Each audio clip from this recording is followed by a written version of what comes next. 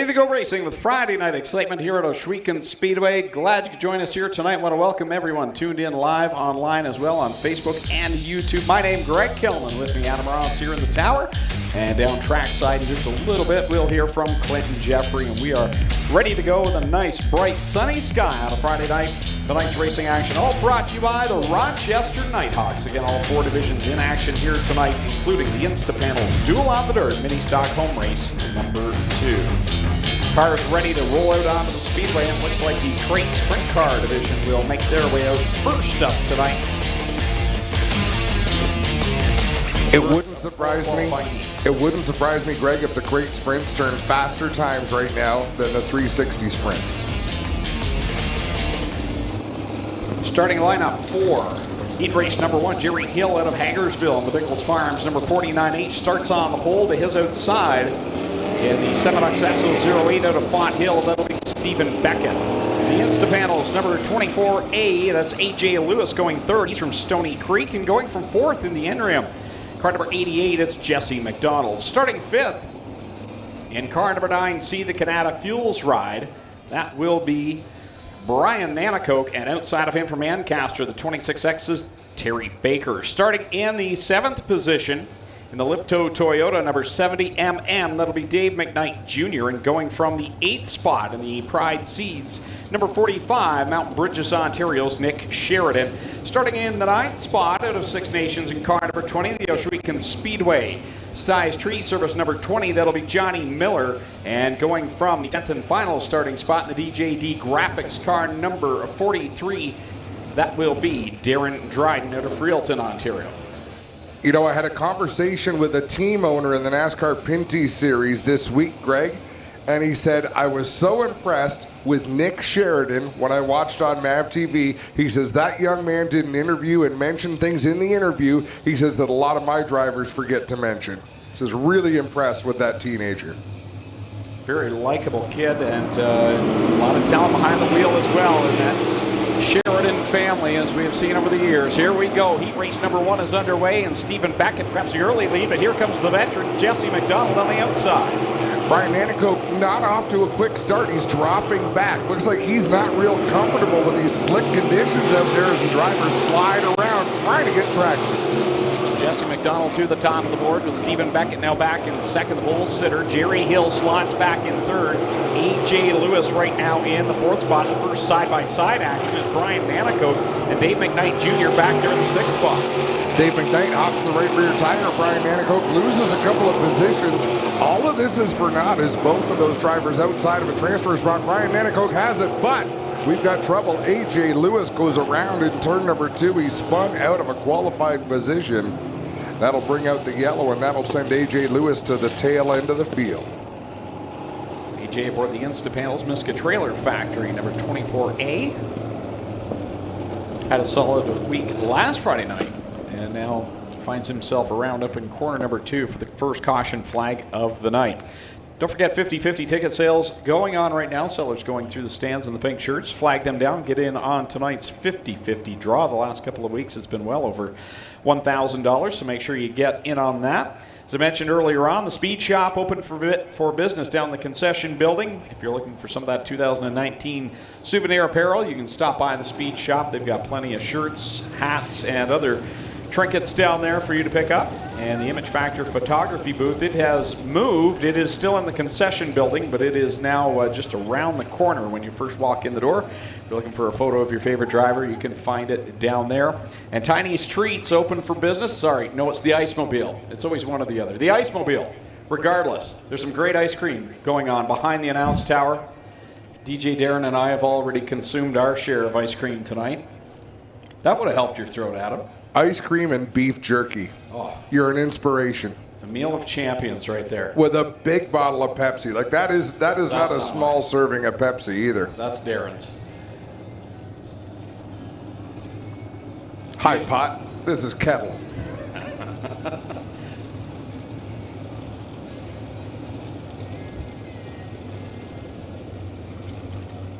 How about Stephen Beckett in the 08?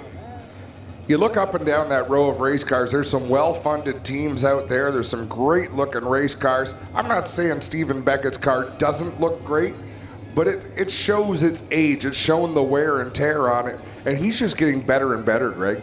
It really is. He spent time in the Mod Light division, and since moving to the crate sprints, he had a bit of a warming up process, but really he's been solid right out of the gate. Has not. Sometimes you get a driver that moves into a division and they cause a few cautions. He has definitely not done that, and he's steadily improved. And this year he's been a solid contender each and every week.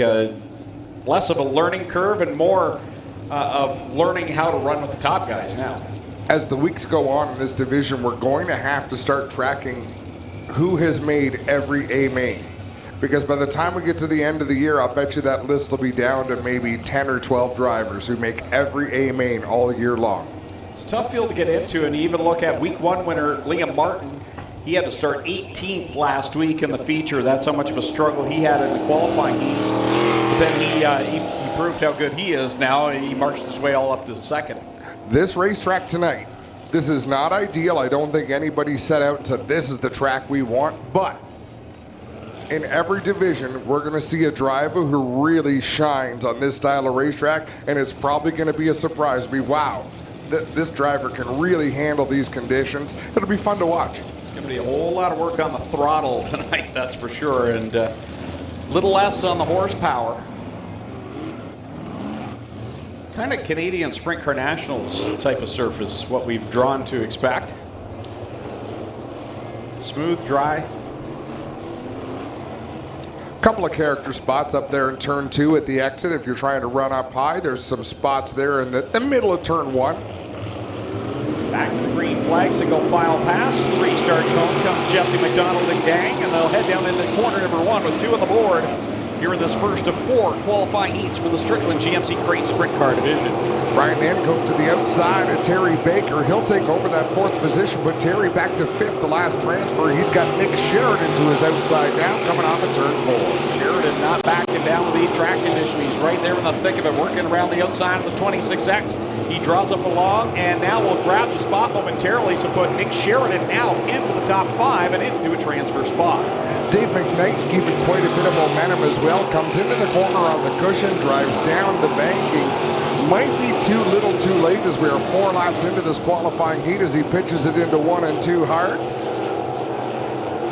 This time by, it'll be lap number 5, I believe, on the board for Jesse McDonald out in front of her. Stephen Beckett, Jerry Hill, Brian Nancoke, and Nick Sheridan. Those are the top 5 transfer cars at this point, as Dave McKnight Jr. went a little high there in 3 and 4. He is putting on a show, that's for sure. Johnny Miller got around on the inside. Now McKnight going to fight back and retake that position. 2 laps to go for Jesse McDonald over Stephen Beckett. 2 more trips around. Jesse McDonald, who's one of the veterans in this division. Good to see him back in the Crate Sprint Cars this year in the Engram number 88, checking out in front, coming this time by to the white flag as watching online, see Brian Nancoke in the 9C. So the top 5 have pulled away from Terry Baker, who's in that 6th position outside of a qualified spot, but that will put him in a nice spot for one of our B mains tonight if he finishes there. Jesse McDonald takes the win, finishing 2nd is Stephen Beckett, 3rd to Jerry Hill, 4th to Brian Nancoke, 5th to Nick Sheridan, not qualifying, or Terry Baker, Darren Dryden, Dave McKnight, Johnny Miller, and rounding out the field, A.J. Lewis. So there's your winner of heat race number 1 for the Strickland GMC Crate Sprint Car Division, Jesse McDonald in the Enrium number 88, picking up the heat race win. Well, we talked about the ice cream truck. We did touch on the beef jerky. Well, if you want some of this stuff, Western Survivor is down there in the breezeway in between the announce tower stands and the corner 1 grand stands. And I'll tell you what, they've got the pepperettes, the pepperoni sticks, beef jerky. I had the honey garlic tonight. It was excellent. If you're not a spicy type of guy, and I didn't want spicy right before I went announcing, I went with the honey garlic. Excellent stuff. So go down to see Western Survivor. They got lots of cold drinks down there as well. Ready with heat race number 2 coming out onto the track, starting from the pole in the Victory Games number 38 out of Oshwegan. That'll be Derek Miller. And alongside of him, also out of Oshwegan in the Club 54 Racing number 28, that'll be Jordan Hill. Going from 3rd in the Coldwell Banker, A to Z Expediting, Tim's Lawn Care number 5D. This is Jacob Dykstra to Port Colborne. And going from position number 4 in the Pro Battery Shops, number 70, out of Niagara Falls, it's Bailey Hurd. Going from position number 5, the winner 1 week ago, he's out of St. Thomas, Ontario. He's aboard the Best Safety Training and Consulting Magnum size number 52. That is Jesse Costa. And alongside him, going from the 6th position, out of Hamilton, Ontario, driving the Velocity Mechanical Inline Electric number 19D, that is Alan Downey. Alan Downey, out of Waterloo, Ontario. Going from the 7th spot out of Vanessa, Ontario, driving the Oakwood Transport Lucas Oil car number 4, the Hurricane, Hannah Farrell. She'll go from 7th. And going along from the 8th spot out of Kitchener, driving car number 50 LS in the Staley Racing RCM Racing Equipment Metalworks number 50 LS, that'll be Adrian Staley. And going from the final spot of Scotland, Ontario, in the Enrium, car number 83 is Spencer Davis. So 9 cars make up heat race number 2 for the Strickland GMC Crate Sprint Car Division. Have a look at Alan Downey. Just like he's done in every race so far this year, he starts about 10, 12 car lengths back on the white flag lap. Sometimes he closes on the field, sometimes he stays back. He knows he's learning the ropes. But he has qualified for A features so far. So that strategy isn't entirely off because there's been some carnage in some of our heats. He just keeps his nose clean, keeps the wheels straight, and he's able to qualify for feature events. Green flag comes out, and Eric Miller will run down into corner number 1 aboard that Victory Games Nitro 54 variety number 38, pedaling it off of corner number 2. Caution flag will come out though. Looks like the 38 of Derek Miller going to be penalized a row for jumping the start. We'll go back to white flag. This time it's going to be Jacob Dykstra on the inside, Jordan Hill up on the outside.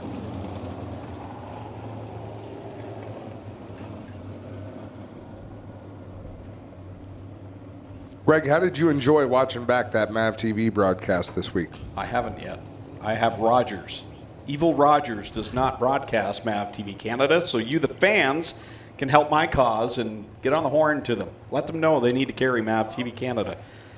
There will be an online broadcast, a rebroadcast, I'm told, so I'm waiting. Tomorrow, I think. Tomorrow, yeah. 7 days after the original broadcast, so I'm waiting to see that. But I've heard a lot of great things, so looking forward to watching. Down they go again into turns 1 and 2. Bailey Hurd getting a nice run on the outside. He'll take 3rd. Jordan Hill with a good run down the back straightaway. He'll challenge for the lead in 3 and 4. Here comes Hill. He's been really good since getting his own ride here. This 28 machine out in front over Jacob Dykstra. Bailey Hurd, now the pole sitter Derek Miller back to 4th. As we have 1 lap on board here in heat race number 2. Jesse Costa slid up the racetrack. He was on the inside of Hannah Farrell, so she had to go way up the racetrack in that Ford machine. Cost them both a lot of ground. They're outside the top 5. But Jesse Costa is working the outside of Adrian Staley right now through 1 and 2. You can tell Jesse Costa's been working that wing. He's got it pitched all the way to the back. He'll make it 3 wide down the backstretch, looking for a transfer spot.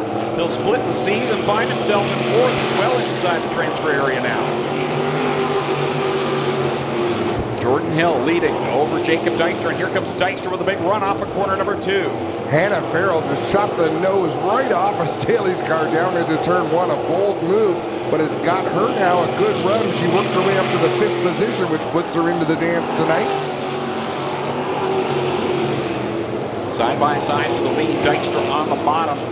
It is Jordan Hill on the outside, and that white number 28. Dykstra digs it in deep in corner number 3, but good momentum on the outside for Hill. He'll keep the lead off of 4. Jordan Hill's just found a line that works for him, and he can see lap after lap as now he goes to the bottom of the racetrack down in 1 and 2. Dykstra up to the high side. Let's see if he goes back to the high side in 3 and 4, and he does. Off corner 4, this time by they'll come with the 2 to go signal from Kyle McKenzie. Jordan Hill, your leader over Dykstra. Here's the battle for 3rd. Costa sticks it to the outside of Bailey Hurd, looking for that 3rd spot. They continue side by side. Holding down the 5th and final transfer spot right now, Hannah Farrell in 4. The field strung out single file most of the way around as they get the white flag. Jordan Hill ahead of Jacob Dykstra now by about 3 car lengths down into 1 and 2. Dykstra up to the high side. Jordan Hill working the low groove as he has. Through 3 and 4 coming to the checkered flag. Jacob Dykstra cuts right up in front of Jordan Hill, and he'll grab the win at the line over Hill. Costa will come home in the second spot. In the third spot. Fourth will go to Bailey Hurd, and Hannah Farrell will pick up the fifth and final transfer position, sending Adrian Staley, Spencer Davis, Derek Miller, and Alan Downey all to the B main here tonight. So Jacob Dykstra picks up the win in heat race number 2 in the Coldwell Banker Tim's Lawn Care. He is the expediting number 5D driver out of Port Colborne, Ontario. I thought Clinton Jeffrey had just turned his mic on. Turns out it was the bass line of the next song. Seeing some great video again down in the corners, down along the track on our live broadcast with that camera that they have in Clint's buggy down there. I'll thank the crew again for all their work to give us these shots here tonight. Heat race number 3 out onto the speedway, starting from the pole out of Hamilton, the Burger Barn Ace 1 Construction. 56, that'll be Derek Lemaire alongside out of Hagersville. The Enrium number 14T is Noel Teal. Going from position number 3 in the Nitro 54 variety, car number 8M, that'll be Matt Hill.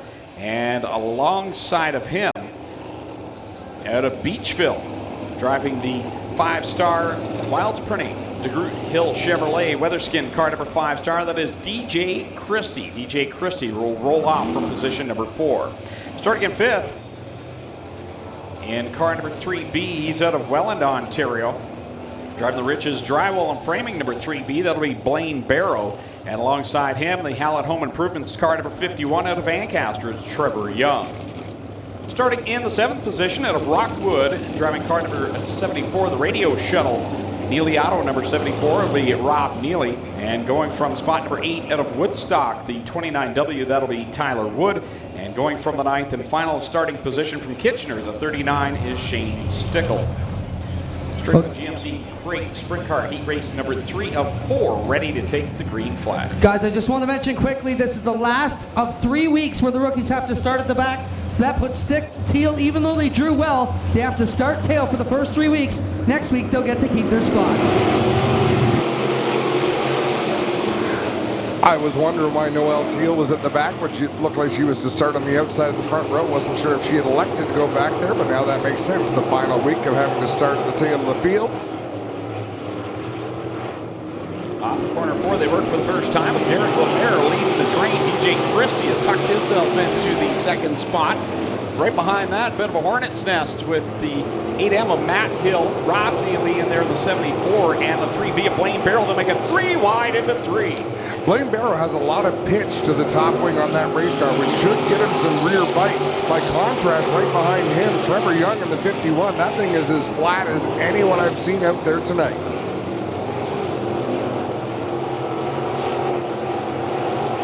The field works through 3 and 4. DJ Christie up on the high side. He was a one-man highlight reel last week as we got one around. I believe, is that Tyler Ward up there in turn 2? Indeed it is, in the 29W.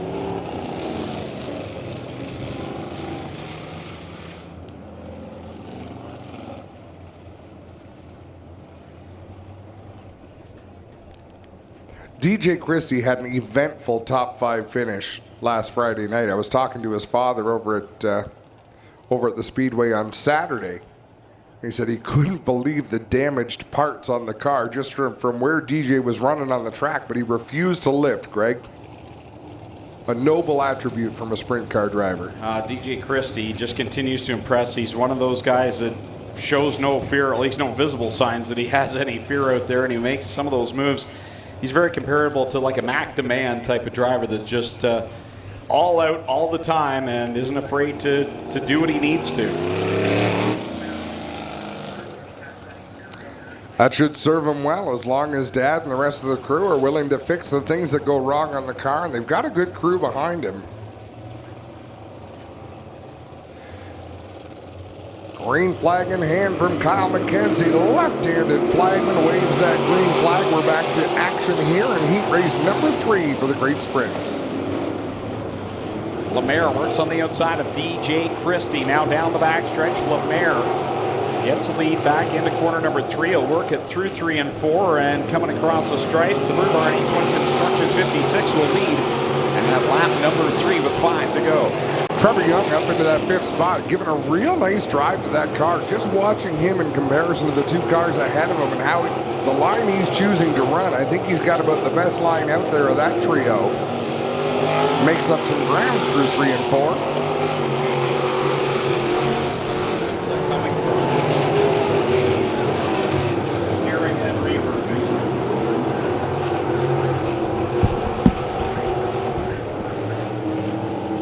Caution flag on the speedway for Noel Teal up in corner number 2, bringing up the caution flag here in the 3rd qualifying heat. I was hearing the broadcast in the background. I thought it was coming from this week. Oh, is it? Is it mine? I think so. Oh, you're right. Oh, because I was trying to get the live stream on the website. 001. I've seen your phone bill. It's not okay.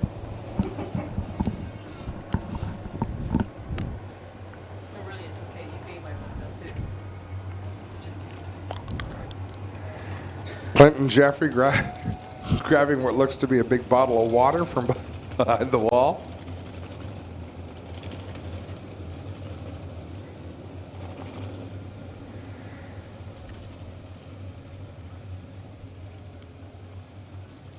As Noel Teal waiting to be pushed off. That's a unique direction to try to push off a sprint car, pointed directly to the fence.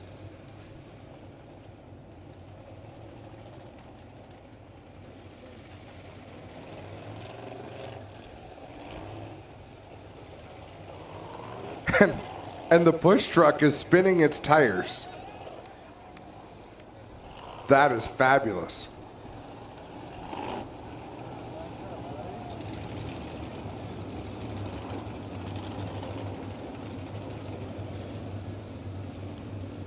Things you don't see every day. Now she's pointed down the back straightaway. The car takes fire. And the push truck will return to the infield.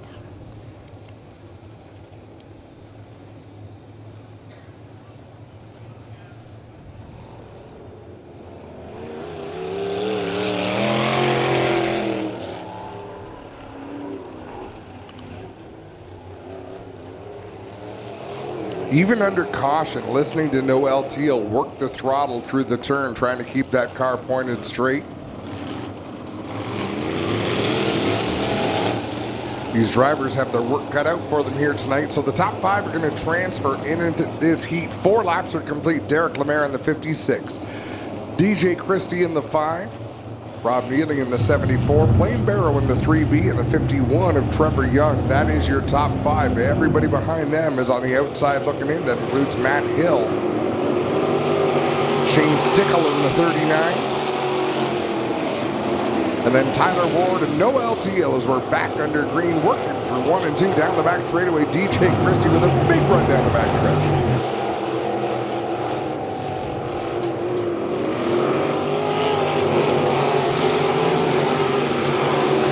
Trevor Young to the outside of Blaine Barrow in that 3B. He'll take over the 4th spot momentarily and then go way high in 1 and 2. Allowing Blaine Barrow back around to the inside to take that spot. Derek Lemaire running the bottom groove off of 3 and 4. He'll see 2 laps to go. Lemaire working up through corner number 2 with DJ Christie and Rob Neely in tow. Then it's the 51 machine of Trevor Young back there with trouble now up in corner number 2 for the Ward machine going around. The caution flag will fly one more time.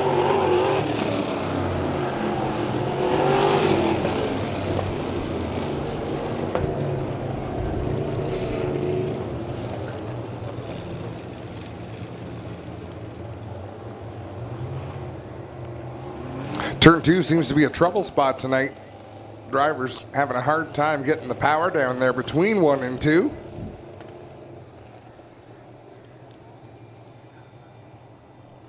As the push truck pulls up behind the 29W Tyler Ward, and he'll give him a push.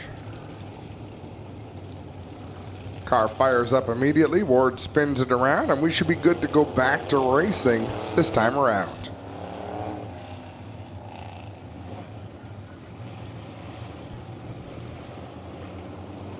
Beautiful weekend this weekend. A great night for racing here at the Big O. I'm headed to Brighton tomorrow. Clint's heading over to Southern Ontario Motor Speedway. A few people are heading to Flamborough for the APC race. It is a great weekend to get out and support local short track racing. Green and white together. One more lap to settle a score. Down they go into corner number 1. DJ Christie dove in deep, skates all the way up to high side in 2. Here comes Lemaire, back by him, and Rob Neely trying the same. Neely to the inside of DJ Christie. In fact, Christie's dad probably had some experience racing with Rob Neely over time, and Neely going to take that second spot. Trevor Young holds on to 4th, Blaine Barrow 5th. He'll get into the show, and then not transferring to tonight's A main. Shane Stickle, Matt Hill, Noel Teal, and Tyler Ward.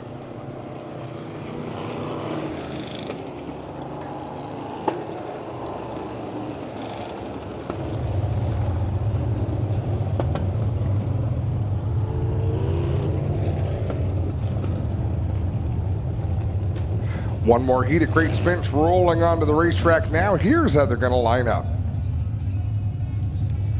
Starting on the pole out of Burford, car number 12 is Brad Heron. On the outside of row 1 in the 69 from Ohsweken, it's Joshua Hill.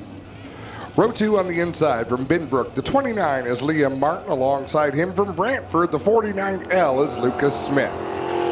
Row number 3 on the inside, driving car number 7 from London, it's Caleb Wood. And outside him from Beamsville, the 1A is Paul Klager. Row number 4 on the inside from St. Catharines, the 22 junior is Alan Galetta. Outside him from Kitchener, number 2, Travis Hofstetter. Rounding out the field from Thamesford, the 14 is Eric Gledhill. That's how they'll line up to start the final Strickland's GMC Crate Sprint Car Heat. Now, last Friday night, Brad Heron came home with a 3rd place finish in the feature, but going across the scales, 5 pounds too light, so he was DQ'd from that. Now, I talked to him, and that's a rule change from last year where they are now 1,600 pounds with the driver instead of 1,575, so a little bit of a change there. He said they weighed the car at Merrittville. Everything was well over 1,600, but obviously the scales here are a little more precise. Well, and the same thing happened to another driver in the top 5. They only made weight by 4 pounds. 4 pounds is cutting it pretty close.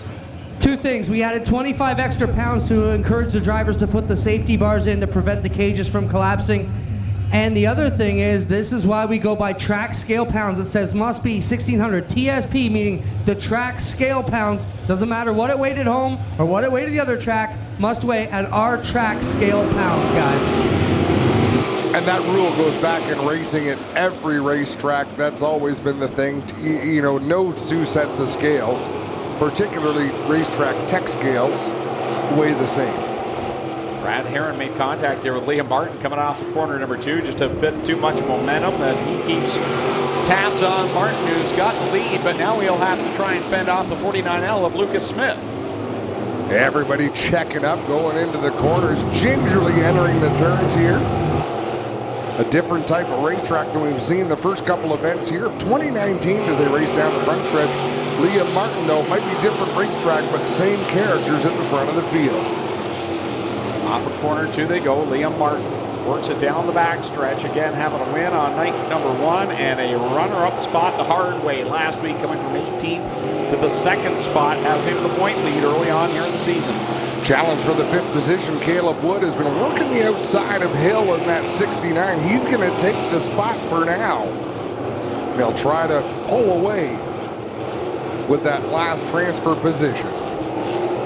Off the 4th corner they go. Martin the lead again over Brad Heron, who's having a good resurgence here in 2019. Really looking racy in that number 12 this season and putting all the gremlins behind him to this point, it looks like. He looks great out there, that's for sure, as Liam Martin runs the bottom. Really gets a good run through 3 and 4. A better run than Brad Heron, but Heron's making up a lot of ground right on the very exit of these corners. Watch him go through the turns. Liam Martin looks fine, so does Heron, but Heron really picks up a couple of car lengths on the first half of the straightaway. Yeah, that time through 1 and 2, Heron had a much better run. The lap before he caught one of those ruts and the car got upset. This time though, Liam Martin better in 3 and 4. He is so, and Liam Martin stretches out about 8-10 car lengths over Brad Heron. As the laps wind down, 6 laps complete, which means there's 2 laps remaining. This time it'll be white flag. Time by for Binbrook, Ontario's Liam Martin out in front of her. Brad Herron, Lucas Smith. You've got Paul Klager and Caleb Wood right now holding down the 5th and final transfer position. How about Al Galetta there? He's running in 7th, not in a transfer, but that's as good a run as I've watched him having that 22 machine. He's given that car a good drive, staying in contention as the checker flag flies. Liam Martin, Brad Herron, Paul Klager, Lucas Smith. Caleb Wood rounds out the top 5. Liam Martin continues his solid season, picking up a heat race win. The driver out of Binbrook, Ontario, in the Float Service Chaston Brothers Enterprises Heinz Masonry, number 29.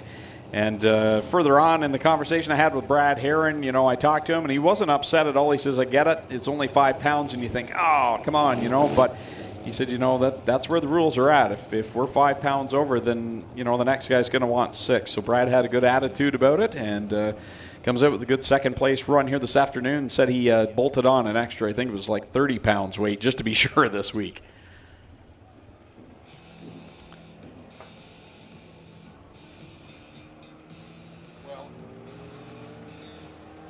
HRW Automotive Mini Stocks will be heading to the track next for their first of 4 qualifying heats. John Cote is going to line up on the pole and the 38 machine.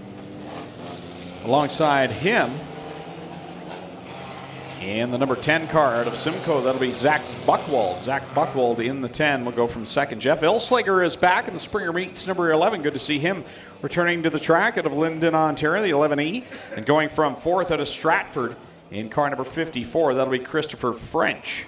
Starting 5th out of Welland, the 7C, that'll be Cole Hardy. Cole Hardy. With that opening night crash on the front stretch, good to see him return.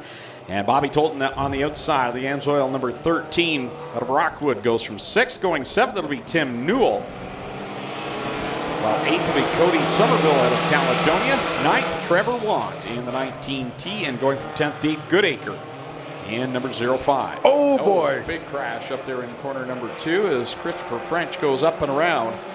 He went for a long slide the way you would expect a car to spin out, and then when he corrected, he got spun around the wrong way, and Doug Leonard, the race director, calls a yellow flag. They'll eventually slow down. Cody Somerville involved. French involved. That's a sporty looking car Christopher French has. He's got that Bell Camp Manufacturing 54 looking good, but not a good first run through corners 1 and 2. As he collects Cody Somerville in the Smouts Garage 517, he'll go pit side. The one thing I noticed about French's number 54 is how close the bodywork is to the tires all the way around that car. So I'm curious at how durable it is here. As right now he's trying to get that car spun around, and is he going to head into the pits or is he going to keep it on the racetrack? Looks like he is headed to the pits. Well, Adam, they've got heavy right side, right front damage. The car with problems on the right front leaned way over, took a heavy shot on that upper A-arm, and it has leaned the right front right over, so he had to go to the pits.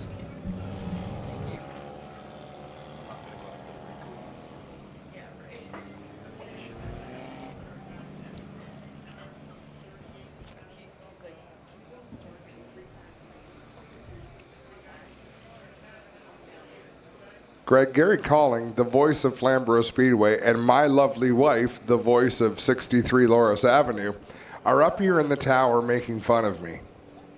And I don't see you defending my honor in any way. I paid them to be here. I see. I see.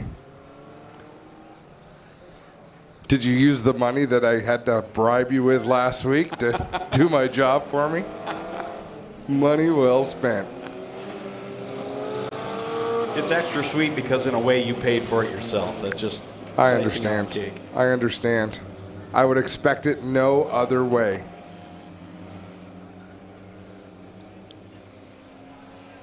Zach Buchwald will end up on the pole when we restart here. John Cote alongside.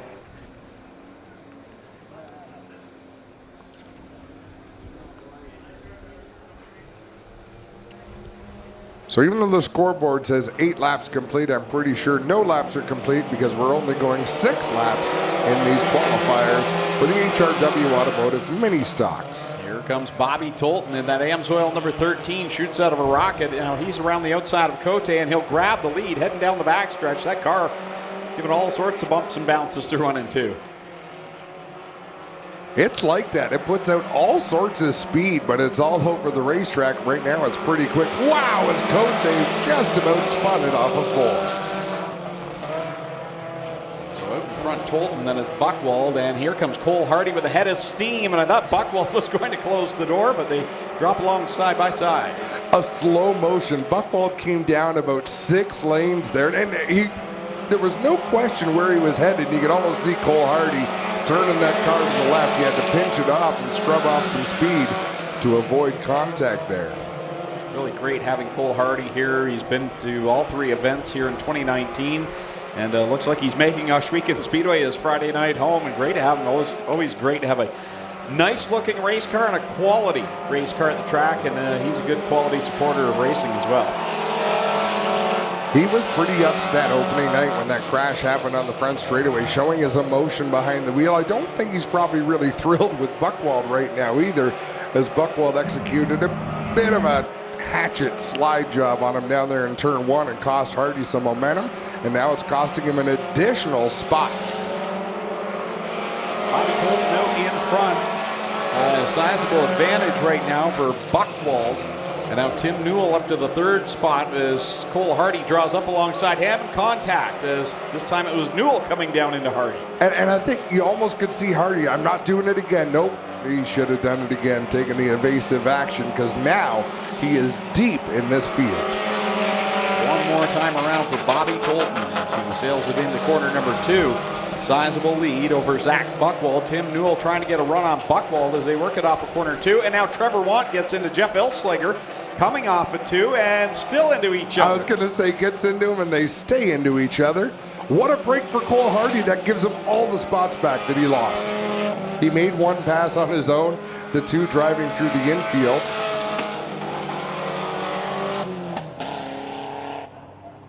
Wow. Are they going to meet up? Little obstacle course there as they come across the start-finish line.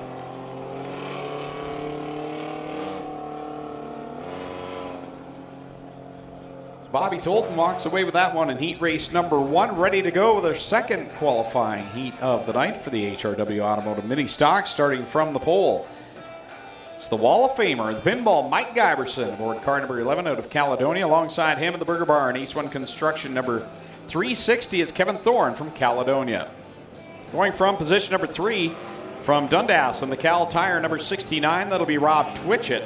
And going from position number 4 out of Hamilton, driving the R&B Sprinklers number 96, that'll be Ryan Crosgrove. Going from spot number 5 in car number 1, that'll be Jason Tolton from Guelph, Ontario, and to his outside, Jason Dixon from Brantford in car number 6. Aiden Nye will start in spot number 7. And Aiden is out of Simcoe, Ontario, driving the Atkins Financial Simcoe Dairy Queen, number 88. Mike Evers back there in the 265 out of Caledonia. And going from spot number 9, he's been very impressive this year from New Hamburg, Ryan Hiller. Ryan Hiller in the 21H. Keep an eye on him coming through the back. What are the odds in mini stock racing that there would be 2 cars in the same row sponsored by financial organizations? Mike Evers in the 265. And who did you say? Jason Dixon in the 6? No. Aiden Nye. Aiden Nye, yes, in the Atkins Financial ride. Sorry, I got lost in his other sponsor, Simcoe Dairy Queen. I noticed your eyes glaze over. You got a little bit of a dreamy look in them. I still don't have that personal service contract with Dairy Queen yet. I'm longing for. I can be bought. Here comes Jason Dixon on the inside.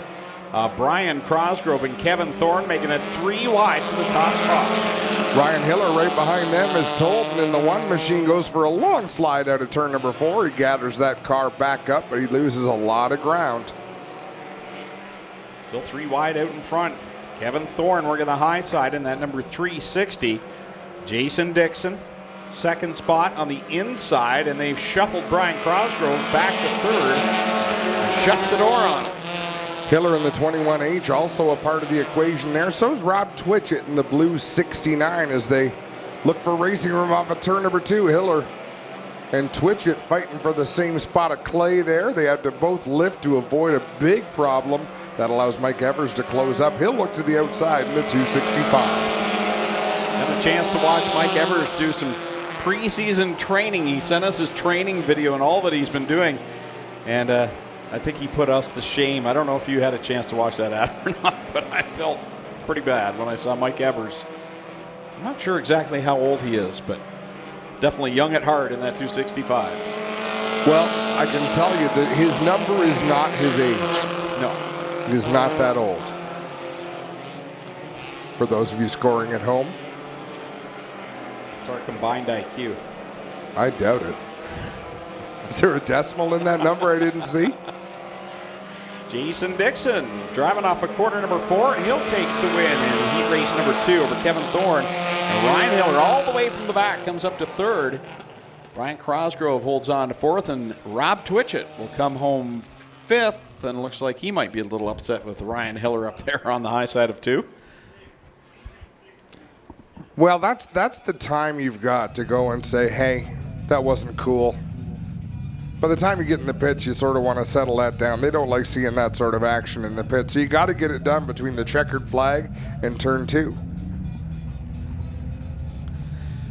Heat race number 3 for the HRW Automotive Mini Stocks onto the speedway in the Lampman Salvage 6X. It'll be Mike Serentakos from Smithville starting from the pole, and his outside the Tim Sonato number 23, Dusty DeBoer from Hagersville. Going from position number 3, it'll be Andy Reichman from Hamilton. And alongside him, it's Mike Taylor in the 17, also out of Hamilton. Back in the 5th starting spot in the Kubota Oliveri Construction number 16, that'll be Fabio Oliveri. And starting in position number 6 in the Home Hardware St. Catharines number 13M, Daniel McKay. Going from 7th from Brantford, Steve Miller in the 79, and Paul Longboat will start 8th in the 188. He's from Ohsweken. And going from 9th, Wade Thorne from Waterford in car number 46. That's how they stack up for this qualifying heat. Green flag in the air. We're underway. And they fan out a little bump drafting there as Mike Taylor gets right on the back bumper of Dusty DeBoer, trying to push him past the lead pack. Look at Reichman and Oliveri on the bottom getting by. Pole sitter Serentakos really quick. Serentakos, the name that's fun to say.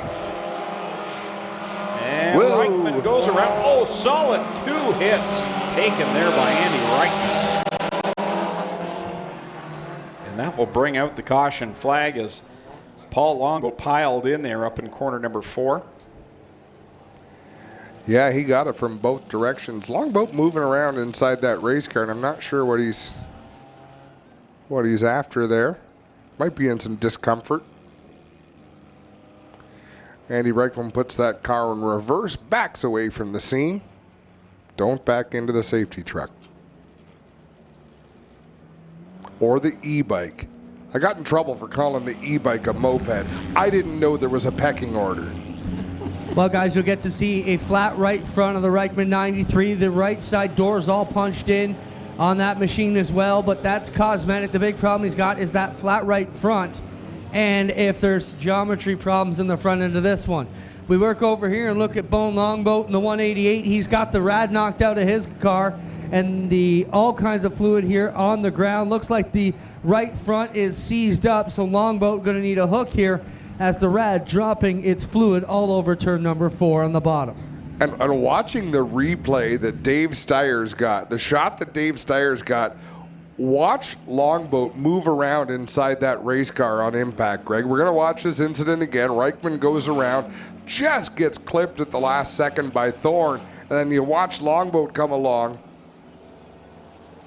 and it looked for a second like his helmet was going to come through the screen. Did Thorne actually get into Reichman? I think just a touch.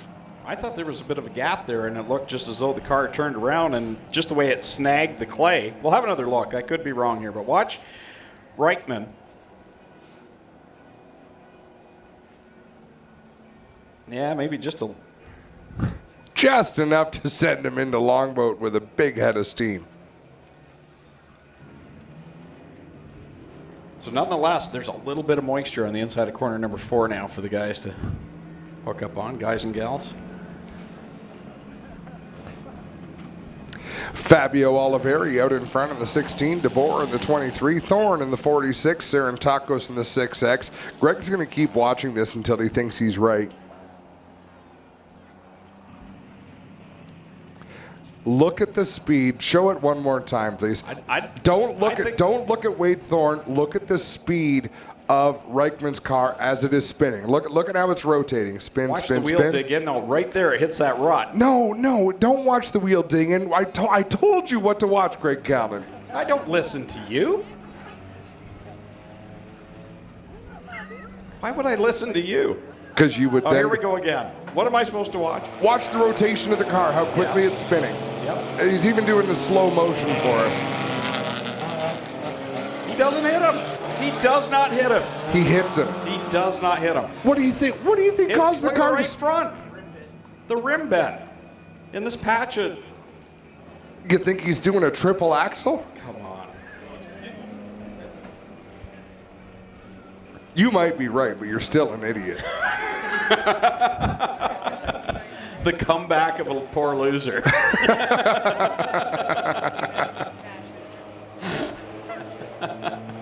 Well, Fabio Olivieri, he started back in the 5th spot, and now he's up to the top position. And here he comes. He had a great run off the drop of the green flag, finds himself the leader in that number 16.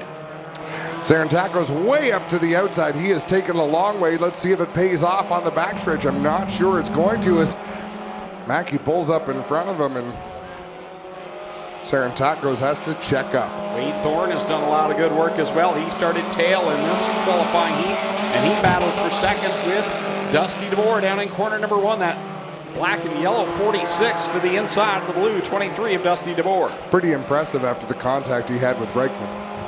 Which you can't see at all on his car anywhere. Side by side, they continue on. Wow, DeBoer right up to the outside wall. As Wade Thorne looking for the lead, Fabio Oliveri took the scenic route into turn 1. That's going to cost him a couple of spots. DeBoer now going by for that second position. Thorne with the lead. And caution out some debris up there in the middle of corners 1 and 2. Safety crew will get out there, grab that. It's like a side valence maybe off of one of the cars, or a. That's really going to affect its aero.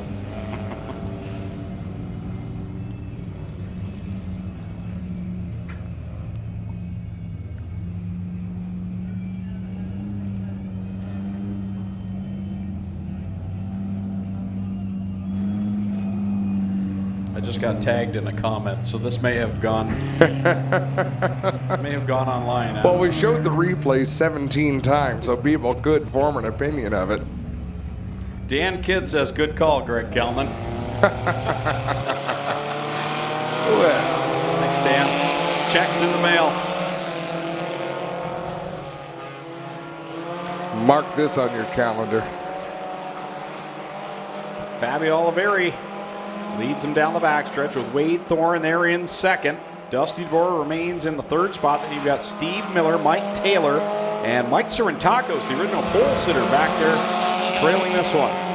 And he's looking for racing room between Steve Miller and Mike Taylor, and there's none to be had there, so he'll set up in 1 and 2, drive his car to the bottom of the track. Down into 3 and 4, Fabio Oliveri still running that high line in the 16. Wade Thorne working a little lower on the racetrack as they take the white flag. Wade Thorne takes the lead. Final time around, and here comes Thorne getting by that Fabio Oliveri machine. As they work down the backstretch, Dusty DeBoer is still there in 3rd. Now Mike Sarantakos has scooted by Taylor and Miller, working his way back to 4th. And Thorne just drives the car a little bit deeper, a little bit lower into the corner. He's able to hold off Fabio Oliveri for the win. DeBoer finishes 3rd, Sarantakos 4th, Taylor 5th, Steve Miller 6th.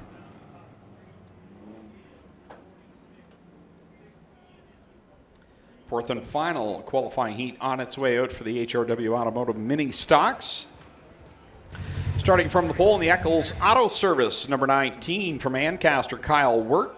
And drawing up alongside of him in the second starting position, the driver out of Hamilton, the Summertime Spray Foam Insulation, car number 16J of Jeremy May. Martin Schroeder lines up third in car number 60. And his outside going from the fourth position. Hang on one second, Greg. I have to stop Clayton Johns. Don't make your picks yet for tomorrow night, Clayton, because I think you and I should go head-to-head a little bit later on. Making his picks for tomorrow night's Race Rivals pool for the Action Sprint Tour. Sorry, Greg, as you were. Jonathan Ayrton going from the fourth spot. He's from Dundas in car number 21, the Doterra Advert General Contracting Machine. Tim DeBoer from York goes from fifth in the Timson Auto car number 9. Tristan De Silva, Gibbs Action Sports, Let's Landscape 01. He's from Waterdown. He will start in position number 6. Nick Massey from Fenwick in the 222 rolls off 7th. Tim Jamieson from Oshwegan in the 177. He will go from, he'll be the 188X scored tonight. He is from Oshwegan and going from the 9th spot, Cheeseburger, week 1 winner from Fenwick to Savona Services, Hollow Maple Farms, 15, Sean Iftati.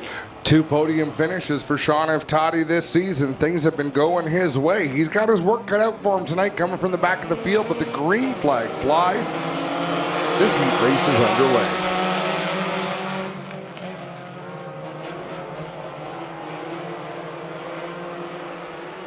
Big pack behind the 19 of Kyle Wirt as they go down the backstretch. They're looking at, well, they thought about 4 wide for a moment and backed out of it as Tim DeBoer right in the middle of this one.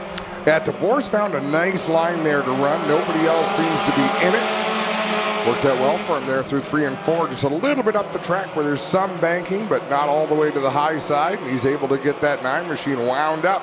He'll try to track down Kyle Wirt with Nick Massey right behind him in 3rd. Kyle Wirt, super strong in that number 19. He kicked it into overdrive last season after rolling the car over. We've touched on that several times, but it's been impressive how good he's been ever since. And that number 19 is definitely a title contender this year. Sean Iftati in the 15 having his struggles getting through the field. Racing right behind Jeremy May, who's putting out some smoke right now in 3 and 4 in that 16 machine, and problems for Iftati. Side by side for second, Tim DeBoer goes way up high in 2, opens the door for Nick Massey, who will scoop by in the 222. And now as they go down into corner number 3, a good run by DeBoer trying to gain back that track position, gets a good run coming down the front stretch. Tristan De Silva gets around Jeremy May as Sean Iftati closes in on that 16 machine. That's a battle at the tail end of the field. Right now, Schroeder trying to hold off Jonathan Ayrton.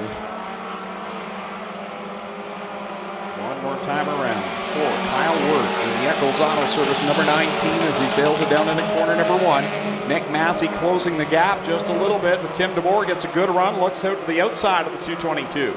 It is tough to get away in this division. So many quality cars and quality drivers as the checkered flag about to wave.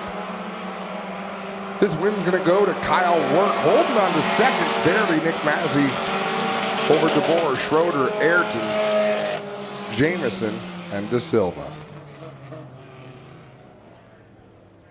So that concludes qualifying for the HRW Automotive Mini Stocks. I believe the 360 sprint cars are next to Cool Kids Ice and Water.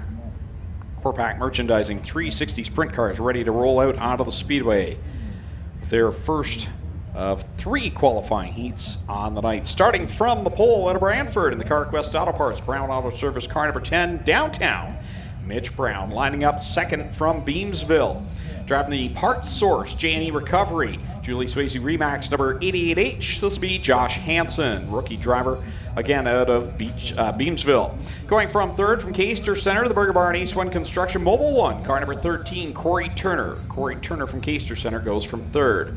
Starting in position number 4 from Thetford, in the Dykstra Racing Coldwell Banker Tim's Lawn Care number 5D. This will be Shane Ross. And going from 5th out of Carlisle, in the Nitro 54 variety. Creative Edge Signs and Graphics, number 9. That'll be Steve Lyons, and his outside starting 6 from Brantford. In the Hills Tire and Gas, Brown Auto Service, Little Bit 110, Jake Brown. Starting in 7th from Waterdown, the Tammy 10 Media 0C, Cole McDonald. And from 8th out of Lewiston, New York, the G&J Contracting 81, Derek Jonathan. And starting 9th from Grimsby, car number 90, that'll be Travis Cunningham. First of 3 qualifying heats for the 360 Sprint Cars, brought to you by Cool Kids Ice and Water, Core Pack Merchandising. Recently announced that John and Wendy Brush from Core Pack Merchandising nominated to the Wall of Fame, which we'll see here next Friday night. So congratulations to all the good folks at Core Pack Merchandising, and specifically John and Wendy Brush on their nomination to the Wall of Fame here at Ohsweken Speedway. Man, oh man, I got to stop reading comments. Or maybe I just have to stop being wrong. Then I'd enjoy the comments. Anthony Dortono, here's your shout out. Thanks for watching. We would rather you be here at the racetrack with us, but we appreciate you being home and tuning in to enjoy the show.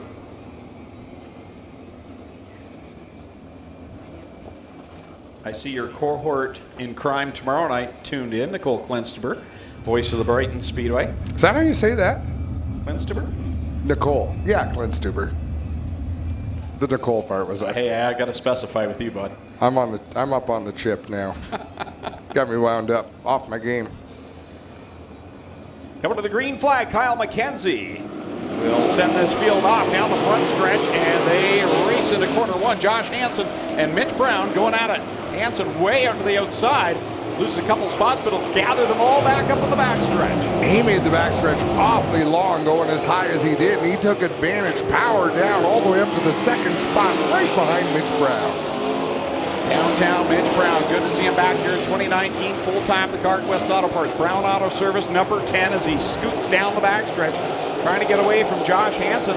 And Hansen's got his own person to deal with, and that is Corey Turner in that Burger Barn 13. Corey Turner looked like he wanted to close the door coming up off of turn 4, thought better of it. I think that was a wise thought, as Josh Hansen had a good run. Now he'll close the door, and Hansen will come down the racetrack and try to make a pass on the inside. Mitch Brown across the stripe ahead of Corey Turner, Josh Hansen, and then Shane Ross and Cole McDonald right now with a good solid run up to the top 5. Cole McDonald doing a nice job. Steve Lyons and Jake Brown having a fantastic battle for the 6th spot as the laps wind down. We are already halfway through this one. Mitch Brown driving away more than half a straightaway over Corey Turner.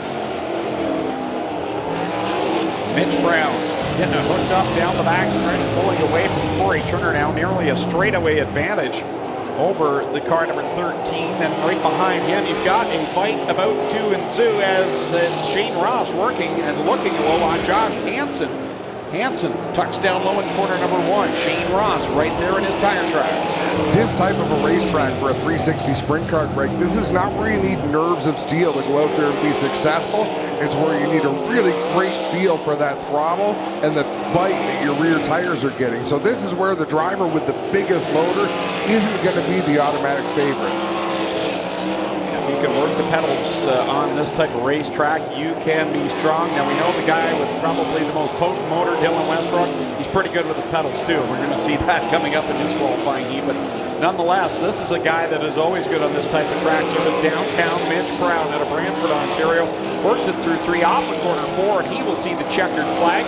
2nd place will go to Corey Turner in the Burger Barn 13. Right behind them is going to be the rookie Josh Hansen. Another solid run in the Port Source 88H over Shane Ross, who comes home in the 4th spot. 5th will go to Cole McDonald. Good solid run for that driver out of Waterdown.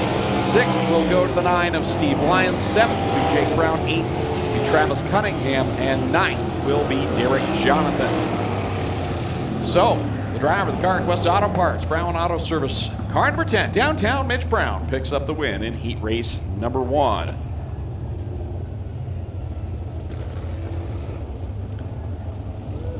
Second qualifying heat ready to come out onto the speedway, going from the pole out of Cheektowaga, New York in the Fiberworks Composite. Car number 94, this will be Todd Hoddick. Todd Hoddick in the 94, back after being away 1 week ago.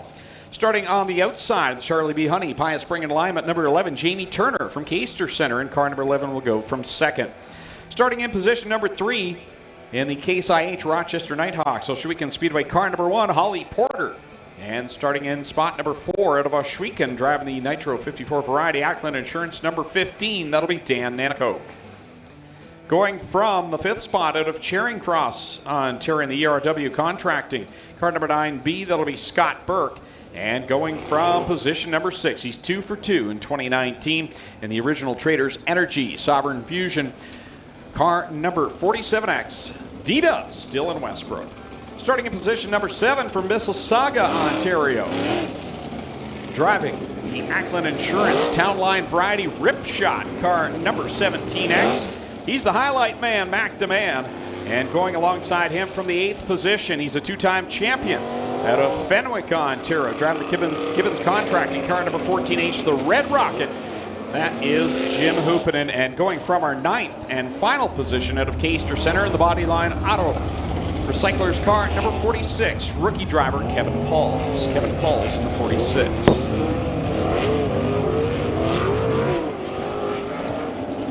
Did you just make up that nickname for Mac DeMann? Last year. I like that. It's got a nice ring to it. I've been dabbling with it. I don't know if he likes it. That's always the telling point. If they like it, then I'll stick with it. They don't, then... Fair enough. But I mean, Mac is a human highlight reel. It seems every week he does something spectacular, so why not call him the highlight man, Mac DeMann? Absolutely true. That's why I don't like giving you compliments. I've given you plenty the last couple. I even commented that I'm tired of giving you compliments. And you're paying me. It's fantastic. Green flag is out, and Todd Hoddick will race down into corner 1. He squirts away from his front row counterpart, Jamie Turner. Holly Porter trying to pedal the bottom of the racetrack, and Jim Hoopinen in that 14. I kind of wondered how he would perform on this kind of racetrack. I just had a feeling this would be his kind of surface. Todd Hoddick not going away, right there behind Dylan Westbrook. Holly Porter fighting on the bottom side in that number 1 car again. She is not eligible to be a Rookie of the Year contender. She had too many starts last year in the 360 sprint, but she's definitely going to be a solid sophomore, I guess we'll have to call her, even though she is technically kind of a rookie. Jamie Turner in that 11 machine, giving that a good run. He runs in the 5th position right now, trying to close in on Jim Hoopinen, just ahead of Mac DeMann in the 17. The Hills Racing number 17 for Mac DeMann. D-Dubs checking out now as he pulls away from Holly Porter, who is really working that inside line, just pedaling it as best she can right along the blocks, and good smooth approach to it as well. You'll see a few drivers work it down there. You know, the progression in sprint car racing is not always that fast, but look at Kevin Pauls in the 46. We'll be 5 laps into this race, which doesn't seem like much, but Kevin Pauls is still a full straightaway from going a lap down. That is huge progress over his first 2 weeks of competition, Greg. And you got to remember, he made the jump up from the Thunderstocks right into a 360. Didn't bother with the crate sprints. Whole lot of horsepower, and on this track you would think he would struggle, but you're right, it's been his best performance so far. I would say he's about 15 car lengths behind his nearest competitor, Scott Burke, out there, which also has to make him feel pretty good. So Kevin Paul's doing a nice job. It's not going to keep Dylan Westbrook from flying by him here on the white flag lap to put him a lap down in this heat, but it is great progress. Dylan Westbrook catches a little bit of that rut up in corner number 2, sails it down the backstretch for the final time in this qualifying heat, works it through 3, and now gets by Kevin Pauls off of 4 to the checkered flag. So D-Dubs Dylan Westbrook picks up the win. Holly Porter will cross the line in 2nd. Good battle going on for 4th. 3rd at the line will be Todd Hoddick, and Mac DeMann will grab 4th away. And Jim Hoopinen will come home in the 5th spot. 6th will go to Jamie Turner. 7th, Dan Nanakoke. 8th will be Scott Burke. And 9th will be Kevin Pauls. So that concludes heat race number 2 for the Cool Kids Ice and Water Core Pack Merchandising Sprint Cars. The driver of the Original Traders Energy Sovereign Fusion Burford Heating and Cooling 47X. The winner of the heat from Scotland, Ontario, D-Dubs, Dylan Westbrook.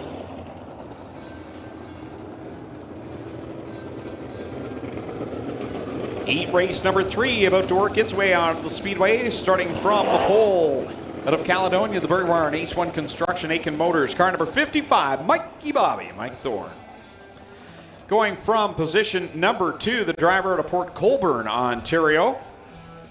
Tonight behind the wheel of his number 71S, the DVC Contracting Advantage Collision 71S. That will be Sean Slider. Sean Slider will go from second. Starting in position number 3 from K-Ster Center, the Kingpin Farms Burger Barn Racing car number 3 of Ryan Turner. And going from spot number 4 from Port Colborne, Ontario, the Edwards Excavating and Construction 43, that'll be Scott Shirk. Starting 5th from St. Williams, Ontario, the Gales Auto Aftermarket 21, John Burbridge Jr. And starting in 6th, out of right here in Ohsweken, in the Ohsweken Speedway, Case IH Renway Energy, car number 68 is Aaron Turkey. Starting 7th from Scotland in the Total Rentals, Ackland Insurance. Styes Tree Service, car number 87X, that is Sean Evans. And going from 8th spot out of Alden, New York, in the Fireworks Composite, Merzak Enterprises 49 straight shooter, Scott Kruger.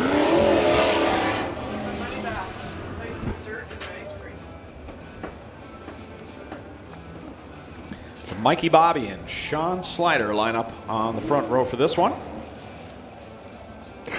I was watching Mike Thorne in practice, and the track conditions didn't seem to bother him. He had a really nice arc through 3 and 4. I was watching the line he was running. He seemed to be making decent speed. I did not look at timing and scoring one bit, so I can't tell you with any factual information that he was fast, but he looked good, Greg. He's one of these guys that just needs some racing luck. He seems to be caught up in other people's problems for the most part, and night number 1 was one of those nights where it just wasn't meant to be for him, but Mike Thorne can definitely get it done, and it would be good to see him come out with a good solid performance tonight in the Burger Barn Ace 1 Construction 55. It will come. You got to keep smiling, keep showing up, and they certainly are doing that as the green flag flies. Here comes Ryan Turner, dives down in deep on Sean Slider, gets by him, goes in front of Mike Thorne. Here comes Thorne back to the inside. Will try and get back by. He will, but the caution flag comes out. Yeah, I don't think Doug Leonard liked that start. Mike Thorne was a little quick on the happy pedal. Yeah, Mike Thorne going to go back a road, and is going to put Ryan Turner on the pole. I'll tell you what, if Mike Thorne went quick, Ryan Turner went just as quick behind him, because he got a great run down the front stretch and grabbed the lead there momentarily and won. So Ryan definitely took advantage of Mike's lead. Souvenir programs on sale. Make sure you get a copy, as at intermission time we'll draw the program prize numbers for that souvenir program. 3 wide down the front straightaway, down into turn number 1. Ryan Turner with the lead, Slider in second. Here comes Burbridge, side by side with Thorne. Slider down on the inside, that 71S, trying to keep pace with Ryan Turner. Turner gets a good run off the Thorne, will pull away. Right now, Scott Kruger trying to work his way by Mike Thorne and John Burbridge Jr., but Thorne gets a good run off of corner 2 and rips right back by him. See what I meant about Thorne being smooth on this racing surface? He's not doing anything really spectacular. He's just running the right arc to keep the right momentum coming off the corner, and now he takes the second spot. He's moving forward, trying to work by Sean Slider. Kruger still trying to force the issue there in the middle. He'll get by Slider, puts himself into third, now looks low in corner 3 on Mikey Bobby. And let's see, Thorne running that outside groove. They'll rotate around the outside of Kruger, retake the spot. As they are battling, they're actually closing in on the 91 of Ryan Turner. You're so right about Mike Thorne. Mike is very solid, and he's very consistent on his entire lap, whereas Scott Kruger is diving in here, getting the advantage, but then losing that track position. Now he finally closes the door on Mike Thorne. Great battle at the front of this one. I love this kind of racetrack, a slick track where the drivers really have to pedal the cars and choose what they're going to do with their line. And we're going to have a battle for the lead. Ryan Turner coming off of turn 4 down at the bottom. Kruger up to the outside. Kruger shoots around the outside of Ryan Turner, goes to the top spot with 5 on the board and 3 laps left to go. Put Turner back to second, Thorne right now third. Aaron Turkey very solidly up there with the top 5, running 4th, and Sean Evans with a good solid outing in 5th. Sean Evans feels pretty good about the way things have started in the 360. He knows he needs a little bit more experience, but he's learning every time he's out there in the race car, doing a nice job. Into corner 3 goes Scott Kruder. He said last week he did everything he could. He felt he had as much speed as he could possibly could have had, but wasn't sure what it was going to take to beat Dylan Westbrook. Well, we'll find out later on in the feature, but he's making a statement here as he dominates here in heat race number 3. Look at the battle at the back of this field with Sean Slider, Scott Shirk, and John Burbridge. They're having a great old time out there as Kruder takes the win in this heat. Brian Turner second, Mike Thorne third, Aaron Turkey fourth, Sean Evans. Who's it going to be? Shirk at the line over Slider and John Burbridge. So the winner of heat race number 3, rolling through corner number 4, the driver of the Merzac Enterprises Fiberworks Composite car number 49, the straight shooter, Scott Kruder out of Alden, New York.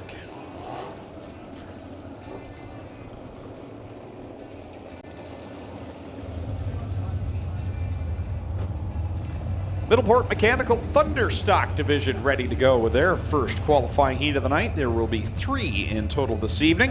Starting from the pole from Hamilton, car number 43, that'll be Kyle Andrus. And to his outside in the Burger Barn Ace 1 Construction, car number 21X. From Caledonia, it's Mark Bazine. Starting in position number 3 in the ShedInADay.com, car number 13 out of Brantford, Casey Huffman. And lining up in the 4th position in the Plastics Auto Recycler, number 41, from Caister Center, Adam Plaza. Starting in the 5th position in the Nitro 54 variety, number 23, that is Blake Bomberry Jr. out of Six Nations. And going from spot number 6 from Simcoe, it'll be Aaron Rowitsky aboard car number 4. Going from 7th, the Window Works. Car number 14 from York, Ontario, that's Johnny Lowenberg. And from the 8th spot in the Affordable Towing and Recovery, car number 40, Derek Liverance from Brantford. And going from the 9th and final position in car number 1, the Classic Party Rental Strickland's number 1 Monte Carlo, that is Chris Dickey. I believe it is Aaron Rowitsky is up there. I thought we were missing a car, but I guess we are good to go. And green is out with Bazine and Huffman up in front. Bazine with a good run off of turn 2 on the high side. Liverance with a big head of steam. He'll break into the top 5 down into turn number 3 and look to get even farther with Bomberry and Rowitsky battling lower on the racetrack. Mark Bazine up in front of that Firebird, looking racy. He pulls away from Casey Huffman. Aaron Rowitsky now slips to the inside of that number 13, the yellow machine off of 2. They got a little sideways. Rowitsky now to the 2nd spot. Now they're going to go 3 wide into 3 for the 3rd position. Bomberry on the bottom in the purple, the green Liverance machine, and the yellow Huffman car. They'll go 3 wide. Liverance with the advantage from the middle of the racetrack. Mark Bazine way up there catching some of the bumps as he sails it down the backstretch. Rowitsky not far off his back deck lid. This is a colorful heat. My random observation for the moment. Bazine across the stripe leads lap number 3. 5 to go in heat race number 1 for the Middleport Mechanical Thunderstock Division. Rowitsky hanging there with Mark Bazine. Side by side for 3rd, it's Blake Bomberry Jr. and Derek Liverance going at it. Then Johnny Lowenberg back there in 5th. Lowenberg really running an efficient line. He is taking the shortest route possible around this racetrack, right around the bottom along the inside wall. Off the 2nd corner, Rowitsky got sideways down on the inside line of 2 and gives up a ton of track space to Mark Bazine. It allows Blake Bomberry to close the gap back there in that number 24. Lots of racing still to come. Here's Mark Bazine flirting with the wall on the outside. Then 2nd, 3rd, 4th, 5th, 6th, all within striking distance down into 1 as Rowitsky catches a rut, shoots up the racetrack, and Blake Bomberry drives to the inside. Couple of bad turns has given the 2nd spot now to Blake Bomberry as Aaron Rowitsky has had fits down in 1 and 2. So that'll shuffle him back to the 3rd spot with Derek Liverance now looking low on him. 2 laps to go here is out in front. Bazine leads the way by 5 car lengths over Blake Bomberry. Let's see if Liverance can get a run out of turn 2. He's about a half a car length behind Aaron Rowitsky, and he's going to lose a bit of ground down the backstretch into turn 3. White flag coming out from starter Kyle McKenzie. One more trip around for Mark Bazine. The best he's had this car wound up all season long. Great looking Firebird. That number 21X is. And wow, he lost a ton of speed in corner 2. What's going on? He might have thought the Bomberry. race was over. Blake Bomberry shoots by going down the backstretch, and Blake Bomberry will come to the checkered flag. So either something wrong in the 21X, or as you said, Adam, maybe he thought that was it. The checkers come out, and Blake Bomberry Jr. will win over Aaron Rowitsky. Derek Liverance third. Johnny Lowenberg will come home in the 4th position. And then Chris Dickey completes the top 5. Casey Huffman 6th. Adam Plazik 7th. Kyle Andrus 8th. And Mark Bazine will finish in the 9th spot. And he's come to a stop down in the infield, so definitely some mechanical issues for Mark Bazine, who had that one under control. Ready to go with heat race number 2 for the Middleport Mechanical Thunder Stock Division. Starting on the pole. Down in the Chatham area, Jeff Roloffs in car number 6R. He's been with us all 3 weeks so far, making the long tow. And his outside. And the Beamsville Fish and Chips car number 11, that'll be Go Fast Teeple. Go Fast Teeple from Thorold will go from 2nd. Starting in the 3rd spot. Out of Victoria, Ontario, in the RK84 machine, the Affordable Portables APC car number 84 RK is Ryan Beagle. And starting in position number 4, but I don't see him out there, was scheduled to be Frank Turkey, but don't see him out there. Donnie Lampman will line up from position number 5 at the inside, the 28D, the DNS Automotive machine. And to his outside was scheduled to be Mark Fawcett out of Canfield in the 32. He'll move up a line. And then behind them, you've got Ken Sargent in the 25 and Ryan Denning out of Hagersville in the 8. Those two sponsored by Club 54 Racing. So Frank Turkey not making the call. The outside line shuffles up. And we are under the green flag as Go Fast Teeple and Jeff Roloffs will race down into 1. Ken Sargent with a big launch up the inside. He gets around Donnie Lampman, slides up the track. Lampman drives to the inside of him. Meanwhile, at the front, Ryan Beagle making a move on Roloffs as Ryan Denning with a big problem lagging behind the field. Coming off of corner number 4, Ryan Beagle leads, and running out of real estate on the front stretch, and somehow they're all still going straight into corner number 1. That was a little sketchy. That's the nice thing about fendered race cars. You couldn't do that with sprint cars. Like, that would be a big heap of scrap metal in sprint cars. But Thunder Stocks, you can get away with that, Greg.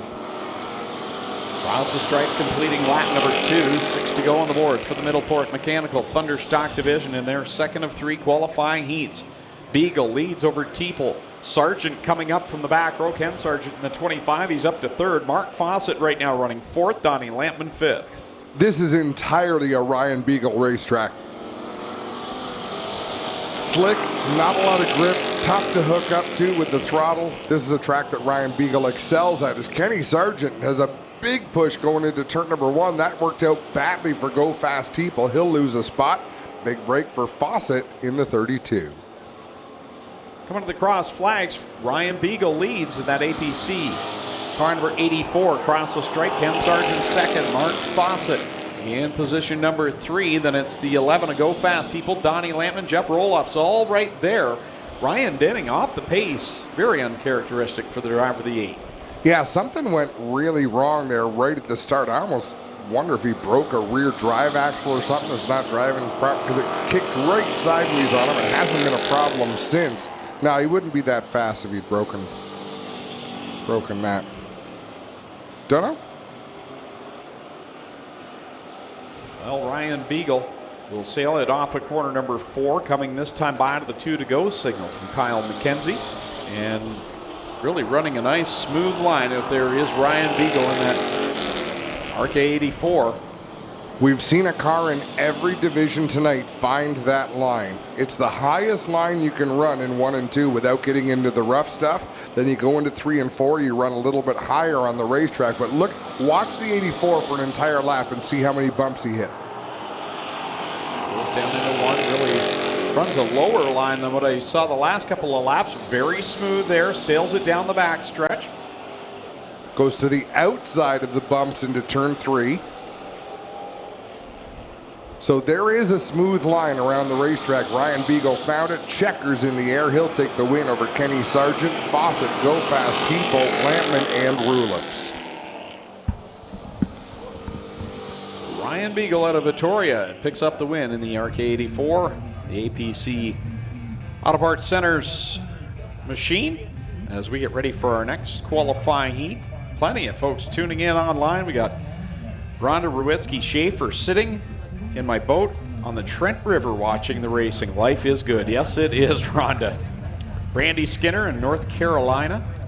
Carol Lee from San Antonio, Texas. Fred Smith from Edmonton. We've got them all over the place, Adam, as we get ready for our third qualifying heat and our final qualifying heat of the night. Starting from the pole, the DNS Automotive number 28 from K-Ster Center, Jim Lampman. And alongside in the Ickies Millers Racing number 93 from Hagersville, Melissa Miller. Starting from position number 3 from Harley, Ontario, the 37, that's Rob Hoskins. And starting back in position number 4, the Draper Doors, car number 79, Christopher Hale. Starting from the 5th spot, the Caledonia Auto Supply, number 23 of Trevor DeBoer, last week's winner out of Hagersville. And going from 6th, the Advantage Electric, number 53 from Jerseyville, that is Logan Schwedick. Starting back in the 7th spot, the Gibbs Action Sports, Queenston Chevrolet 49, Bruce Baker, Dave Bailey. And going from position 8, it is going to be Matt Newell, our mini stock champ from 1 year ago, back there in car number 2, that Rusty Wallace lookalike machine. Twice as many cylinders for Matt Newell this year, up into that Thunderstock division. He's been itching. He's been texting me saying, okay, a couple weeks, I'm going to be there. I'm going to be there. Dad's in the mini stock. I'm coming in the Thunderstock, and here he is in car number 2. Right on. Jim Lampman leads the pack off of corner 4. Rob Hoskins right there in tow as they work down into corner number 1. Christopher Hale trying to work the outside line, and Hale would like to get on a run like he did in the second half of last year. There was a period in time where he was unbeatable. He had some great races all in a row there, and that car was teched front to back, top to bottom. And it passed every time, to my knowledge. I know his competition was pretty impressed. They had done their homework. They put together a good piece, and Chris Hale, pretty good race car driver. That he is, as he sits right down in the 4th spot, sitting behind Jim Lampman and Trevor DeBoer. And that was a pretty big race for Trevor DeBoer last week to get by Dave Bailey, pick up the win on MAV TV Canada, all part of the Old North Racing, powered by Pinty's broadcast last week. And you're going to beat someone. Dave Bailey's a pretty impressive driver to get past on national TV. And to pass him on the racetrack and fend him off, yeah, that's a big night for Trevor DeBoer and that race team. As Lampman put the pressure on Rob Hoskins, he'll look to the outside down into 1 and 2. We'll get a chance to talk to Trevor DeBoer a little bit later on as he wins the Gales Auto Aftermarket Performer of the Week. So we'll talk to him at intermission with Rob Hoskins right now leading the way over Jim Lampman.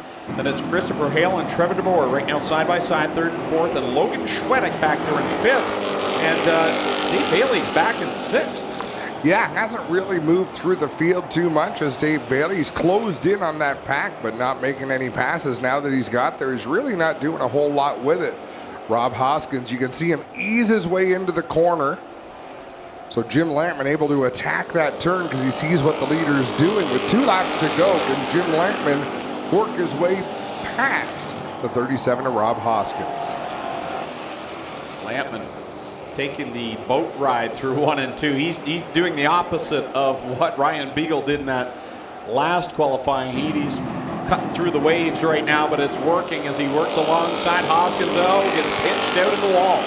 Yeah, wasn't quite up far enough to deserve that lane. Hoskins still had the line, and Jim Lampman relinquished it, let him come up to the wall. Let's see if he mounts a charge here the final time through 3 and 4. Final heat race of the night. B-Main still to come, but here we come to the checkered flag. Rob Hoskins, fantastic run in that Trans Am. He'll pick up the win over Jim Lampman and Trevor DeBoer. Christopher Hale will finish in 4th. Dave Bailey works his way up into the top 5. Coming home 6th, Logan Schwedick. And then it will be Matt Newell and Melissa Miller. And I think we have Clinton Jeffrey down trackside. Yeah, guys, a couple things. Just want to mention 50-50 is a guaranteed $750 tonight. So make sure you get your 50-50 tickets from the girls and sellers walking around, guys, too, with the pink shirts. Hold them up high if you're selling them down there in front. Quick report on Mark Bazan. He pulled down to the infield here with me in that brand new Burger Barn Thunderstock. Said he felt vibrations coming through 1 and 2 and shut it off, guys. Thinks it might be something with the drive shaft or the drive line. We'll get over there and check it out. Thank you, Clinton Jeffrey, who's down there trackside. And wherever Clinton goes, we've got that portable camera that I believe is Sean running it again tonight? I believe so. And Clinton needs to know, not that he doesn't because he's always watching this, we completed all of the qualifying heats by 8:55, Clinton. And we had some carnage as well in some of those early, lots of yellows in some of those early crate sprint car heats. So an impressive job on a challenging track. Yeah, there was talk about it being a little bit dry, but if they try to adjust it, could take too long. We're going to live it out and see how it goes. B mains for the crates coming up now. 2 B mains tonight for the Strickland GMC Crate Sprint Car Division. Rick Scott of Strickland's giving us a shout out from the Pace Truck tonight. And you can do so too from the stands here. Follow along on Facebook. You can get Adam and I on Twitter as well. I'm Greg on the mic. I can't remember what Adam's is, but we'll throw that in there eventually. Adam Ross 101. I should have known that. Race 101. Adam Ross 101 on Twitter. B feature lineup. Number 1 from Kitchener on the pole, Shane Stickle on the 39 to his outside. Also from Kitchener, the 50 LS, Adrian Staley. Going from 3rd from London, runner-up on week number 1, the 7 of Caleb Wood. And going from 4th from St. Catharines, the 22 junior, that is Alan Galetta. Starting from the 5th position out of Oshweek in the MK8, that is Matt Hill. And going from 6th from Brampton, the 70mm, that'll be Dave McKnight Jr. Starting 7th from Waterloo, the 19D, that'll be Alan Downey.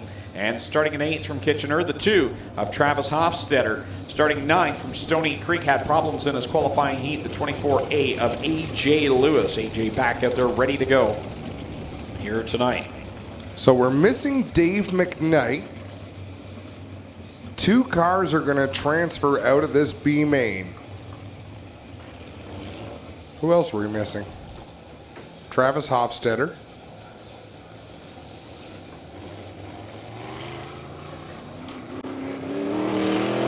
Dave McKnight Jr. Yeah, there's Hofstetter. We're missing McKnight.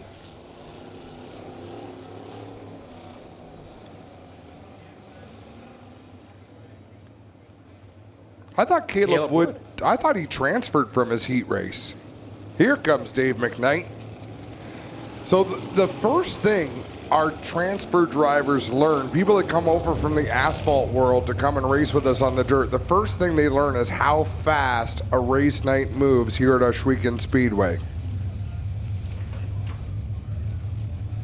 So race control, working with these drivers, giving Dave McKnight a bit of time to get strapped in, get out on the racetrack. But yeah, these programs move lightning quick, Greg. So if you're back in the pits and you're not up on the agenda, you can easily miss your call. Ready to go. Shane Stickle will bring us to the green flag. Kyle McKenzie looked a little hesitant on that one, but I believe we're going to stay green. As Adrian Staley works to the outside, grabs the lead down the backstretch. Staley out in front over Stickle, a couple of former go-kart racers on the asphalt. As they'll lead lap number 1 as Dave McKnight hard into the wall off of turn 4.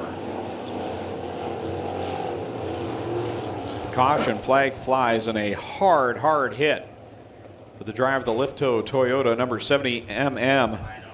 Dave McKnight Jr. from Brampton clobbered the turn 4 wall. Very fortunate that he kept that lift-tow car on all 4 wheels. Fitness buff Dave McKnight being checked over by the safety crew.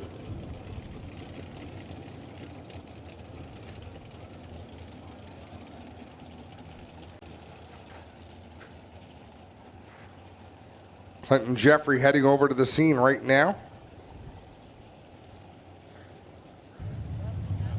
It's been a tough start to the season for Dave McKnight. As we get a look at the replay, just coming off of 4, he lost the front end of that car and clobbered the concrete.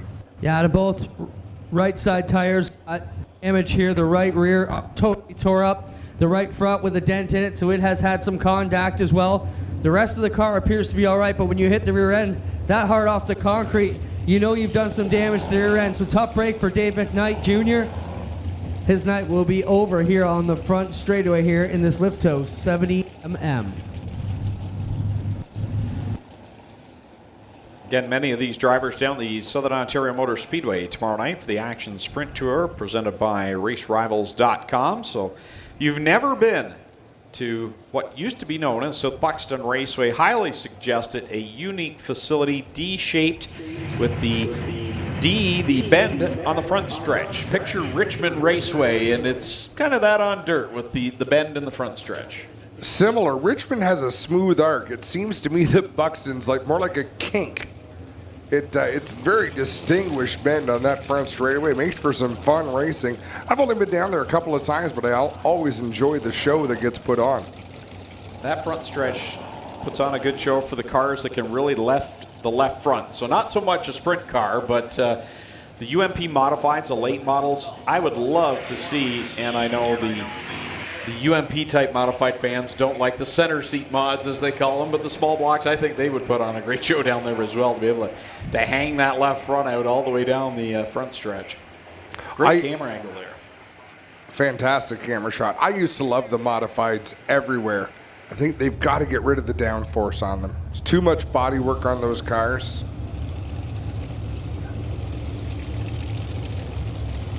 What do I know, Greg? You know how to mow down some Pinty's delicious food. How was it? It was delicious. What flavor tonight? I couldn't tell you. It all happened so fast. It's a blur. Barbecue. My beautiful wife Angie says it was barbecue. Gary calling up here, giving me an instant replay of you eating. Looked like a combine. Tasmanian devil. Back to the green flag with one lap on the board. We're looking for two drivers to transfer to tonight's A-main.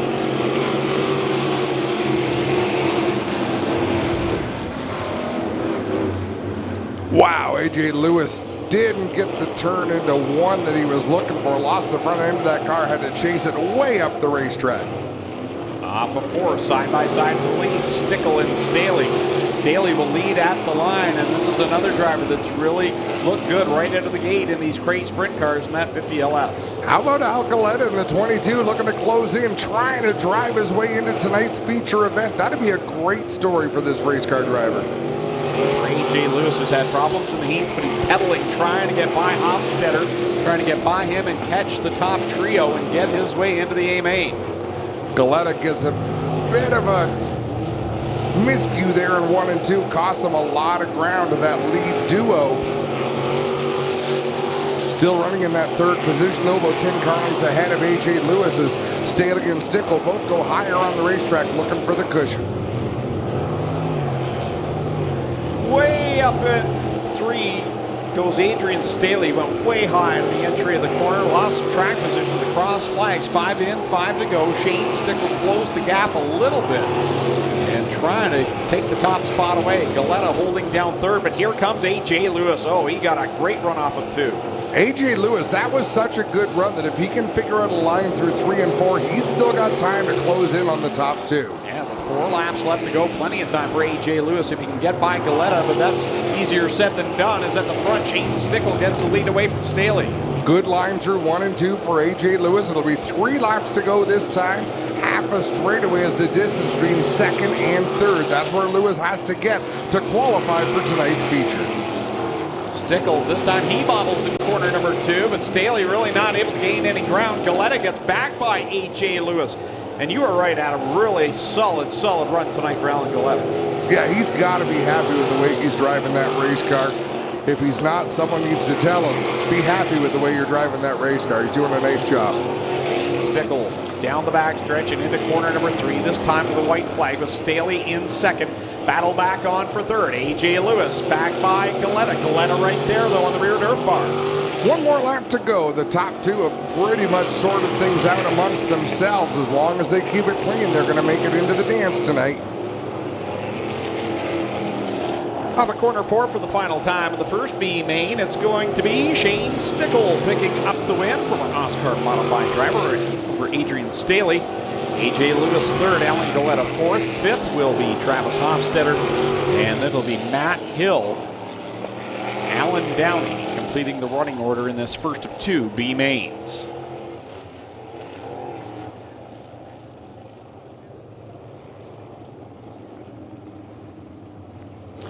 Adrian Staley comes home, Shane Stickle comes home with an impressive win over Adrian Staley. Two asphalt drivers converting over to the dirt and doing a very nice job of it here early on in their crate sprint car careers.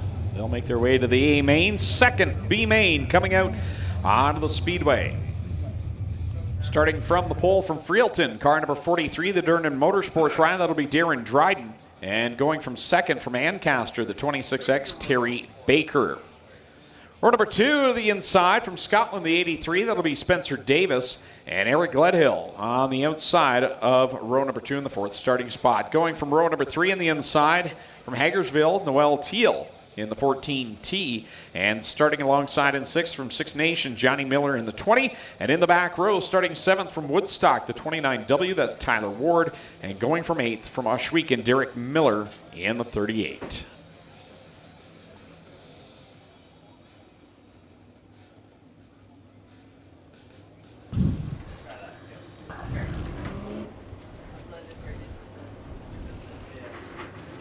Final opportunity for crate drivers to get into tonight's feature race. 20 laps the distance.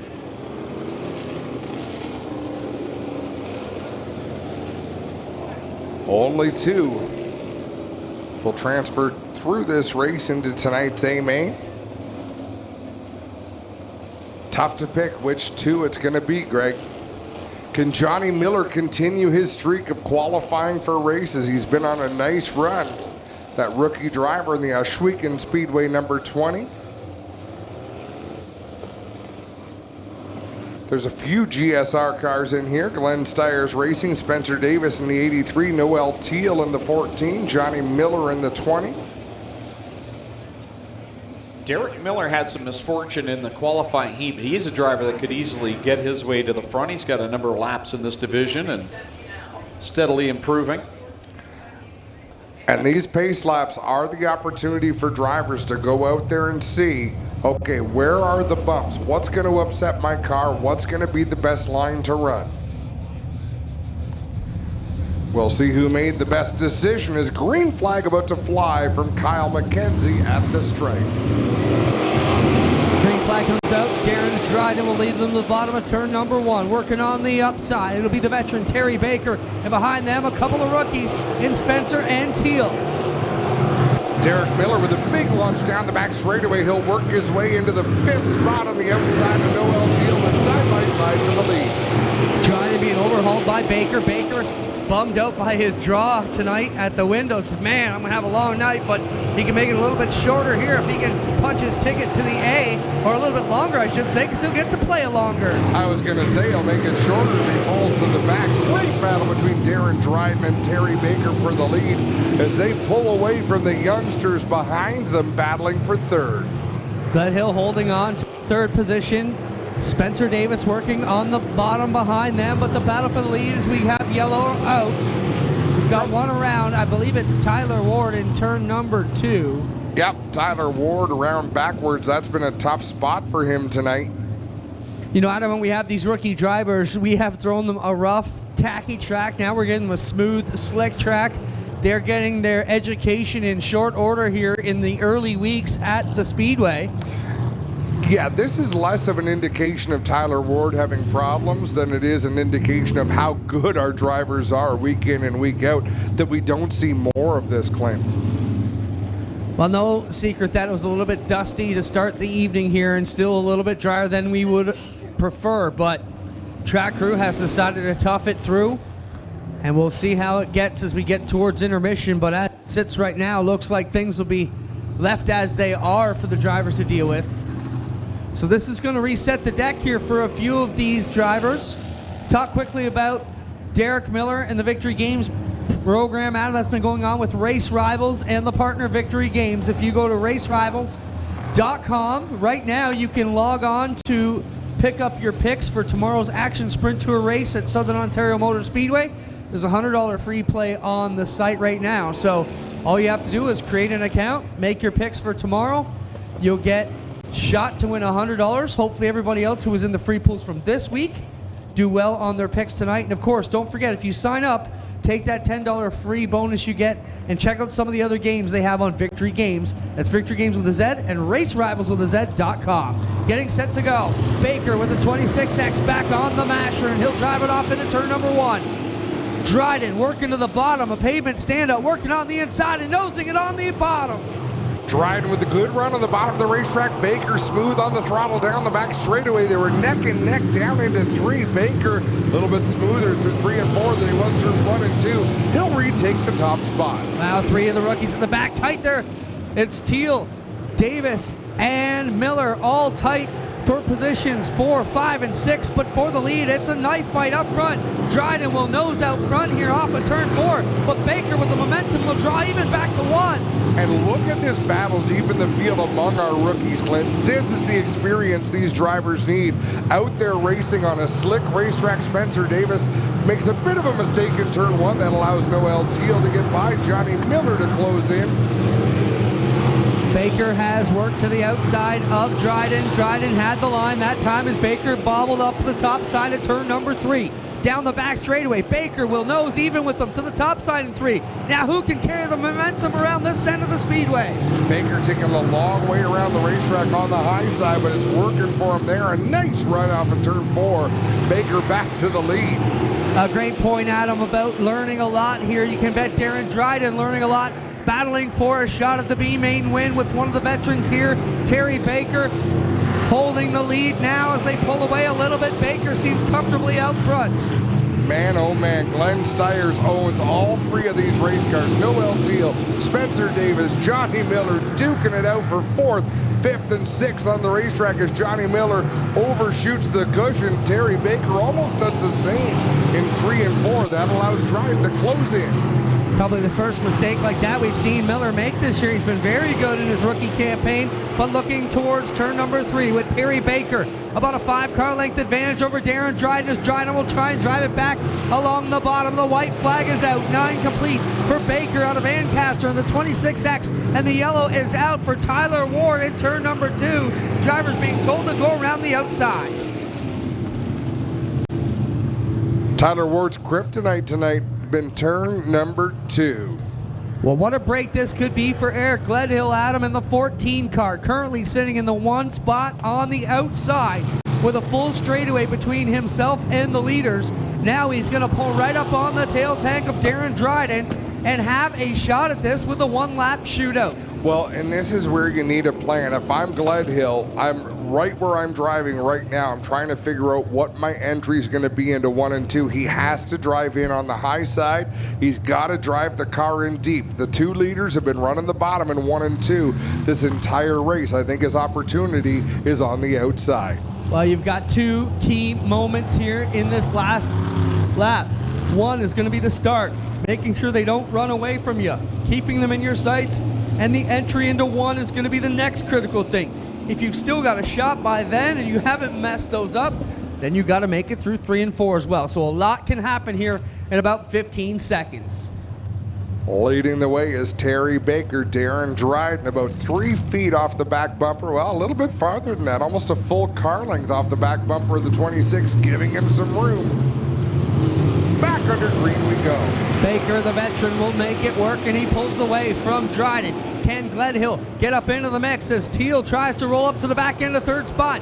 Gledhill's kind of in this one, Adam, not going away. It's going to take a Hail Mary. He'll pitch it to the outside of 3 and 4. Comes up on Dryden, but Dryden with a straighter run. It's going to be Baker and Dryden into the A feature.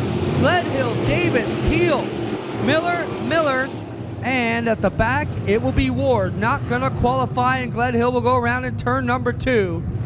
And everybody gets through there. Congratulations to Terry Baker in the 26X and the 43 of Darren Dryden, which will head to the scales to pick up their ticket to the A feature.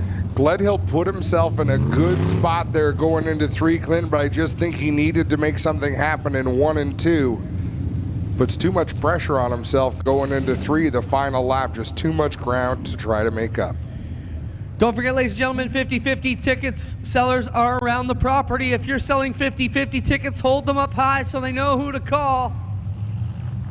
Guaranteed minimum $750 in the 50-50 tonight, so make sure you got a shot to take home $750. Pick up your 50-50 tickets and save my bacon. I haven't lost yet, but. No, you've done a good job with that, and you've made a lot of race fans very happy going home with a pocket full of cash. Let's talk quickly what we're talking about. Corinne will send us a message, say we're at 450, and I'm like, let's just guarantee 750. And she writes back, you're brave, but we haven't been burned yet. So you guys buy those 50-50 tickets, get me out of trouble, make sure we get where we need to be. Mini stock B main number 1 being called to the Speedway right now as we hustle through the program. I want to thank everybody for being with us tonight live here at the Speedway and watching home on Facebook and YouTube. And don't forget, if you're looking for racing this weekend, it is all over the place. I'm heading down to Brighton Speedway tomorrow night, Clint. It's always a good show at Brighton Speedway. You're headed to Southern Ontario Motor Speedway for the Action Sprint Tour presented by Race Rivals. The APC series for late models is at Flamborough Speedway tomorrow night. Going to be a great show with lots and lots of race cars. So plenty of action for you to check out this weekend in the area. If you want to keep it to the dirt and you're from the Horseshoe, of course, Merrittville Speedway, your place to go on a Saturday night. Here's the lineup for B-Main number 1 for the mini stocks on the pole. In the 38C, it's John Cote. Alongside him in the 13 is Bobby Tolton. Row 2 on the inside, 19T, is Trevor Want. Alongside of him, it's Jason Tolton in the 1. Starting 5th, Daniel McKay in the 13M, and Andy Reichman scheduled to go out in the number 93. Paul Longboat in the 188, Jeremy May in the 16J, and Sean Iftati in the 15. Shotgun on this field. He has got to come from the back if he wants to make it to tonight's feature race. Nice job by Andy Reichman to get that car pieced back together and competitive to come out here and race that B-Main.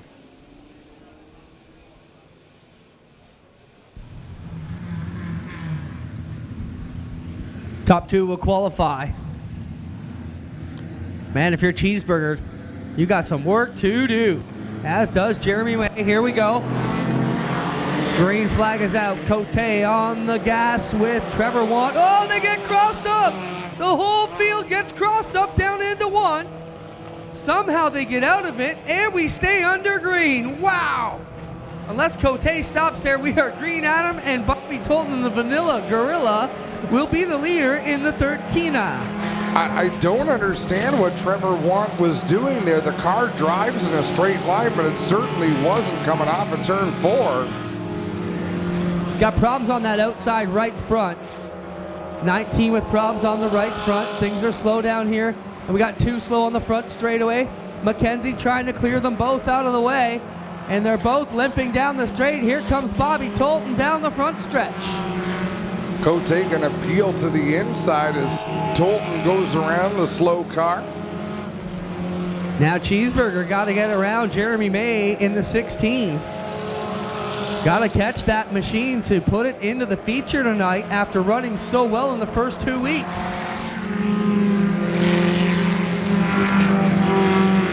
And I was just watching the replay on the video trying to sort that out. I would love to hear from Trevor Want as to what happened in that situation as Jeremy May out in front of Sean Iftati by about 10 car lengths. And wow, look at Sean Iftati is being chased down as well by Paul Longboat.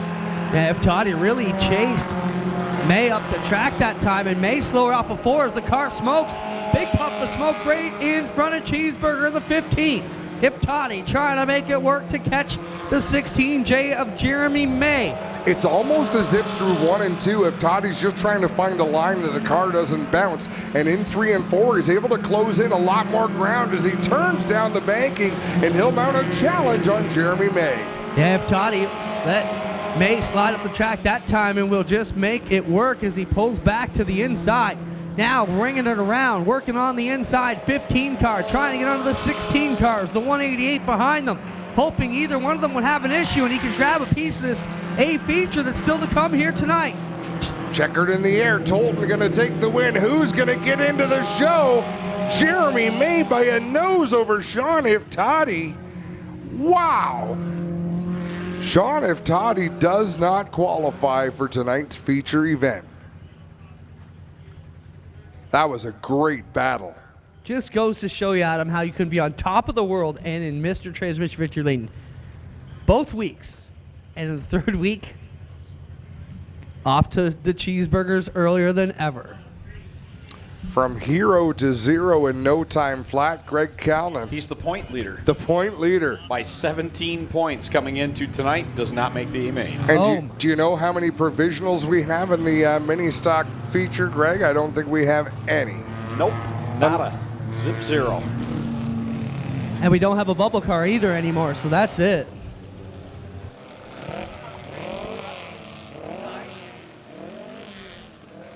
All right, B main number 2 scheduled to start on the pole. Not making the call is Christopher French in the 54. Outside of row number 1 is Cody Somerville in the 517. Picking up the pole position, car number 11, the pinball, is Mike Giverson. Alongside of him in the 88, it's Aiden Nye. Steve Miller drives the 79, Mike Evers in the 265, Tim Jamieson in the 188X, and Tristan De Silva in the 01. Green flag going up in the air. This final chance to get into the mini stock main event. They fan out 3 wide going into corner number 1.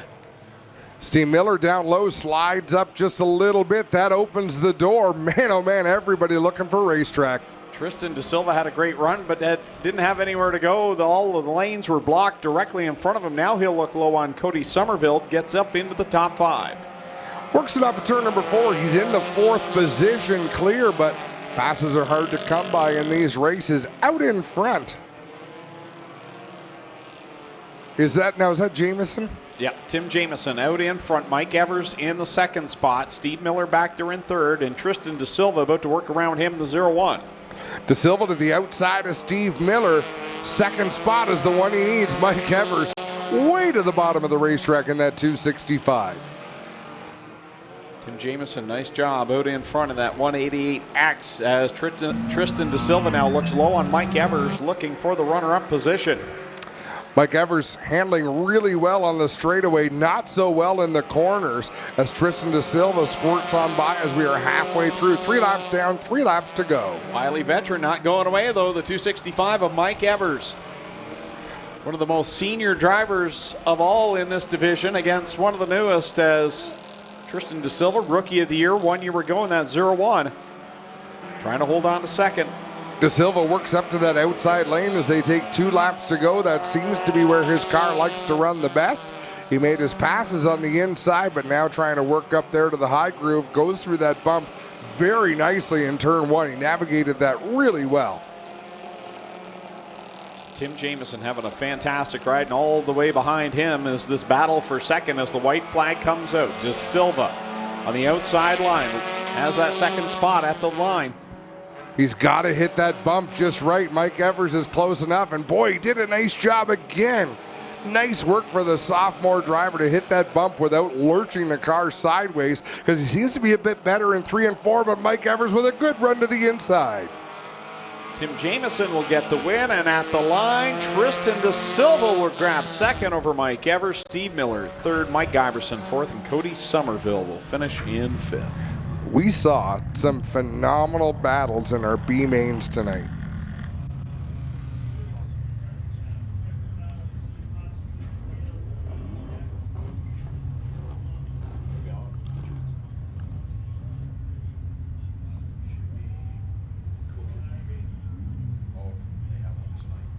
Yeah, 360 sprints. The cool kids, Corpac 360 sprints. B main is on the track next, Greg. Jake Brown will line up from the pole in the Hills Tire and Auto Little Bend 110. To his outside from Grimsby, Travis Cunningham in the 90. Starting 3rd from Oshwegan, Dan Nanakoke in the 15. And to his outside in the 71S, from Port Colborne, Sean Slider going 5th. Scott Burke at a Charing Cross in the 9B. Starting 6th from St. Williams, John Burbridge Jr. in the 21. Kevin Pauls from Caister Center will go from 7th, and Derek Jonathan from Lewiston, New York will go from the 8th position. Last chance to get into the Cool Kids Ice and Water Corpac Merchandising Sprint Car A main.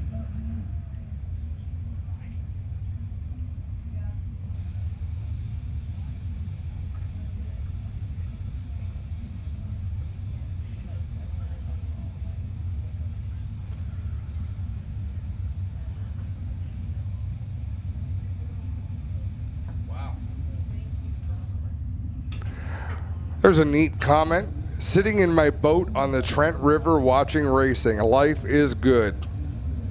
That does sound good, doesn't it? This is a recording. Rhonda got 2 shoutouts tonight. Oh, did you say that too?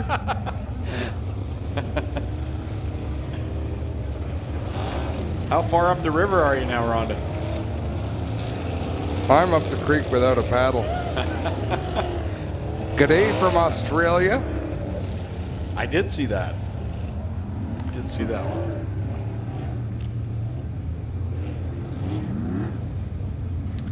Next Friday night, Cormark presents Kids Race, Canadian National Autism Foundation night. And it will also be our Wall of Fame ceremony, as 4 new inductees will go on the wall. John and Wendy Brush from Corpac, Rob Pitts, Ryan Hunsinger, and Zigger Van Tile. The 4 new inductees coming up next Friday night, 7:30. Start time will be live on Facebook and YouTube as well. Don't hesitate to join us live and in person. $14 for adults. And then in 2 weeks' time, we'll be back on national TV with All North Racing powered by Pinty's on MAV TV Canada. That's on Friday, June the 21st. Final chance to get into tonight's A main for the 360 sprint cars. Jake Brown, Travis Cunningham will bring us to the green. How many get in?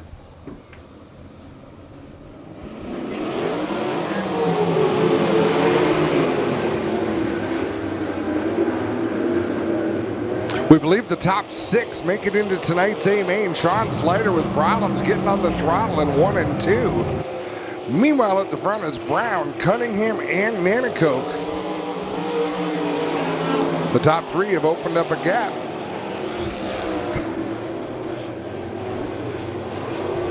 Over 4th place, John Burbridge in that 21. This is the kind of racing surface someone like John Burbridge with a little bit less budget than some of the other drivers, Greg, that they really enjoy because it's an equalizer.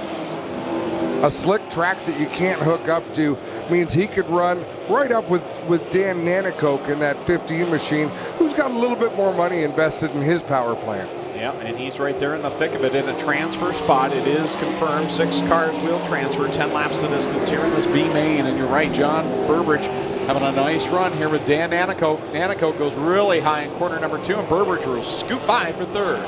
Burbridge takes that spot. Right now, Derek Jonathan, the last car in a transfer spot. He would start last, 24th in tonight's feature event. So Sean Slater on the outside. So is Kevin Pauls in that 46. But he's keeping these drivers in his sights. Kevin Pauls getting some valuable experience.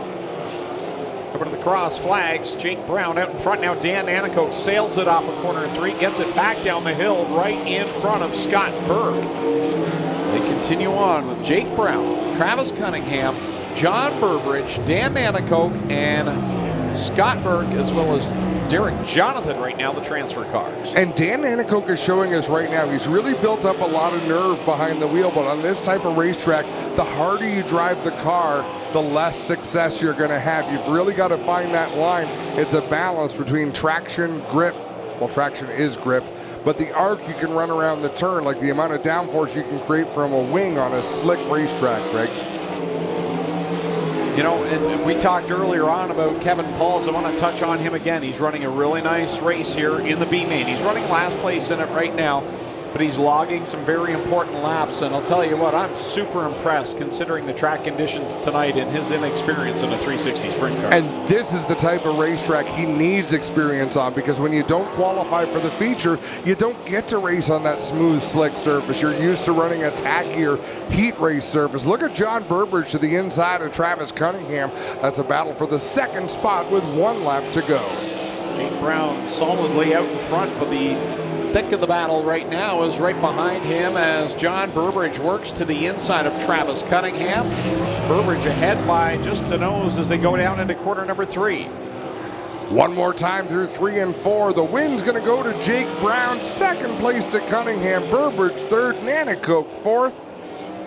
Scott Burke in 5th. And the final transfer spot goes to Derek Jonathan. Sean Slider and Kevin Pauls, they're going to have to watch tonight's feature event from the sideline.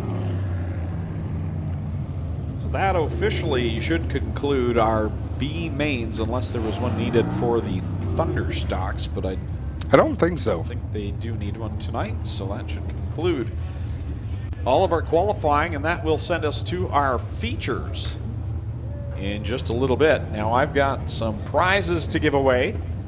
Our souvenir program prize draw to do. We also have our fan appreciation prize draw, so make sure you get your tickets, your programs out, and get ready. We'll do the fan appreciation draw first. And if you hear any of these numbers called, please go to the main entryway.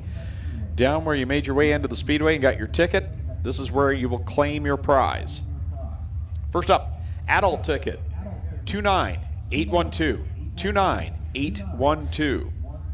Senior youth ticket, 29819, 29819. Children's ticket, 24042, 24042. And season's pass, 242109, 242109. Again, if you have any of these fan appreciation numbers, please make your way to the main entryway. Again, adult ticket 29812, 29812. Senior youth ticket 29819, 29819. Children's ticket 24042, 24042. And a season's pass 242109, 242109. Program prize draw, just waiting to see if we have the program sellers ready with the prizes. These will be claimed at the base of the flag stand as soon as they're there. They are. There's our sellers down there, ready to go. Smile on their faces.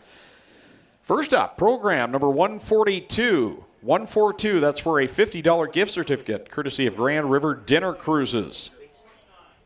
For a pair of tickets to the Speedway, 173, 173. For a hat, courtesy of Caledonia Auto Supply, program 102, 102.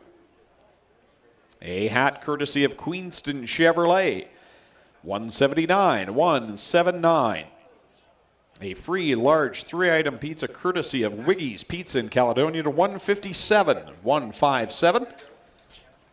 And a free pita, courtesy of the Pita Pit in Caledonia, to 115, 115, 115 for the free pita, courtesy of Pita Pit. So if you have any of these program numbers, please make your way down to the base of the flag stand, claim your prize. We'll go through those program numbers one more time. Program 142, 142. Program 173, 173. Number 102, 102. What makes a trailer 179, a Miska? Is it the heavy-duty Canadian steel they are made from? Or is it the exceptional finish that will last year after year? How about knowing that these are the best back trailers in the industry? These are the reasons you buy Miska. So what makes these trailers a Miska? It's the hard-working Canadians who craft them. We are Miska. We are Canadian tough. When you think about it, productivity starts at planting. So it's time to rethink how productive your planter can be. We did with the new Case IH 2000 Series Early Riser Planter. We rethought your row unit so it's tougher, more accurate. We rethought your meter, took the most precise technology, factory installed it. We rethought every inch of the Case IH Early Riser Planter to make it the most productive planter around. And if you think about it, that's exactly what you want. I used to have to go in to the auto parts store. Pay too much, never find quite what I'm looking for. Now I just go online to Rock Auto and see all the parts my car will ever need. Lower prices, more parts, more brands. It's so easy to find the right parts fast. All the parts your car will ever need. Rock Auto. All the parts your car will ever need. RockAuto.com. Welcome back live online here at Oshwegan Speedway, getting set for our A-main events here tonight. But first, we're going to go down to Mr. Transmission Victory Lane, Clinton Jeffrey, with a few awards to give away here tonight. Well, I got one of them anyways. Jesse McDonald, What ups and downs for you these past few weeks? Running good, you got wrecked last week. Here you are, the winner of qualifying again and the Ackland Top Gun Award winner. Jesse's been up and down like a roller coaster these first 3 weeks, 4 races. Talk about what your season's like and how it is being a former champ finally back behind the wheel. Well, I got to thank Glenn Stiers and Team GSR. It's great to be back. These guys treat me like family. And yeah, it's been have some ups and downs, but I mean that's racing. That's the way it goes. So you can't have every night go good for you. We have Jesse McDonald, our Ackland Insurance Top Gun Award winner for the crates here tonight. Thank you very much, Clinton. Jesse McDonald, good to see him back behind the wheel of one of these crate sprint cars. Very talented driver and looking good tonight in that Enrium number 88 for Glenn Stiers Racing. As again, just getting ready for our A mains here tonight. I believe Scott Kruder was named the Top Gun Award winner for the 360 sprints tonight. Brought to you by Nathan Ackland Insurance. I want to give a shout out again to Trevor DeBoer, who I believe they are hoping to talk to down trackside. Gale's Auto Aftermarket Performer of the Week, coming up with a big win last week over Dave Bailey. Again, 50-50 tickets on sale, so flag down the sellers in the pink shirts and get in on tonight's draw. Tonight it will be the 360 Sprint feature winner that will draw the winning ticket. That's the second from final feature event here tonight. Order of operations for our A mains. Up first will be the Strickland GMC Crate Sprint Car Division, 20 laps for their A main, followed by the HRW Automotive Mini Stocks, running 15 laps. Then the Cool Kids Ice and Water Core Pack Merchandising 360 Sprints for their 20-lap main event, and we'll conclude tonight's program with the Middleport Mechanical Thunderstocks, their feature for 20 laps tonight as well. That will conclude the program again next week. Cormark presenting Kids Race, Canadian National Autism Foundation night. It's also our Wall of Fame ceremony, so we'll have an opportunity to induct 4 new inductees onto the Wall of Fame. And then in 2 weeks' time, McDonald's of Brantford and Paris presents Emergency Services Night, and that will once again be another one of our All North Racing, powered by Pinty's, broadcast nationally on MAV TV Canada. And that again, Friday, June the 21st. Kids, make sure you make those signs. Get ready for another fun night here on national TV on MAV TV Canada. Don't forget, we've got some major events coming up this summer. Burger Barn, Bradshaw Brothers, Aero Express, and Nitro 54 Variety presenting a 2-night extravaganza of the Summer Nationals. Night number 1, it'll feature Tony Stewart, Christopher Bell, Rico Abreu, and of course they're racing with the 360 sprint cars, $5,000 to win US, plus the race of, the late model open, Canadian UMP Modified Challenge, and mini stocks. That's on night number 1. Then on night number 2, Tony Stewart, Christopher Bell, Rico Abreu will be back again with the 360 sprints. Then we'll see the Race of Champions Sportsmen, Crate Sprints, Action Sprint Tour event, and Thunderstocks on the card for that. That is Monday, July the 22nd, Tuesday, July the 23rd. Shwekinspeedway.com for ticket information to get your tickets booked for 2 big nights.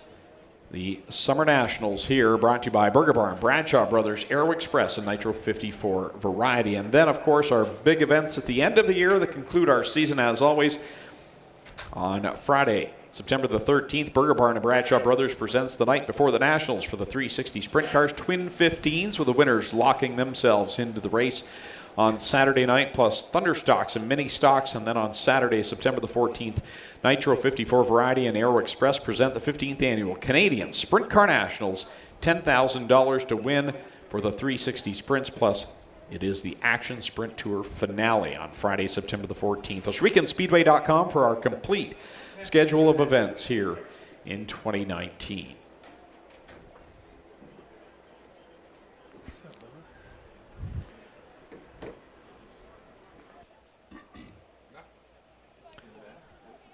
So the Strickland GMC Crate Sprint Cars getting ready for tonight's feature event, lining up over in the pit area and getting ready to go for their 20-lap main event. I was all ready to talk to you, Greg. Like you'd finished that run. You were on a good streak there. And then someone comes up and starts chatting with me. So I had to leave my microphone off. I left you hanging there. That's all right. It's all right.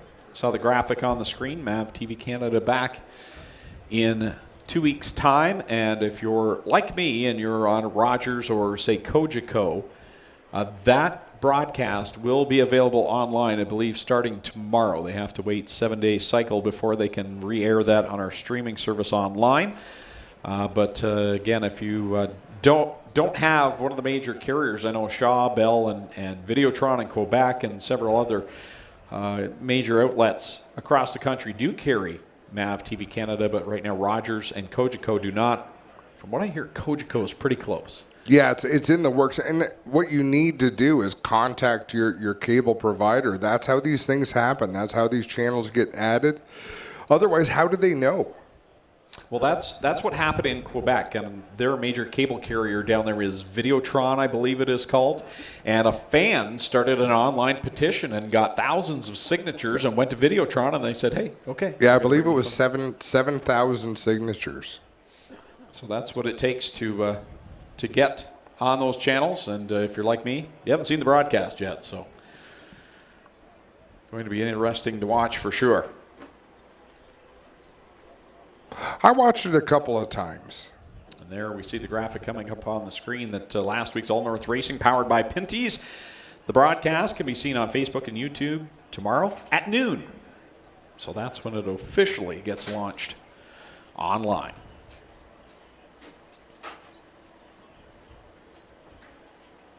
Beautiful sky once again. Little bit of red sky just peeking behind the trees there. Great night for racing. What are you up to this weekend, Greg? I have some friend and family commitments this weekend, so I'm not at the racetrack. Nice. After a busy weekend last weekend where Mother Nature wasn't playing too nice over at Jacassa Motor Speedway, but we saw some great racing there with Oscar and the Hot Rods and Modifieds, and of course the NASCAR Pinty Series was 2 great days. And Spider-Man won the modified race, John Harper, and I saw him walking into the pits tonight. He's here watching the races. He drove a really good race last weekend. That was fun to watch him win that. Yeah, he did, and holding off J.R. Fitzpatrick and a great battle there. And the Hot Rods, I'm really impressed what Dave Gameforth and the folks at Oscar have done with this Hot Rod division. If you haven't seen them, check them out because they are beautiful-looking race cars and one of the coolest, newest divisions I've seen anywhere. Yeah, I have to agree with you.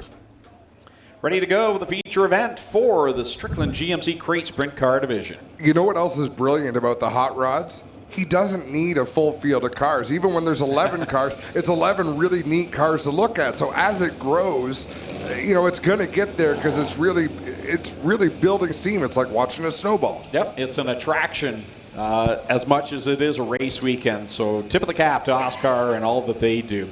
Starting lineup for this 20-lap main event going from the pole in the radio shuttle. Car number 74 from Rockwood, it's Rob Neely. And from the outside of the front row, the Club 54 Racing, number 28, it'll be Jordan Hill. Going from spot number 3, the Burger Barn, Ace 1 Construction, number 56. From Hamilton, Derek LeMarin. Going from 4th, our Nathan Ackland Top Gun Award winner. In the Enrium, number 88 is Jesse McDonald from Caledonia. Starting in 5th from Binbrook, it's Liam Martin. In the Chaston Brothers Float Services, number 29. And going from 6th from Port Colborne in the Coldwell Banker, number 5D, Jacob Dykstra. Starting in the 7th spot in the First Choice Haircutters, 08 from Font Hill, that is Stephen Beckett. And starting 8th, last week's winner from St. Thomas, the best safety training car, number 52, Jesse Costa.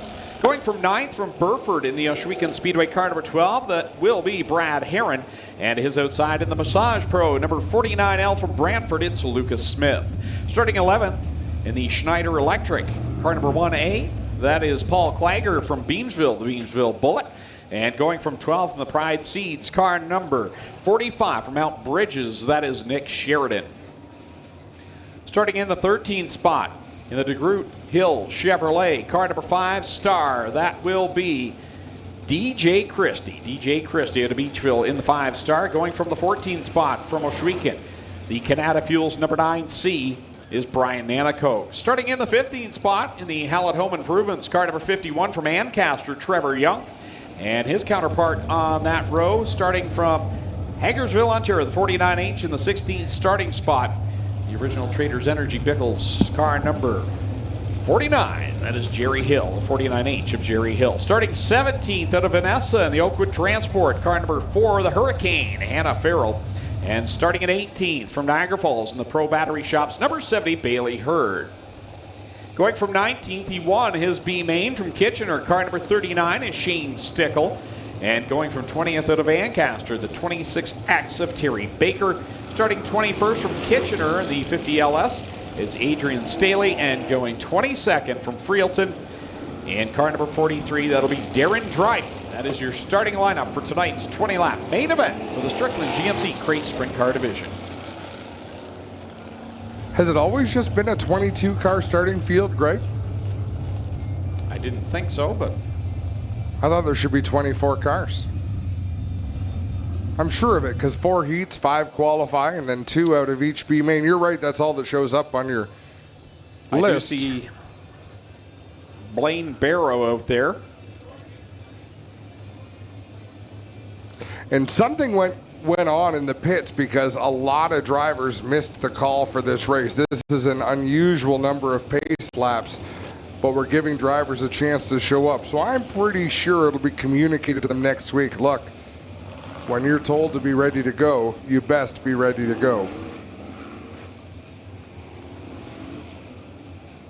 Rick Scott pacing the field in that beautiful Strickland GMC pace truck. You could walk away with that at the end of the year by heading over to Strickland's. I know someone walked in, bought last year's pace truck, and is proudly driving it right now. We are 1 car short of a full field at the moment.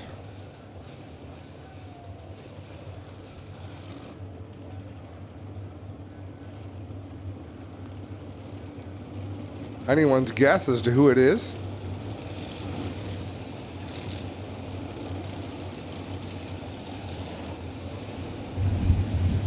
Blaine Barrow will join the field. He's in the Riches Drywall number 3B.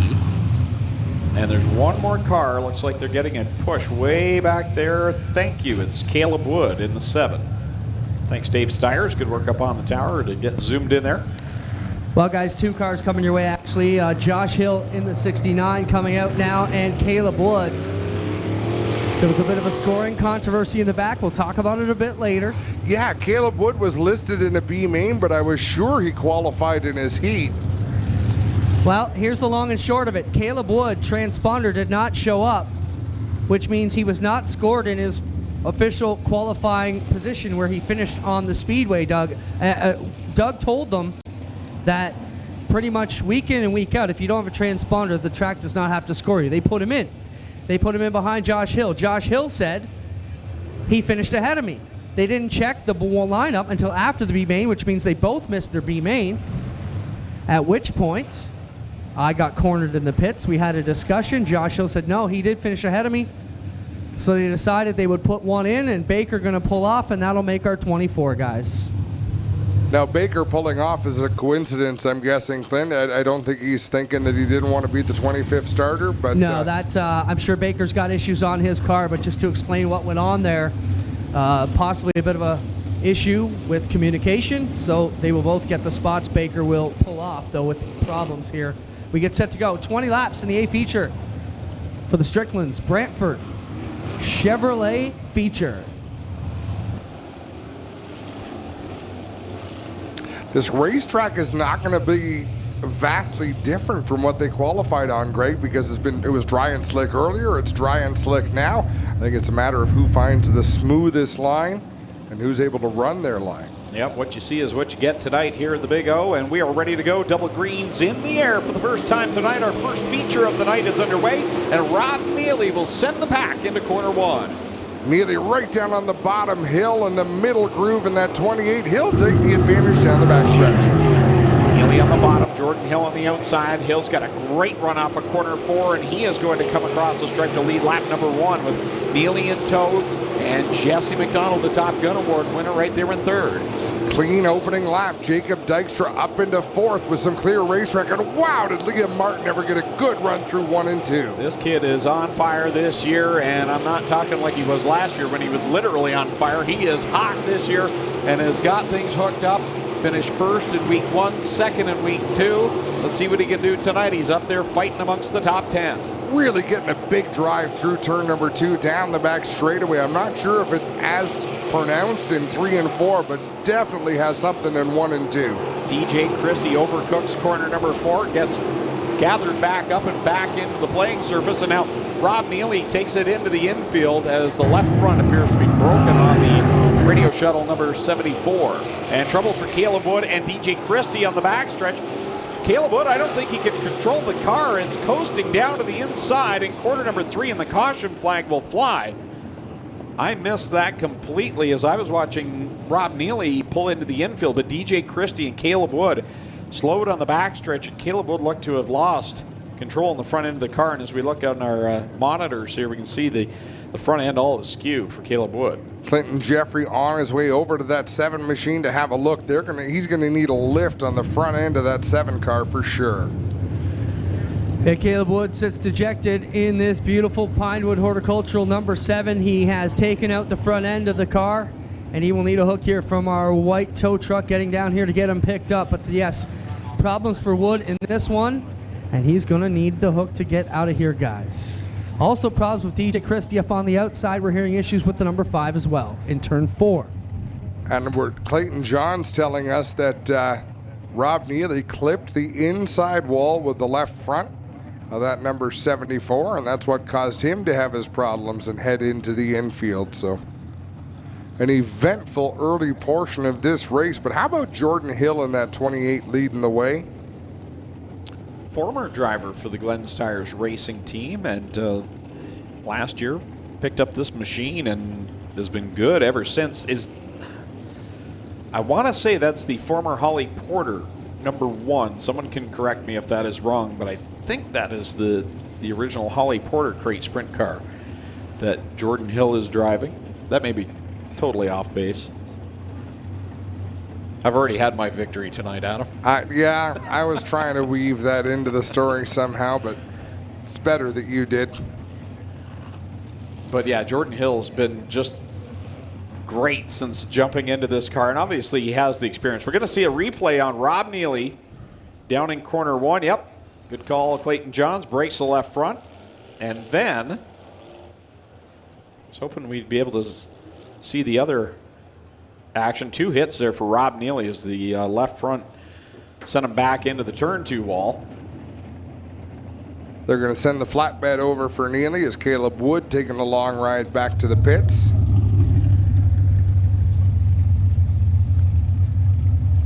And DJ Christie, is he being picked up or are they going to push that car away, Clint? Now DJ Christie has a rear end that has dropped. Looks like one of the torsion stops has let go.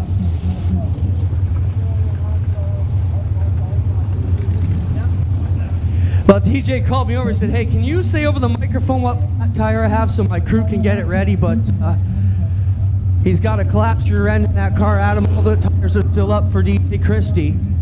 So it is more than just a flat tire for Christie. They've got some with a torsion stopper. One of the torsion arms have maybe skipped a tooth and let the back end sink down. So it's not going to be a 2-minute fix, I don't think, for Christie. Well, the nice thing is they're towing him back in the most efficient way possible, pulling him through the entrance of the track in turn 3. So that'll get him to the work area in quite a hurry. But like you say, Clinton, that's probably too much work for them to be able to do in 2 minutes time.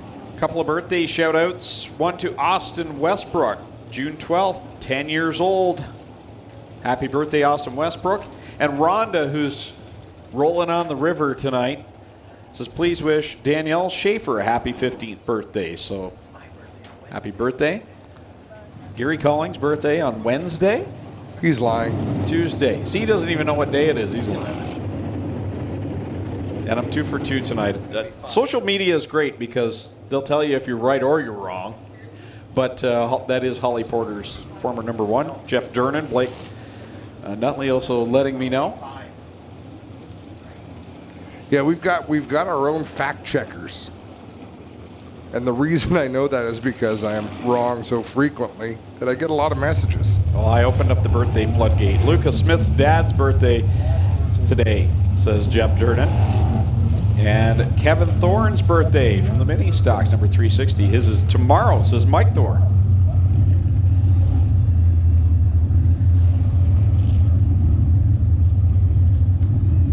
Rob Neely's on the 17th. Mine's July 27th, if anyone's wondering. We're getting there. I like gold or bills or ice cream. Reverse that order, and that's basically it. Ice cream. Oh, dear. So we're still under yellow, which leads me to believe somebody is requesting their 2-minute work area time. Unless they're keeping it yellow to get Rob Neely's car out of the infield. Well, I think it was they were holding on for the Christie 5, and the Christie just came over the radio and said the 5 is done. So that will be it here for the 2-minute work area. They're going to bring him to white and get ready to go. Well, they've got a flat deck that's going to leave the infield, but he should have plenty of time to get up off the racing surface. If not, it's got flashing yellow lights on it. Surely the drivers will see it and race around him.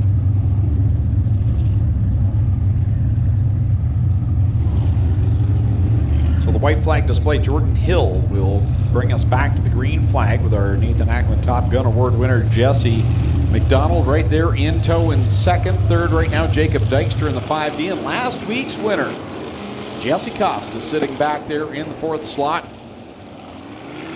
In car number 52, and it's Derek Lemaire, solid run in the top 5. Nick Sheridan up there in 6th, and the point leader, Liam Martin, back there in 7th, 8th. Stephen Beckett, 9th is Paul Klager, 10th, Brad Herron. Slow pace being set by Jordan Hill in that 28 machine. Jesse McDonald right on his rear tail.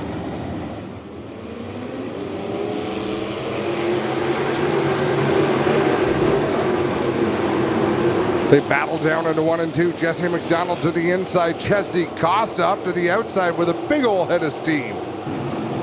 Off of corner number 3 there, Costa got just a little high there. Has to wheel it back up on Jacob Dykstra as they go side by side down into corner number 1. Bailey Hurd gets a little bit high there in turn 4. He's able to gather it in, get back where he wants to be.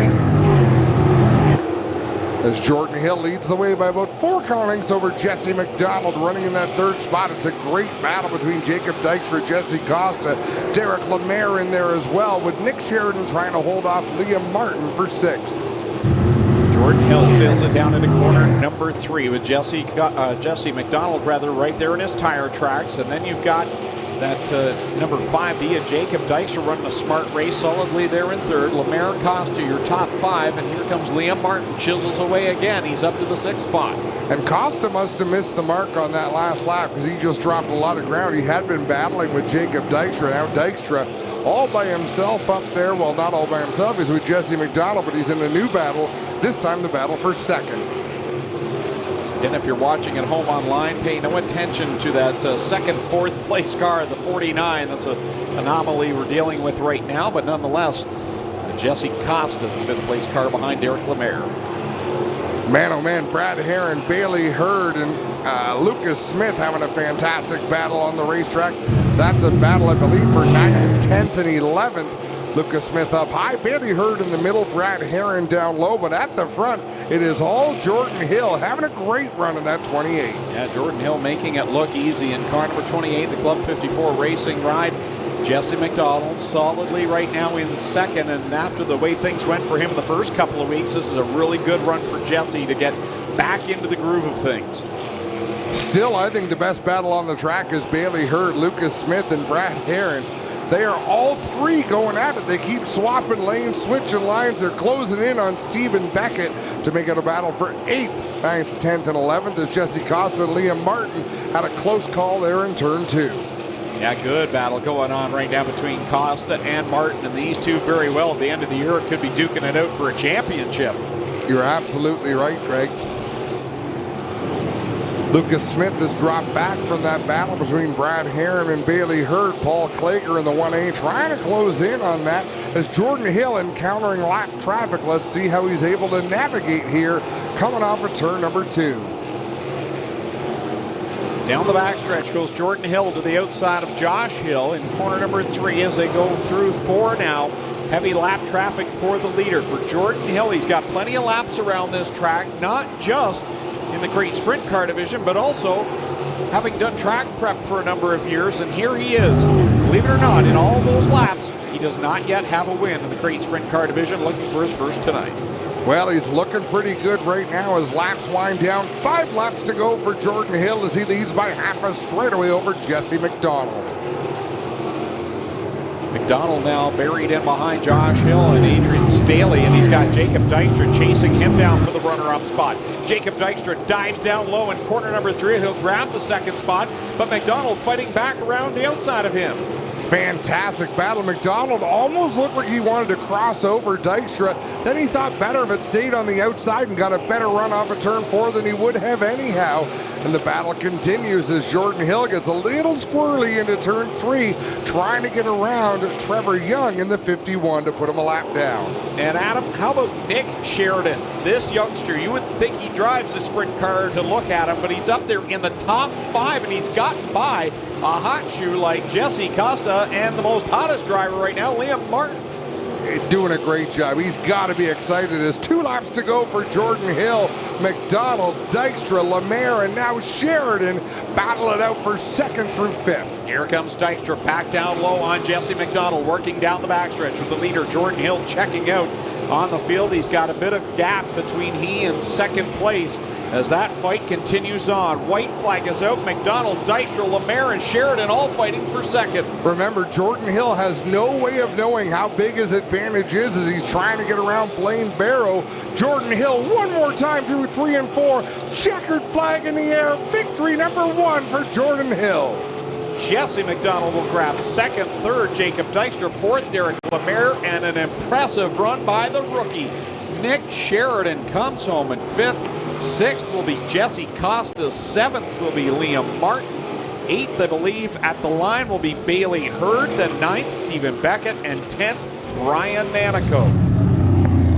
Really good feature race for that Strickland's GMC Crate Sprint division.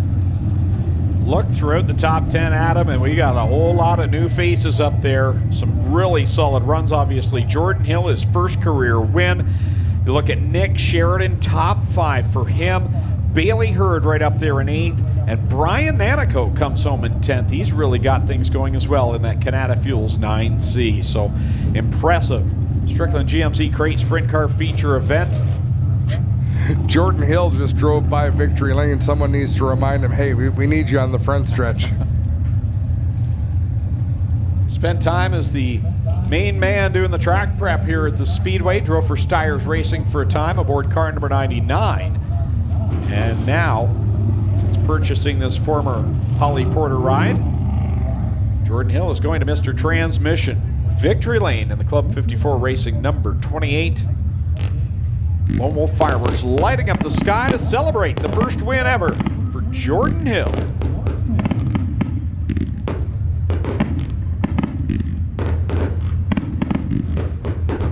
Jacob Dykstra on the pad as he'll come home 3rd behind Jesse McDonald. Look at the crew run in to celebrate with Jordan Hill. Nothing like a first-time winner, and Clinton Jeffrey is down in victory lane to greet him. I think that was Jesse McDonald that just ran over there to give him some congratulations as well. Helmet still on. Well, the entire Club 54 racing team down here. Jordan Hill had a ride a couple years ago. Came out of the Packer trucks directly into a crate sprint. Never drove a race car until 3 summers ago. Found himself out of a ride. Jen and Coop from Club 54 put him back in a ride. And here he comes. How about it for your first time ever feature winner, Jordan Hill?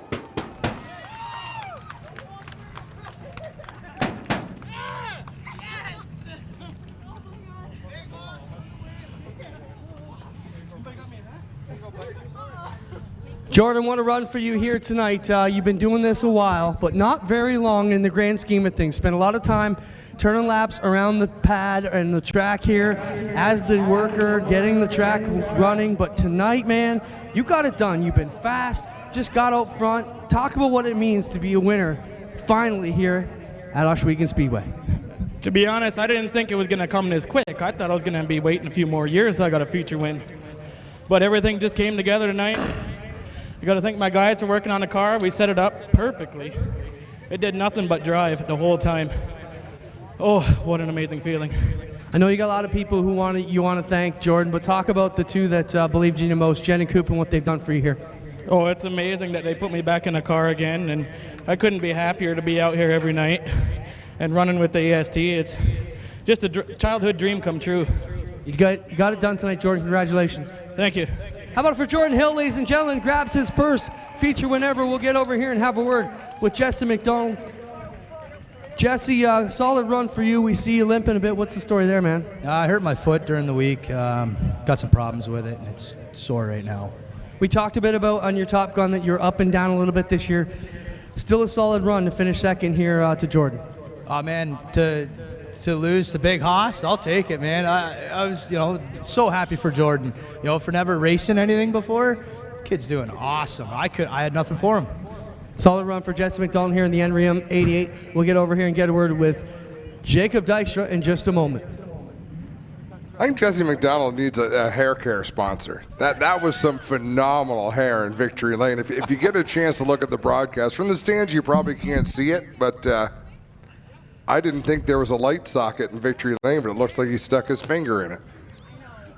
Well, we got Jacob Dykstra here. Jake, not obviously where you want to be, a couple steps further would where you'd be preferring to be tonight, but still a solid run anytime you finish on the front straightaway will certainly help you in your title chase this year. Yeah, it was a pretty rough race. I tried everything. I tried the bottom, I tried the top, I tried the middle. I just had nothing for the leader. I'd rather win. We don't come here to finish third, but as much as I can do. All right, hear it from our top three. How about it for Jordan Hill, Jesse McDonald, and Jacob Dykstra getting it done here tonight? You got a thumbs up for it, too. You've made me cry, Adam Ross. Wow. He makes me cry all the time. That's some color commentary right there. I observe and report. It's what I do. At any cost. We're storytellers, Greg.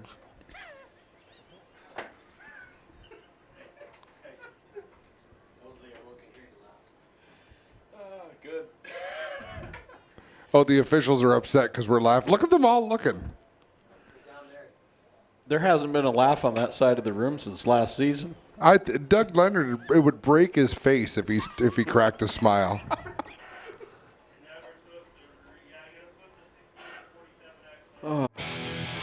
What makes a trailer a Miska? Is it the heavy-duty Canadian steel they're made from? Or is it the exceptional finish that will last year after year? How about knowing that these are the best back trailers in the industry? These are the reasons you buy Miska. So what makes these trailers a Miska? It's the hard-working Canadians who craft them. We are Miska. We are Canadian tough.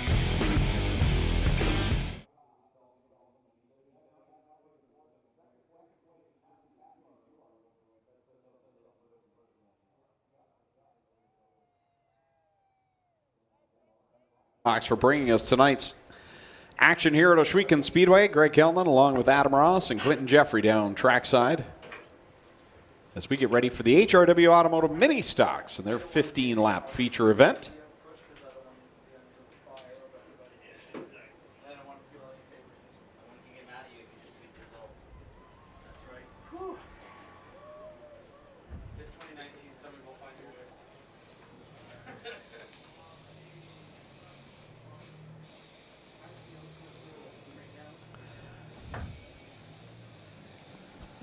HRW Automotive Mini Stocks firing off from corner number 4, ready to go with their feature event. Starting from the pole, the PAL Insurance Thompson Landscape number 10, Zach Buckwald, alongside in the Springer Meat seat 11. That'll be Jeff Ilslager. Going from third, it's Martin Schroeder in the 60, and to his outside in the Rona of Welland and 40 Erie 7C, Cole Hardy. Starting in the 5th position, car number 26 will be Tim Newell, and to his outside in the Minuteman Press 05, that is Dave Goodacre. Starting 7th in the Burger Barn, East Wind Construction 360, that is Caledonia's Kevin Thorne, and going from 8th in the Cal Tire number 69, Rob Twitchett of Dundas. Going 9th from Hamilton, Brian Crosgrove. Brian Crosgrove in the number 96, sponsored by R&B Sprinklers. And going from the 10th spot from Brantford, the 6th, that'll be Jason Dixon. Jason Dixon in the Broker Link number 6. Starting 11th, that'll be Ryan Hiller. Ryan Hiller, the impressive rookie driver out of New Hamburg, Ontario. And going 12th, it's Mike Serentakos in the Lampman Salvage 6X, Mike out of Smithville. Starting 13th in the Tim Sonato, number 23, Dusty DeBoer from Hagersville. And going 14th in the Kubota Oliveri Construction, car number 16, that will be Fabio Oliveri. Starting 15th from Hamilton, Mike Taylor in car number 17, and going from 16th out of Waterford, the 46 machine will be Wade Thorne. Starting 17th in the Eccles Auto Repair number 19, that'll be Kyle Wirt from Ancaster. And alongside him in the 18th starting spot from Dundas, the 21, that will be Jonathan Ayrton. Starting 19th, Tim DeBoer in the Tim Sonato number 9 from York, Ontario, and to his outside from Fenwick, the 222, that's Nick Massey. 21st starting spot will go to Bobby Tolton from Rockwood in the Amsoil Ride. Number 13, Tim Jamieson goes 22nd from Oshwegan. Jeremy May starts 23rd in the 16J. He's out of Hagersville. And starting in 24th position from Waterdown, the Gibbs Action Sports Let's Landscape 01, Tristan De Silva. At your field for the HRW Automotive Mini Stocks third feature of the season. 15 laps the distance for the 4-cylinder division with Zach Buckwald starting from the pole alongside Jeff Ilslager. 20 laps.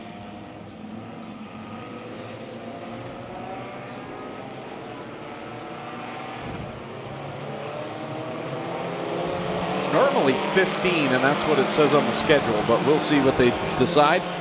Green flag is in the air. Spencer says it's 15 on the scoreboard, so.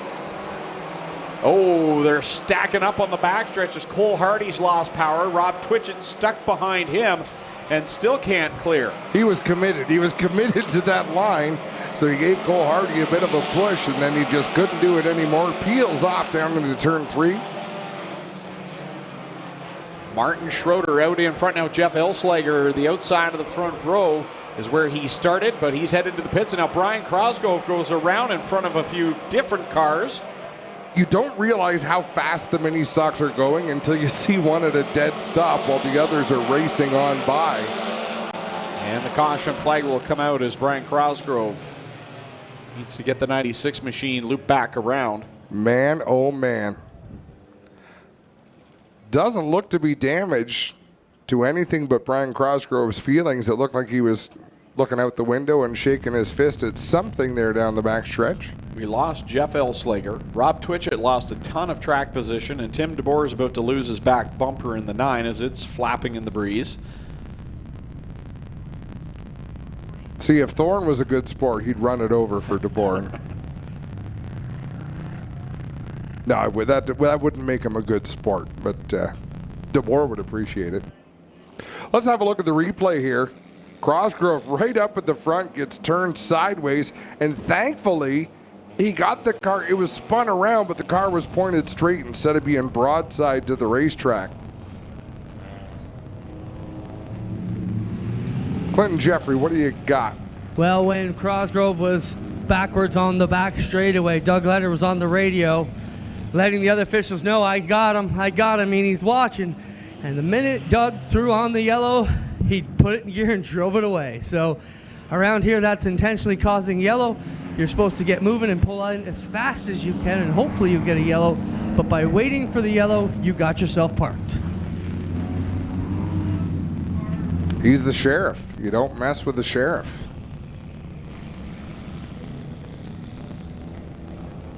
You know, Adam, the veterans out here have to sell it a little bit better. It's not hard to win that battle. You just wait till a tow truck comes up, gives you a little push, and miraculously your car drives away. You'll get away with it every time. I'm shocked by the veterans who can't play the game that needs to be played to not get in trouble. You're absolutely right.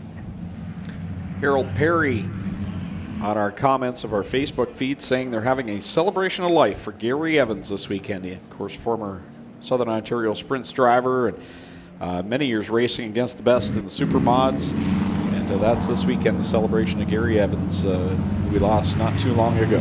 Great guy, Adam, man. We worked for him at Cayuga when he owned it.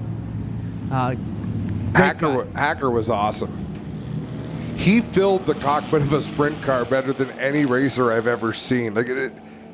He was larger than life. Great smile. Great. Like if you heard him laugh once, you'd remember it forever.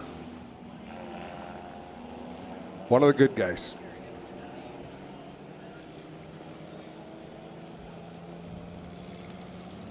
The 1998 Southern Ontario Sprints champion. Yeah, he had some good runs.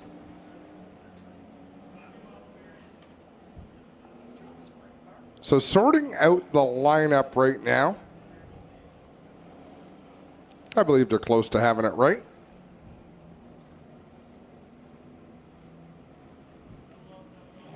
But it's interesting because drivers, why are you worrying about 24th spot? Just throw the green. Well, their teams definitely worry about every position. Yep. And if Doug and I want to get out of here before the sun comes up every week, we have to do things as properly as possible. And sometimes that means wait a lap or two to get Mr. 23rd place into position 24. You know what? With one-way radios, electronic scoring, there's no reason not to get it right. And you hear Doug right now, just told him, directing the cars inside, outside, said double up, going this time. Ready to take them back to green, guys. The HRW Automotive Mini Stock Feature. Just had a look in the record books. Gary Evans won here once. June 16th, 2000. So he was an Oshweekend Speedway winner. Thoughts of him this weekend as we go back to the green flag with the HRW Automotive Mini Stocks. And trouble for Tim DeBoer as he slides it into the infield. We're seeing a lot of hard feelings out there tonight. I mean, I could be overreacting, but we're seeing minor contact turn into major contact. That usually sorts itself out, Greg. It may sort itself in the pits later on, too, if it keeps up at this rate. But out in front, it's Schroeder, your leader, and Ryan Hiller has been all sorts of impressive this year in that 21H. Right up there in that second spot. Tim Newell in third. Wade Thorne, Dusty DeBoer, your top five. Top two have opened up over the battle for third with Newell on the outside, Thorne on the inside. Schroeder just shuts the door on Hiller coming out of turn four. Doesn't seem to bother Hiller. He'll head to the outside and try to get another run. Hiller right there in tow down the backstretch. Now Mike Sarantakos goes around, clips Fabio Oliveri, and now damage on the left front of the 16. So Fabio and Mike come to a stop down there, and we're seeing a close-up on the left front of the Kubota number 16, and definite problems there for Fabio Oliveri. Buchwald in that number 10 has been in the midst of a few situations tonight.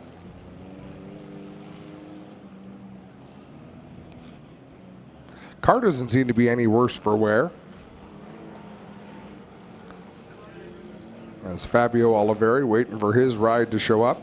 Back to the pits, Mike Sarantakos with the car pointed directly up the racetrack. Looks like he's going to head to the pits too.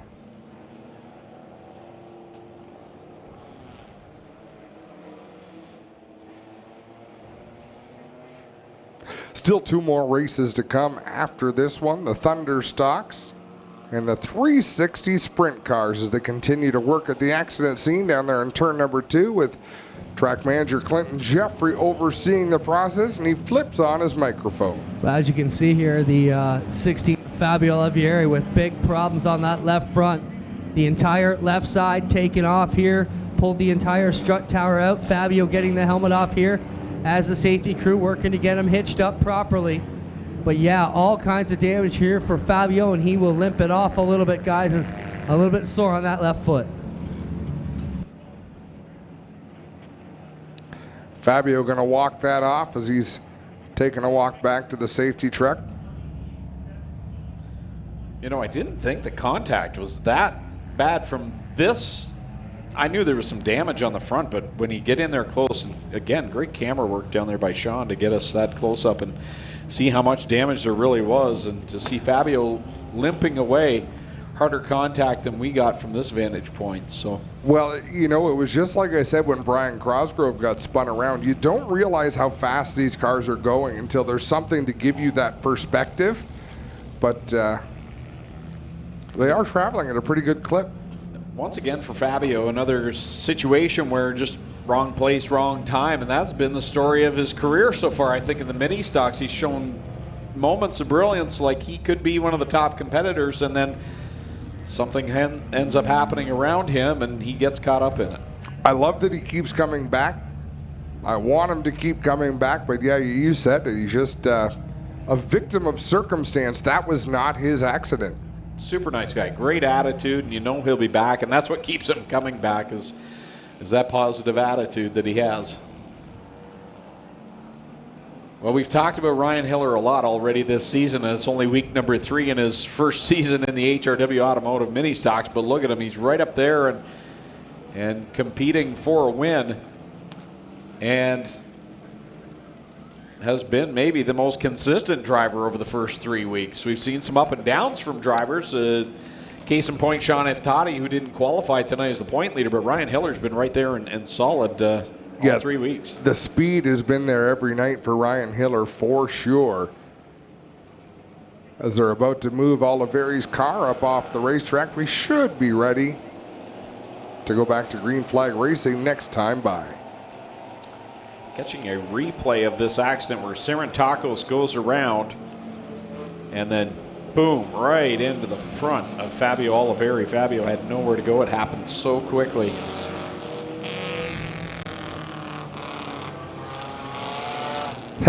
That picture reminded me of an old VHS camera or something. Not quite the clarity that we're used to seeing.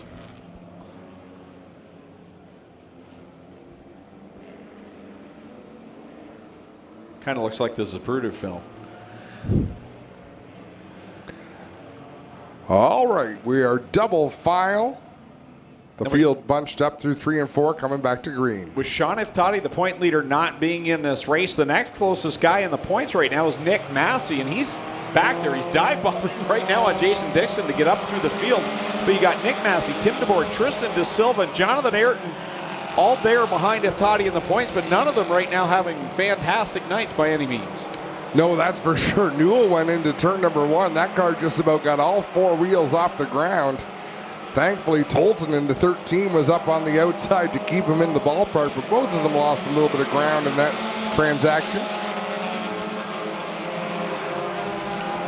Hiller now feeling some pressure from Wade Thorne, who'll slip by and into the second spot. Wade Thorne now right there behind leader Martin Schroeder, put Hiller back to 3rd. Kyle Wirt is back there in 4th. Dusty DeBoer running 5th.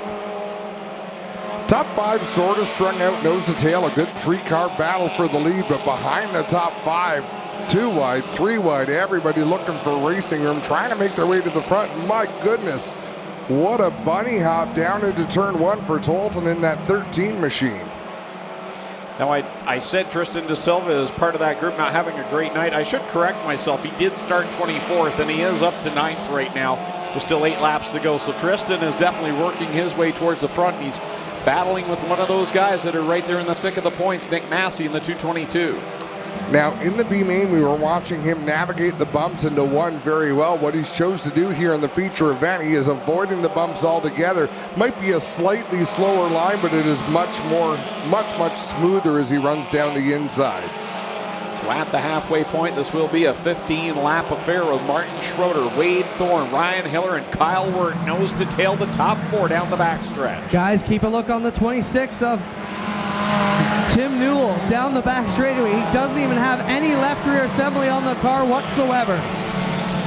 Getting it done on 3 wheels is the 26 of Tim Newell as he goes around through corner number 4. Not sure where his sneaker went to, but And he gets a black flag as Tolton goes around there in turn 2, sort of stuck in an awkward position. That'll bring out a yellow. He had the car running, and he is moving, but there was nowhere for him to go safely, so Doug Leonard throws the yellow flag, and Tolton will refire at the back. No, he's going to head it into the pits. Left rear flat for the 13 of Bobby Tolton, and a left rear completely gone. Everything gone for Tim Newell. Now a fire under the hood of Tim Jamison's 188X down in the infield. Oh, Lordy Jesus, it's a fire. A barbecue, as you would say. Yeah, I like that line. Safety crew right there. As Tim Jamison will hop out of the 188X.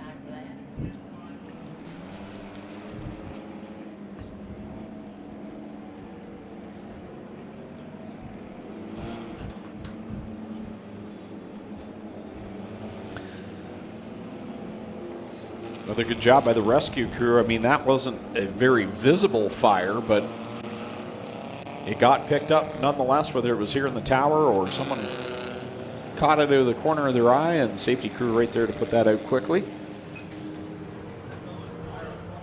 9 complete, 6 to go. Hey, Greg, you were right. It's a 15-lap feature. That's 3 times tonight I've been right. If I could only be this way at home. Let's keep things in perspective, Calner. I'm not like you. I don't bring my wife to the track. I like to get away and be right once in a while. We make this a family affair.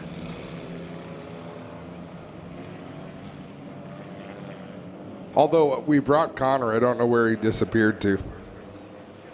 This is more of a family as far for me, as far as away as I can get from them. They probably appreciate it. I'm sure they do.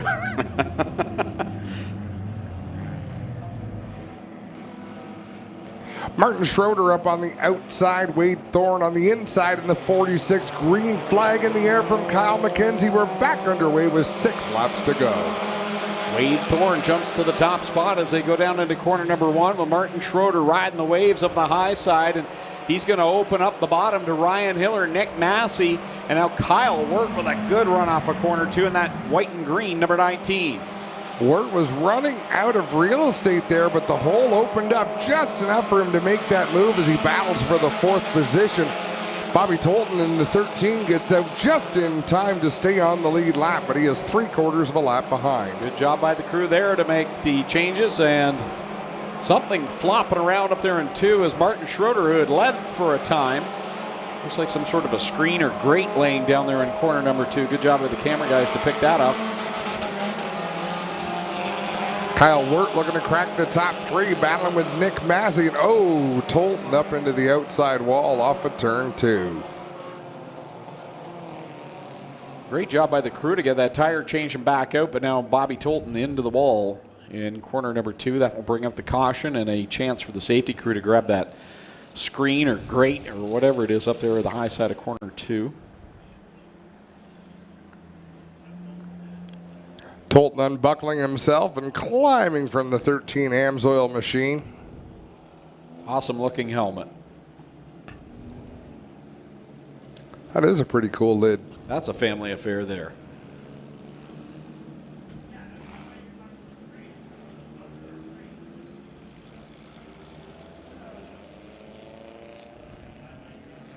The safety crew will get that debris as well and take a look there at Bobby Tolton's Amsoil machine.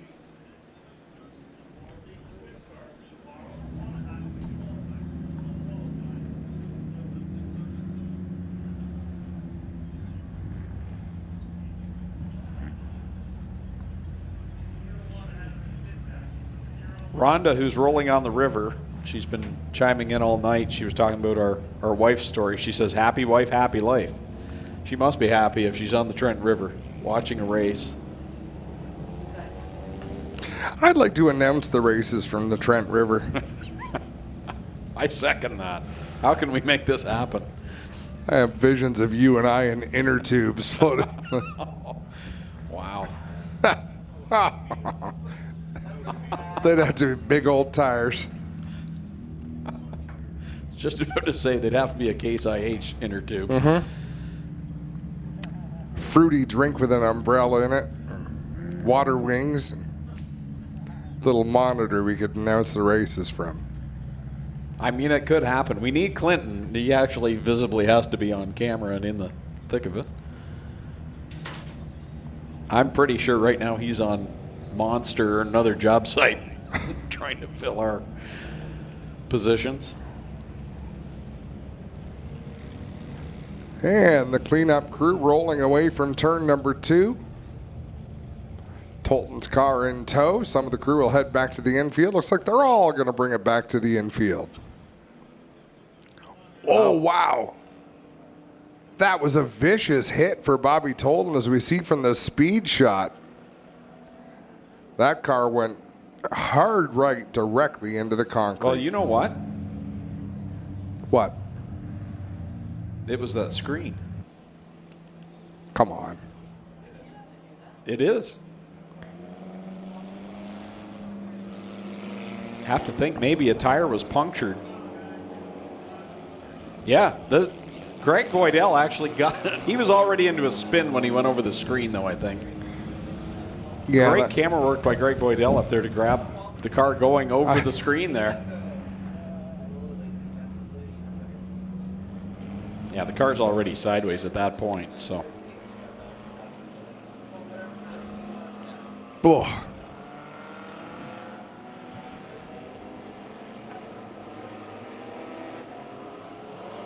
All right, green flag and a wave once again. 4 laps remain in this mini stock feature event.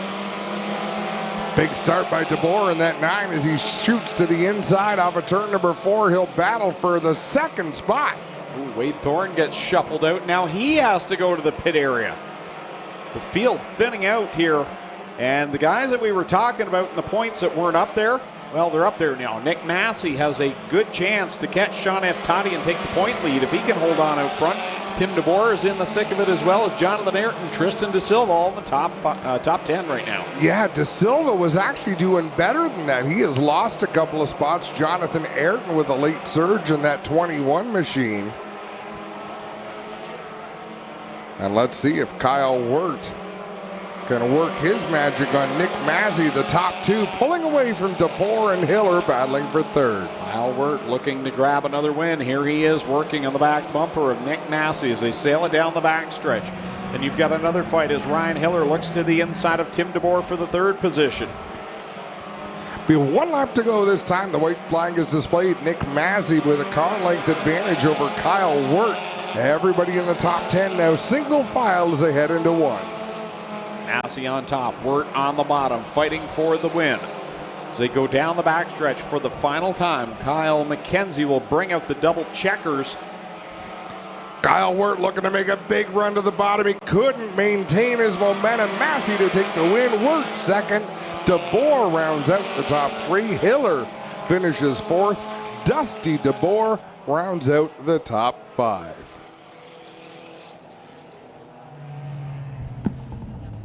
Third week, third different winner in the HRW Automotive Mini Stocks. It was Sean F. Toddy week 1. Last week it was that white and green number 19 of Kyle Wirt. And this week, Nick Massey at Fenwick will come home the winner in the 222 as they head down to Mr. Transmission Victory Lane.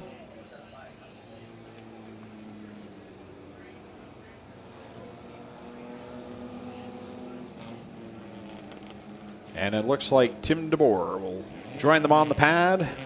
Coming home in 3rd with a little bit of body damage there. Mike Sirantakos giving a big wave to Nick Massey on his victory here tonight.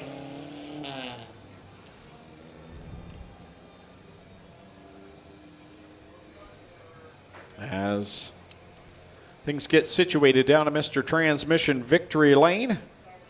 See Bobby Tolton's car getting pulled to the pit area. 2 features still to go, and he's on the roof. Nick Massey, the winner, will send it down trackside to Clinton Jeffrey.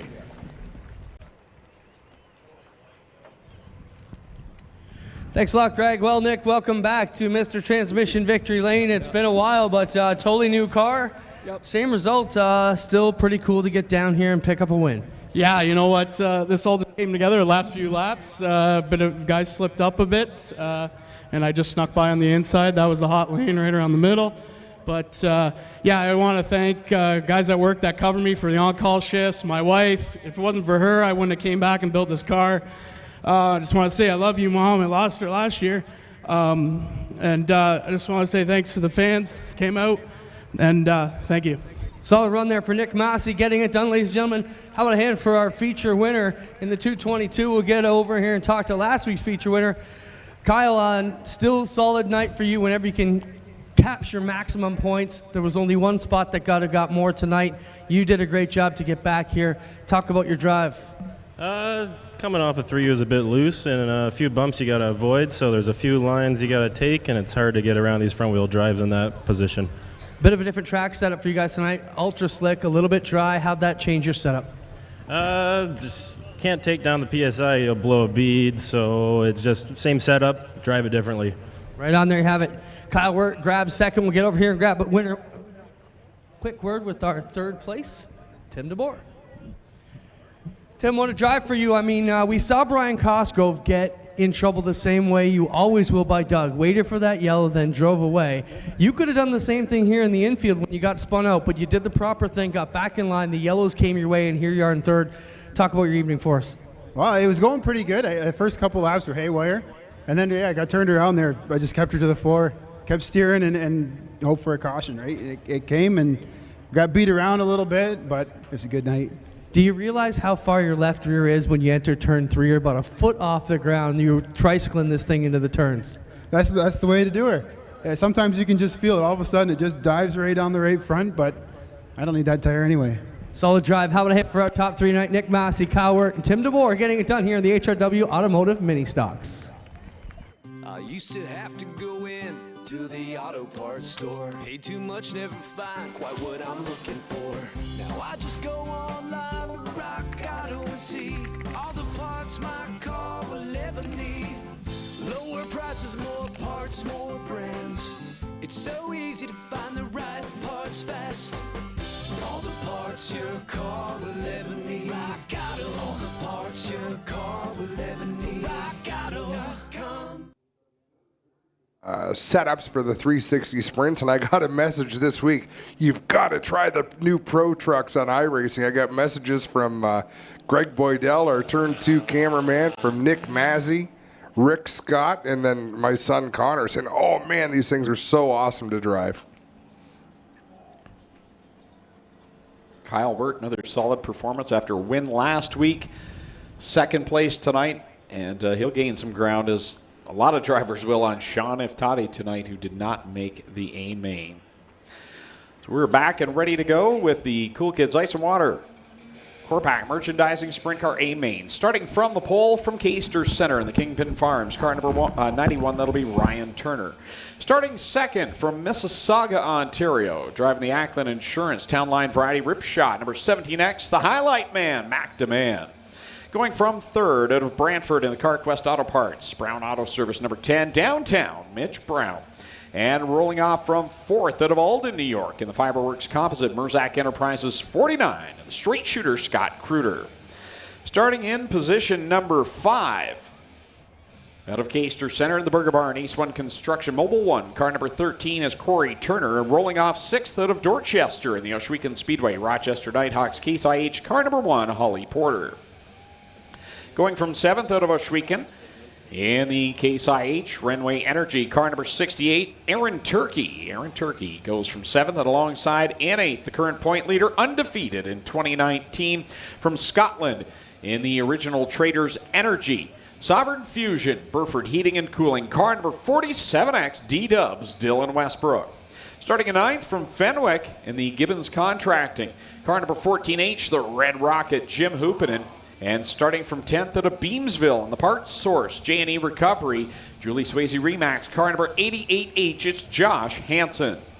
Going from 11th out of Cheektowaga, New York in the Fiberworks Composite, Merzac Enterprises 94, it's Todd Hoddick. And starting in 12th out of Caledonia, the Burger Barn, Ace One Construction 55, Mikey Bobby, Mike Thorne. rolling off from the 13th position out of Waterdown. In the Tammy 10 Media car number 0C, that'll be Cole McDonald.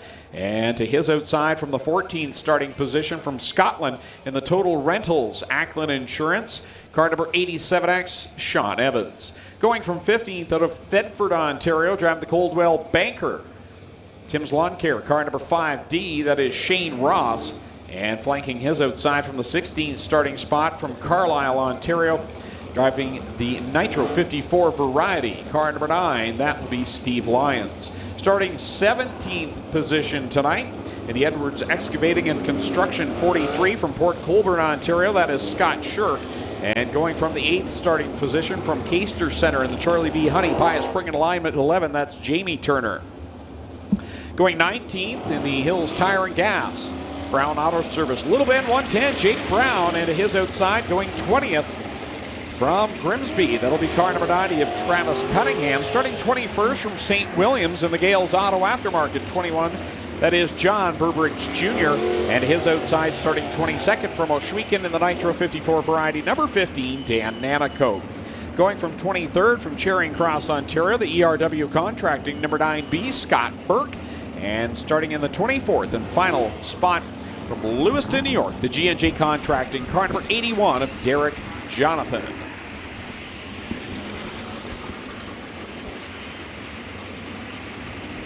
Dylan Westbrook on a tear already to start this year, 2 for 2 in feature races for the Cool Kids Ice and Water Core Pack Merchandising Sprint Cars.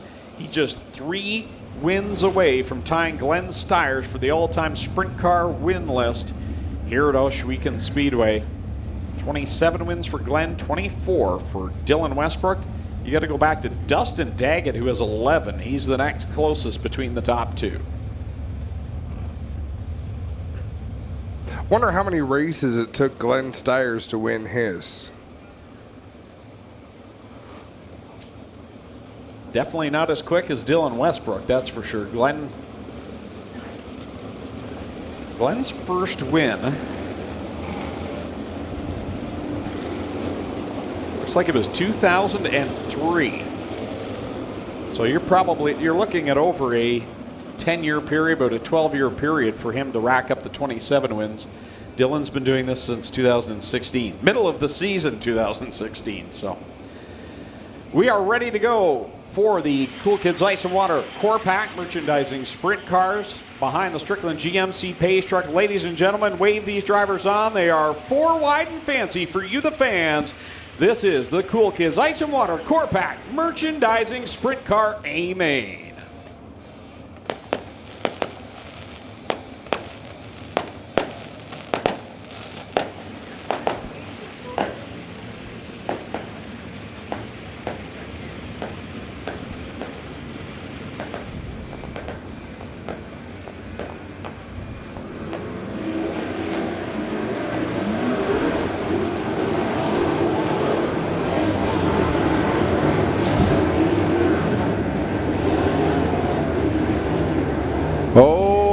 Man, making highlights even on the pace lap.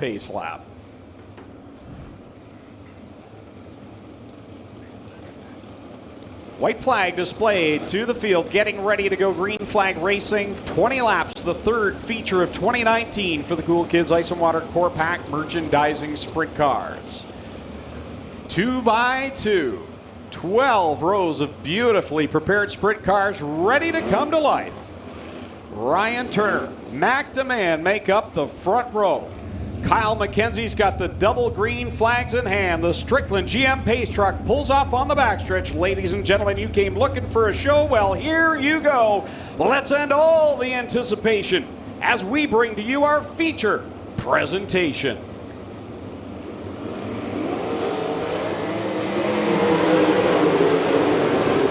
They rumble, bumble, stumble down into corner number 1 with Ryan Turner on the hammer, but here comes the highlight man. Mac DeMann draws up even and grabs the lead at 3. Nice move by Mac DeMann. Ryan Turner, though, around the outside. Man, that was a battle of wills between a couple of our young guns. And Mac DeMann made it stick now. All sorts of action at the back of the pack, trying to keep an eye on everyone, but at the front, Mac DeMann leading the way over Ryan Turner and Mitch Brown. Mac DeMann opening up a few car lengths over Ryan Turner, but Ryan Turner not going to give up by any stretch. They run the low line through 1 and 2. Then down to 3 and 4, much higher on the racetrack for both of our front runners. 3 laps on the scoreboard for Mac DeMann over Ryan Turner, Mitch Brown, Dylan Westbrook, and Scott Kruder. Now they are the top 5. And Adam, we came into tonight thinking, what's it going to take to beat Dylan Westbrook? Well, these track conditions might be what it takes. You know, it's different every week. That's the fun thing about dirt racing. And Dylan Westbrook is the bar by which we measure sprint car drivers at Ashwegan Speedway these days. So, on a given night, if you can be better than Dylan Westbrook, you've had a pretty darn good night. But let's not write him off just yet, because remember last week he had 2 oops moments and still won the feature. So Dylan Westbrook making a challenge right now. Mitch Brown looking for 3rd. And what he's doing right now is trying different entries, different lines, trying to get the attitude of the car the way he needs it to be. As he's doing that, problems for Cole McDonald in the 0. And that will bring out the yellow flag. Now, Greg, why did you not do that introduction last week for TV? It's more of a live crowd thing. I don't know. Because I sat back. I sat because that's the white flag lap of the sprint car race. Really, the entire pre-race for the sprint cars is your thing.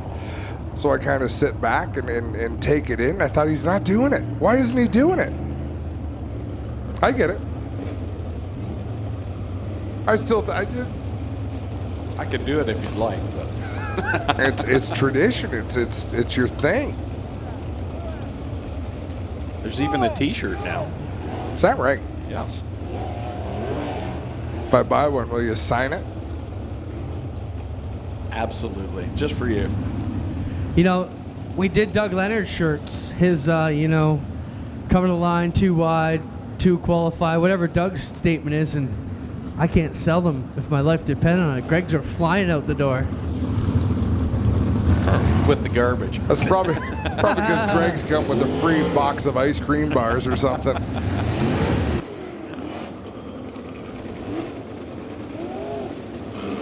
I felt that probably wasn't for national television, so I saved it for the home crowd.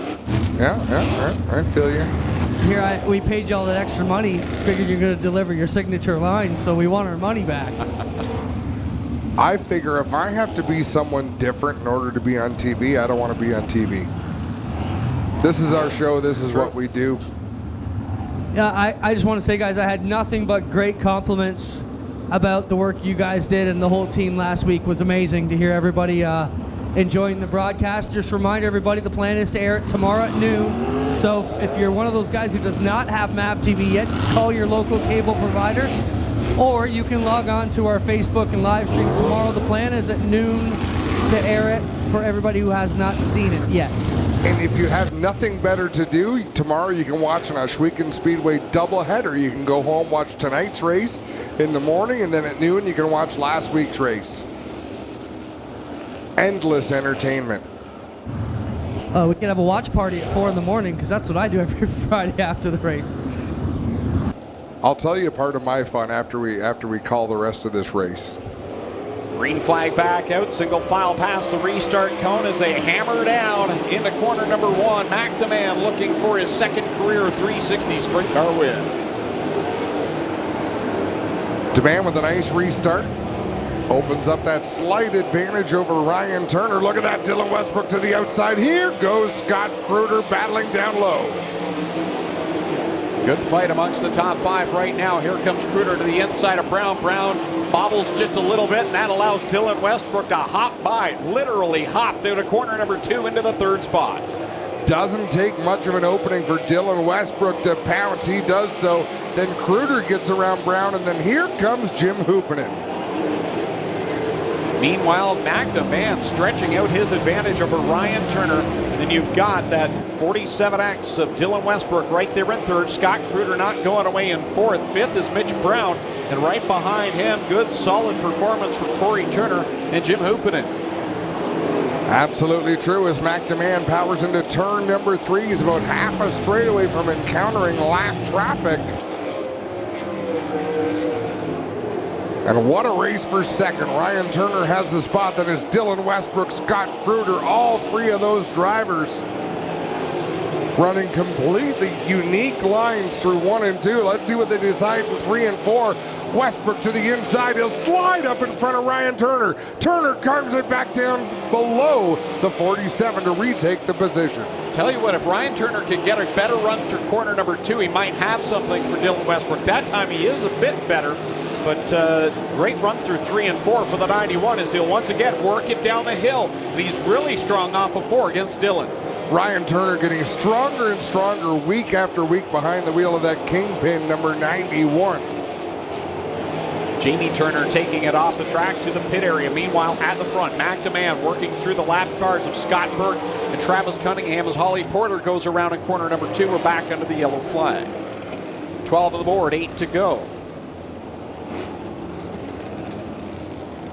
I don't know if that yellow flag is a bad thing for McDeman or not. I think clear racetrack might actually help McDeman secure this win. I tend to disagree, Adam. I think Westbrook has got him right where he wants him now in the sights. And it's going to be a tough one for Demand to hold on. But when you talk about two young drivers with a ton of testicular fortitude, it's those two guys out there. And depending on where these lap cars slot in, it's going to be interesting. They definitely have nerves of steel, but I've been really impressed with Ryan Turner tonight. He, many times when Dylan Westbrook looked like he had the advantage, Ryan had the answer. Yeah, he's really been fighting back, and as I was mentioning under the green flag run, Ryan not quite as good in 1 and 2, but he's really good getting through 3 and then getting the run off of 4, and he's kept pace all night with Dylan Westbrook. That's got to feel good for Ryan Turner that he's hanging with the guy that seems unbeatable right now. For sure. McDeman, very solid performance out here tonight, looking for his second career win with a 360 Sprint Car Division. Got his first win 1 year ago. Where does Darren find the soundtrack for this? Well, guys, my prediction here is if Westbrook can get by the Shirkin 81 of 43 of Scott Shirkin, the 81 of Derek Jonathan, he may have a clear shot, but he's got to clear them guys by the time he gets out at 2, or Demand is going to be off and rolling. June 29th, 2018 was McDeman's first and only 360 Sprint Car win. Of course, he still holds the record for the most crate Sprint Car wins here at Oshwegan Speedway. One car back onto the racetrack. Tagging the tail end of this field is Jamie Turner in the 11. So McDeman has a couple of cars between himself and second place Dylan Westbrook. He'll lead the field through turn number 4, a slow pace right now, headed for the restart. Way up top goes McDeman, and he's going to pitch it down the hill off of corner 4. Puts the power to the pedal and single file past the cone, and he pulls away from Scott Shirk and puts a gap between he and Dylan Westbrook. But Westbrook about to clear them all. Yeah, Westbrook with a good run through 1 and 2, and he gets a good gap built on Scott Kruger and Ryan Turner, who are left to battle for the 3rd spot. McDeman leads lap number 13, 7 laps left to go, and he's got the hottest driver at Oshwegan Speedway chasing him down. Scott Kruger back there in 3rd, following both of them. Wow, Jim Hoopinen with a great run through turn number 2. He closes in on that battle for 3rd on back as McDeman leading the way. Let's have a look at their last lap times. McDeman's faster than Dylan Westbrook by about half a second. Talk about someone having a really good run in corner 2. It's been Jim Hoopin in the last few laps. That time got by Ryan Turner. Didn't do so well this time. But when he gets up in the middle groove, Jim Hoopinen's been really good in that troublesome corner 2. So Corey Turner running the extreme bottom off of 3 and 4. Hoopinen had to go up to the high side to get around the slower cars. Wow, look at that pack of cars down the front stretch into turn 1. McDeman will lead the lap, and the difference, 1.594 seconds. McDeman remains quicker than second place Dylan Westbrook, but lap traffic about to come into play here with now. It'll be 3 laps to go this time by. 3 laps left for McDeman and that Hills Racing Nathan Ackland's Insurance number 17X. Heavy traffic up ahead, but he is holding a pretty wheel right now. Put Scott Burke between he and D-Dubs. Dylan Westbrook looking at Travis Cunningham next. He'll split down to the inside line. Here comes Westbrook getting by Burke. 2 laps left to go, says Kyle McKenzie. McDeman to the inside of Cunningham, then to the outside of Derek Jonathan, up into the rough stuff in 1 and 2. Hang on to it, Matt. Right in front, Dan Anico got all the way sideways on McDeman, and now D-Dubs is right there. Here they come off a quarter forward to the white flag. Dylan Westbrook with a sniff of the win. 1 more lap to go. In a corner 1 they go. Mac in the middle. D-Dubs up top. He'll come down the bank and gets the run. Can he stick it down in low? No, he tucks in behind. Now goes below on McDeman. Through 3. Off a corner 4. Can Dubs make it stick? He will. 3 in a row for Dylan Westbrook. Oh, McDeman is going to dream about this one for a long, long time.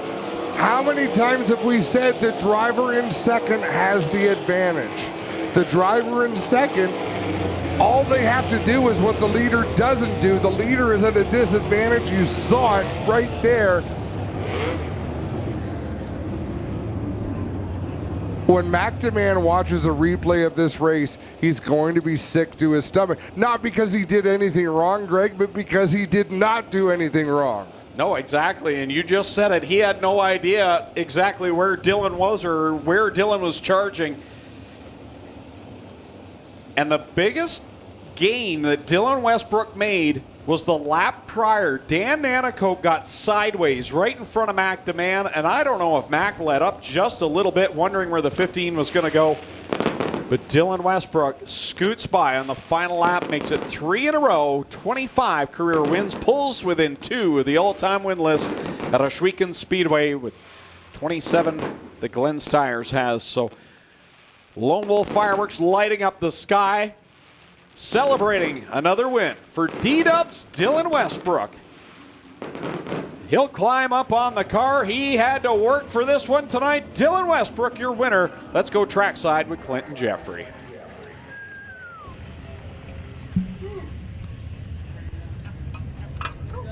Thanks, guys. We'll get Dylan Westbrook around here to the front of the car and get a quick word with him as we celebrate another victory here in Mr. Transmission Victory Lane. He gets to have a quick talk with McDeman as they work on getting their stuff off. Both these guys teammates this year, and D-Dub, Dylan Westbrook getting it done on the final turn to pull it off here tonight. And come on around, we got one more feature event to go, ladies and gentlemen. Dylan, come on over here. How about it, ladies and gentlemen? He's been picture perfect this season so far. Dylan Westbrook picks up another win on the final turn. Dylan, they're going to start booing you soon. You know that, right? Yeah, I don't think you can boo about that show. That was a great race. Going into that lap quarter, throughout the whole race, Mac was just a bit faster than us. And once we got up into the lap traffic, really played in our favor and just kind of went for it on the last lap. Wasn't sure it was going to work, but ended up getting it done. Greg and Adam were talking about how sometimes second place has the advantage. You certainly had that. You could see. Did you ever feel like you were running out of time? Because you were so close to running out of time. Oh yeah, I was watching the lap board over there, and then I see him give us a white flag. I was like, if I'm gonna do something, gotta try it out right now. So it really worked out. But great, it was a great race, the best one so far this season. Congrats, Dylan Westbrook picks up the feature win here again tonight. We'll get over here and get a word with McDeman. Mac, tough one for you to give up. I'm sure Adam said you're gonna see this one of your nightmares for the next week. You were out front, dominant, but as they say, second place sometimes has the advantage. Yeah, I should have just got more aggressive coming into lap traffic there. I was kind of just feeling my way by because no one showed me a wheel or anything. Dylan been behind me for 5 laps or so over the last caution, so I thought, he hasn't got me yet. Take your time, get through lap traffic. But coming up to those lap guys, last corner, I didn't want to throw the slider and come out of 4 with no momentum. So I ran my line I've been running all race, and there comes Dylan.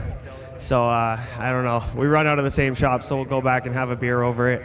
It's disappointing, but you can't complain with second. I mean, it sucks like that, but in the grand scheme of things, you got to be happy to be on the concrete. You're having a good start to your season, Matt. Congrats. Yeah, I just got to thank my girlfriend for letting me be out here tonight. I'm supposed to be at a concert. But. Smart man. Rather come to the races.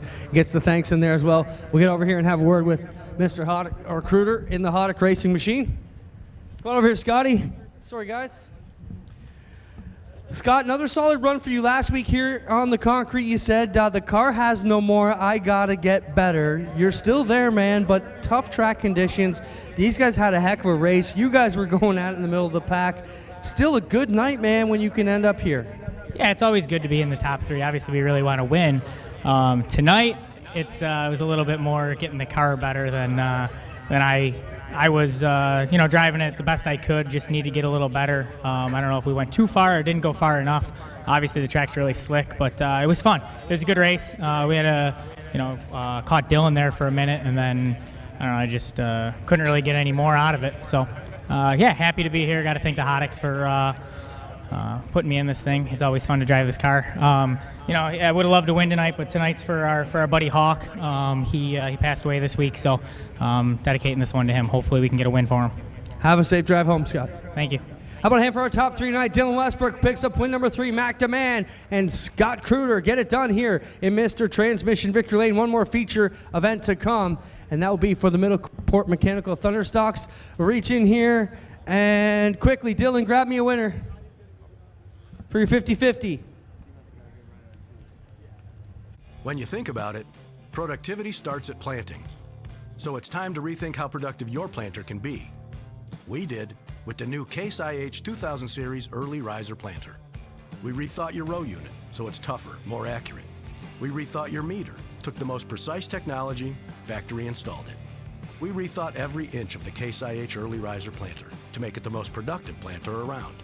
And if you think about it, that's exactly what you want.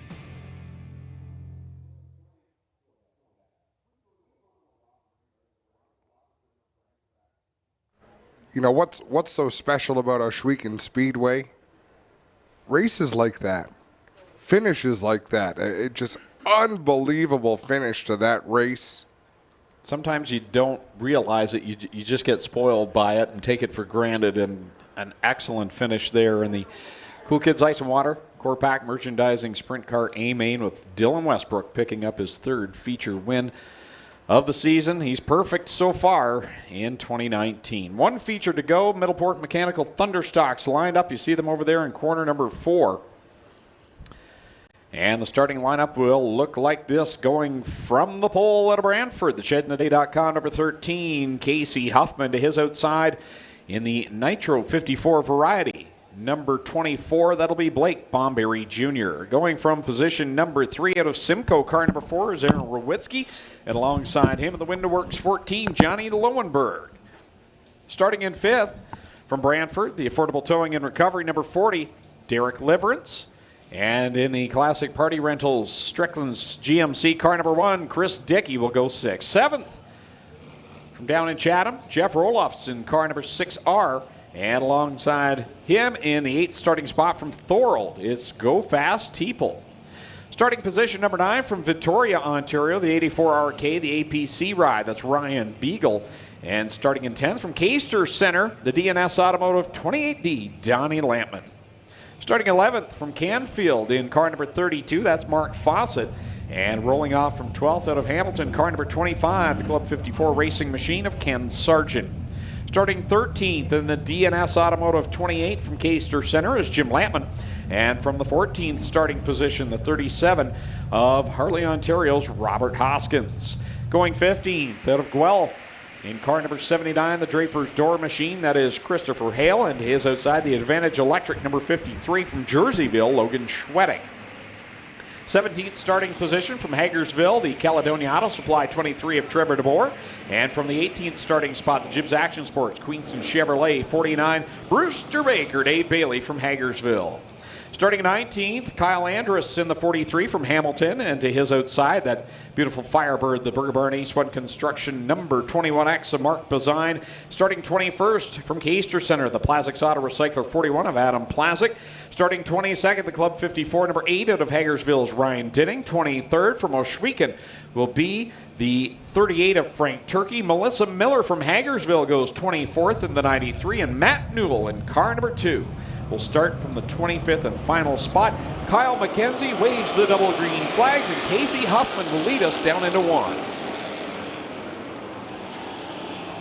Well, if you've ever wondered what is a handicap system is the reason Dave Bailey starts in the 18th position, and I love it. They work, what a gaggle of cars through 3 and 4. Casey Huffman leads, but here comes Blake Bomberry Jr. Rides the wave of the outside line, takes the lead as behind them 4 wide into corner 1. Side by side for the lead down the back straightaway. Blake Bomberry takes over the top spot on the high side. Oh, Liverance, Derek Liverance up into the wall out of turn number 2. Everybody takes evasive action, manages to miss him, and carries on. The action hot and heavy back in the pack where the point leader is Dave Bailey, as he's mired in behind Jeff Roloffs and Donnie Lamont trying to work his way through. Lots of bumping and grinding going up in corner number 2. Ryan Beagle working his way up into the 2nd position, running the bottom line. It is slick down there, but he's smooth on the throttle, making some good progress. Now he's going to try to close in on Blake Bomberry for the lead. As look at Johnny Lowenberg head to the inside. He'll try to take over 3rd, loses a bit of momentum down the backstretch. Door to door with Chris Dickey in that black and orange number 1. Lowenberg in that white 14, digging hard on the bottom. Here he works to the inside of Casey Huffman. Right behind 3rd place, Ken Sargent. So Dave Bailey and Trevor DeBoer started right together in this one. Bailey's up to about 10th. DeBoer is back in about 20th.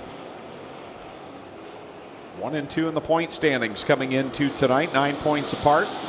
Dave Bailey still mired heavy in the pack as he's right behind. Now working to the outside of Chris Dickey and runs up on Aaron Rowitsky, and Casey Huffman goes around in front. Right in front of Rob Hoskins. There was nowhere for the 37 to go. It doesn't look like there's much damage. Oh, Casey, don't do that. Oh, my goodness. And Rob Hoskins still to a stop to the exit of corner number 2, and that will bring the caution flag out. You know, we want drivers to get going once again. You just don't want to see someone drive right up through the racing groove at about 10 miles an hour when they're charging off the corner like that, Greg. Well, guys, I had my eyes on that one. Casey Huffman lost it in front of the field. Hoskins with nowhere to go, and now he finds himself needing a hook on the bottom of turn number 2. Tough break for him, and this one was running inside the top 10. Yeah, he's had a lot of speed in that 37 machine. Just in the wrong place at the wrong time. And I was kind of wondering why they were backing up with a hook. I didn't think he made hard enough contact with anything to have broken much. He squared up the Huffman 13 pretty good. Do you remember when we talked about veteran gamesmanship? I was thinking that the whole time.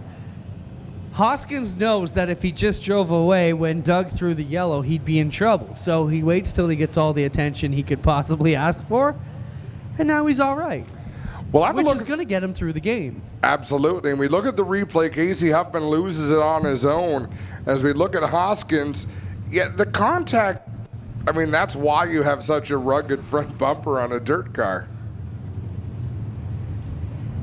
You mentioned Johnny Lowenberg. Haven't talked much about him so far this year. A guy who's been coming over from the pavement, trying out the dirt. Hasn't had much mechanical luck. I mean, he's gone through a transmission or two, I think. And that's a 302 Ford there, if I'm not mistaken. So he's actually running a Ford motor and a Ford Mustang. Is that right?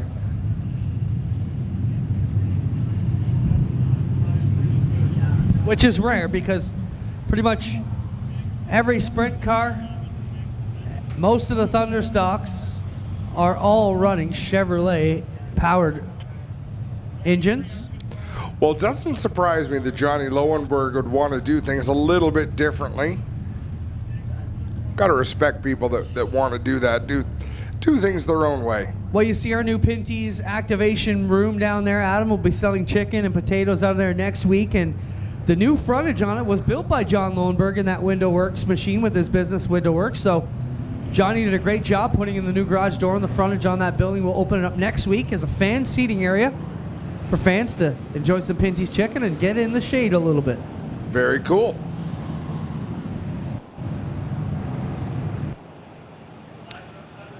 I just noticed Mark Bazine is in a different car here in the feature. He had the Firebird earlier on tonight. Now he's behind the wheel of the Camaro. Yeah, that was a big topic of discussion earlier. Can you run a backup car? Well, because we didn't need a B main tonight, it was a rare instance where he could actually pull out a backup car because there was no B main still needed. We had an open spot, so he was able to pull up the backup car. But that new car that was built by Jimmy Lowenberg, Johnny's brother, having some drivetrain issues, so we'll have to sort that one out. Design and a rare opportunity to pull out the backup car. Here we go, back to it, guys. It's all yours. And it's Blake Bomberry getting the advantage on the drop of the green flag with Ryan Beagle fighting on the bottom. Now Beagle in that middle lane trying to get the advantage off of corner 2, and he will get it as Bomberry got a little sideways in 2. A little bit sideways just spoils your momentum, and Ryan Beagle feeds off momentum. He is great at keeping the pedal down as far as you can without breaking traction. He'll lead the way across the stripe. Dave Bailey inching his way closer and closer to getting into the top 5. He's there for the moment. Aaron Rowitsky is on his outside in the 6th spot. So Dave Bailey, the point leader, has found his way towards the top. Trevor DeBoer having a little bit more of a difficult time finding his way there. I'll tell you, a driver who is working through the field fairly well is that number 8 Club 54 machine of Ryan Dinning. Started outside of the top 20, working his way into the top 10. Yeah, he had problems in the qualifying heats. Really not sure what was wrong, and you discussed some ideas of what it could be, but whatever it is, they've definitely got it fixed for that Club 54 Racing number 8. He's looking to thread the needle right now between Donnie Lampman and Christopher Hale. I think the idea was good. The execution didn't quite work. He's going to try it again off of turn 2. Good racing right there going on right now with Christopher Hale in that 79 machine. Donnie Lampman, the 28D. As Ryan Dinning trying to work the outside line, he gets pinched off there. And there's Trevor DeBoer right behind him, that blue and gold 23. Second place in the points. He won 1 week ago. Halfway through this Thunderstock feature event, 10 laps down, 10 laps to go. Here comes Dave Bailey trying to get into the top 3. Ryan Beagle through corner number 4 and on to the front stretch to complete lap number 11. Blake Bomberry Jr. there in second. Dave Bailey now third. Ken Sargent fourth. And Jim Lampman in the 5th spot. Johnny Lowenberg running a really good race, as Clint mentioned, having some luck on his side here tonight in 6th.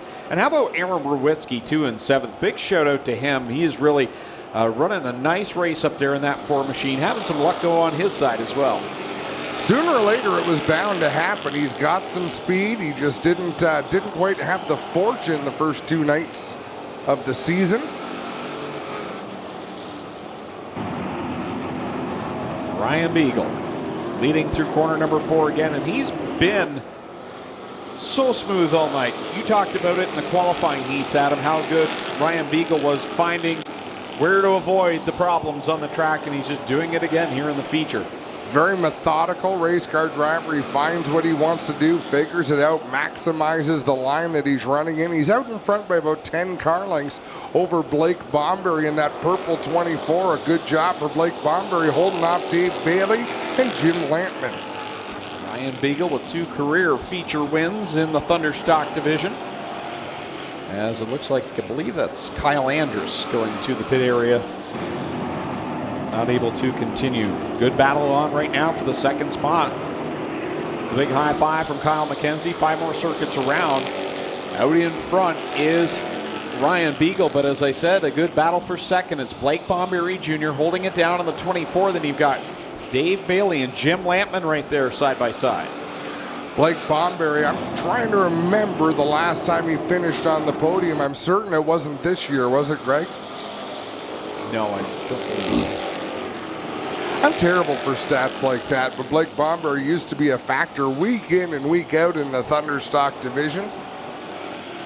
Beautiful race car, that purple 24. When he brought that out, man, oh man, turned a lot of heads. Beagle this time by 3 laps left to go. Quite a gap between he and the next pack of lapped cars. Mark Bazine and Casey Huffman would be those cars.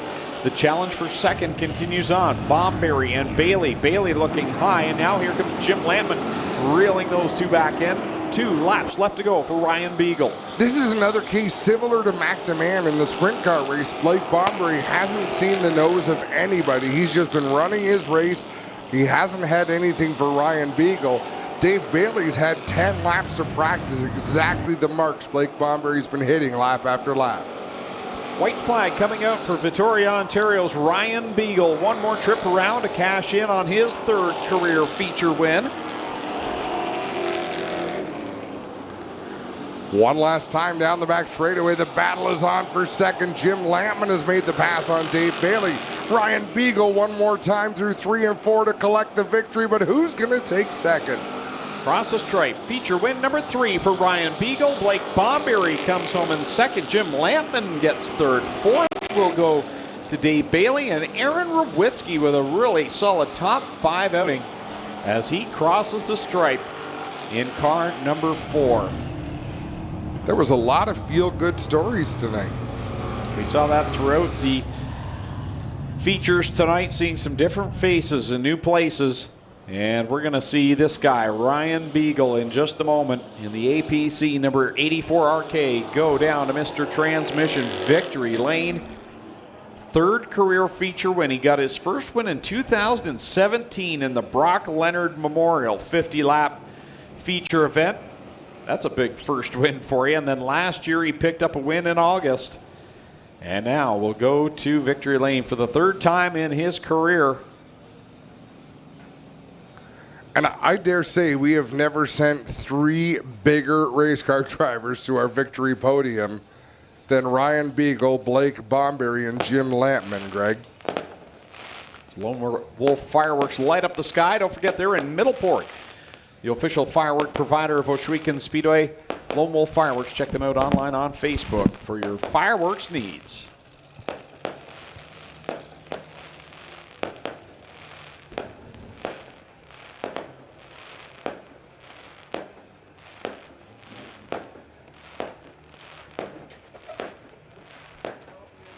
Ryan Beagle about to hop out of the car here. We'll send it down in a moment to Clinton Jeffrey down to Mr. Transmission Victory Lane as they get things set up.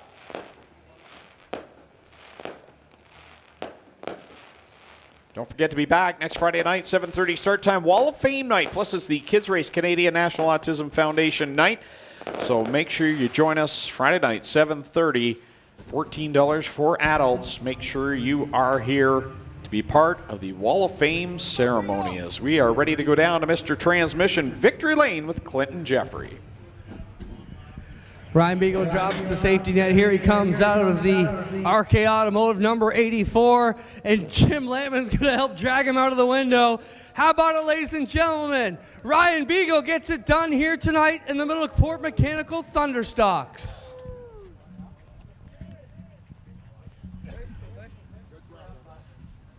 Ryan, good run for you tonight. I mean, you're almost going to be the pick every night the track looks dry and slick like this. Adam said it best, you're just a master at not breaking traction. Yeah, I don't know why I like this stuff so much, but I enjoy it, and that's about all I can say about it. Talk about the track. It was very slick in spots, still rough in spots. Something for you have to conquer tonight? Yeah, I found that if I missed the holes, it was a lot smoother, and I didn't break traction as much, and it's, we're here, so. Congrats, Ryan Beagle picks up the win here. We'll get over here and grab word with Blake Bomberry. Blake, been a while since you've been here, but I want to talk about what you do, man. You do a great job here in the community teaching these kids some great trades, and as someone who's mechanical myself, I think it's super cool that you take the time and show these kids how to weld and fabricate. And yeah. You're running well here tonight. Your students are going to be pleased. Oh, yeah. One of my top students, a couple of them right there. Yeah. It's been a long time coming. We just had a rough time last year, bad luck, and we worked hard to get it to try and go on slick. It was a little bouncy, man. My back's going to be sore tomorrow. But you'll be smiling. Oh, yeah. It's good to be up here. There you have it, Blake Bomberry Jr. grab second. We'll jump over here and get a word with Jim Lampman. Jim, solid run for you tonight. I mean, last week I thought you were going to get it done on TV. You were part of that deal, got caught up in the jingle. Smiling here tonight. This is a good recovery after what could have been something super cool for you last week that got away. We're still figuring this new car out. We're getting close. We had a good run 2 weeks ago. I think we were fourth there at the end. Last week we were heading for probably a third. and got in that mess. Car felt good tonight, and I'll tell you what, to be able to drive underneath Davey on this kind of track, I'll take that. We're still fine-tuning a little bit. Like to thank SP Motorsports, John's Auto Supply, my buddy Brian, thanks Wiz, and Karen, Robbie, and the crew in the pits. And track's starting to come in. Hopefully another couple weeks we can get this moisture up out of it and get her smoothed down. So other than that, thanks for coming out, folks. Hope you had a great night. Good job, Jim Lamp. How about it for our top three down here? Ryan Beagle, Blake Bomberry Jr., and Jim Lamp may get it done here in the Port Mechanical. Back to you guys to turn us home. Thanks, everybody, for coming out. We'll see you next Friday. Well, Adam, we saw some interesting track conditions tonight, but you know what? Some fantastic racing came out of it. Some different faces in Victory Lane. And all in all, a fantastic night here at the Big O. I totally agree. And really, really good interviews. I mean, our drivers do a great job just being themselves and presenting themselves and telling their stories. Like Blake Bomberry, awesome to see him on the front stretch down there on the podium.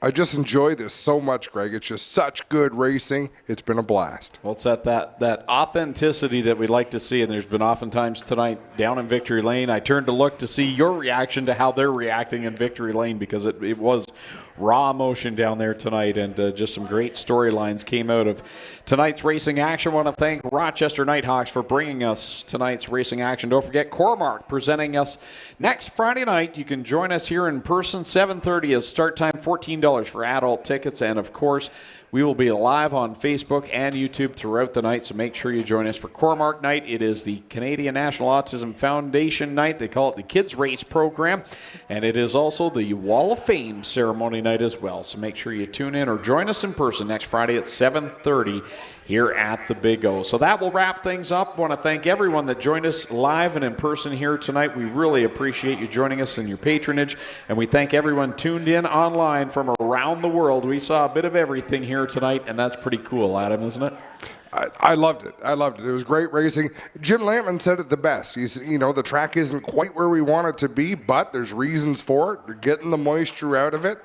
We're on the right track. Mother Nature was not kind this spring to dirt track promoters. So the fact that we're getting racing this good, we're not destroying race cars. Dave McKnight had a hard hit tonight. Other than that, did we have anything vicious? Bobby Tolton took a pretty good look up there in corner number 2, but other than that, it went well. So again, great night of racing. I want to thank everyone who joined us, and on behalf of the Stiers family and my co-announcers tonight, Adam Ross and Clinton Jeffrey, my name is Greg Kelman saying so long. We'll see you right back here at Oshwegan Speedway next Friday night.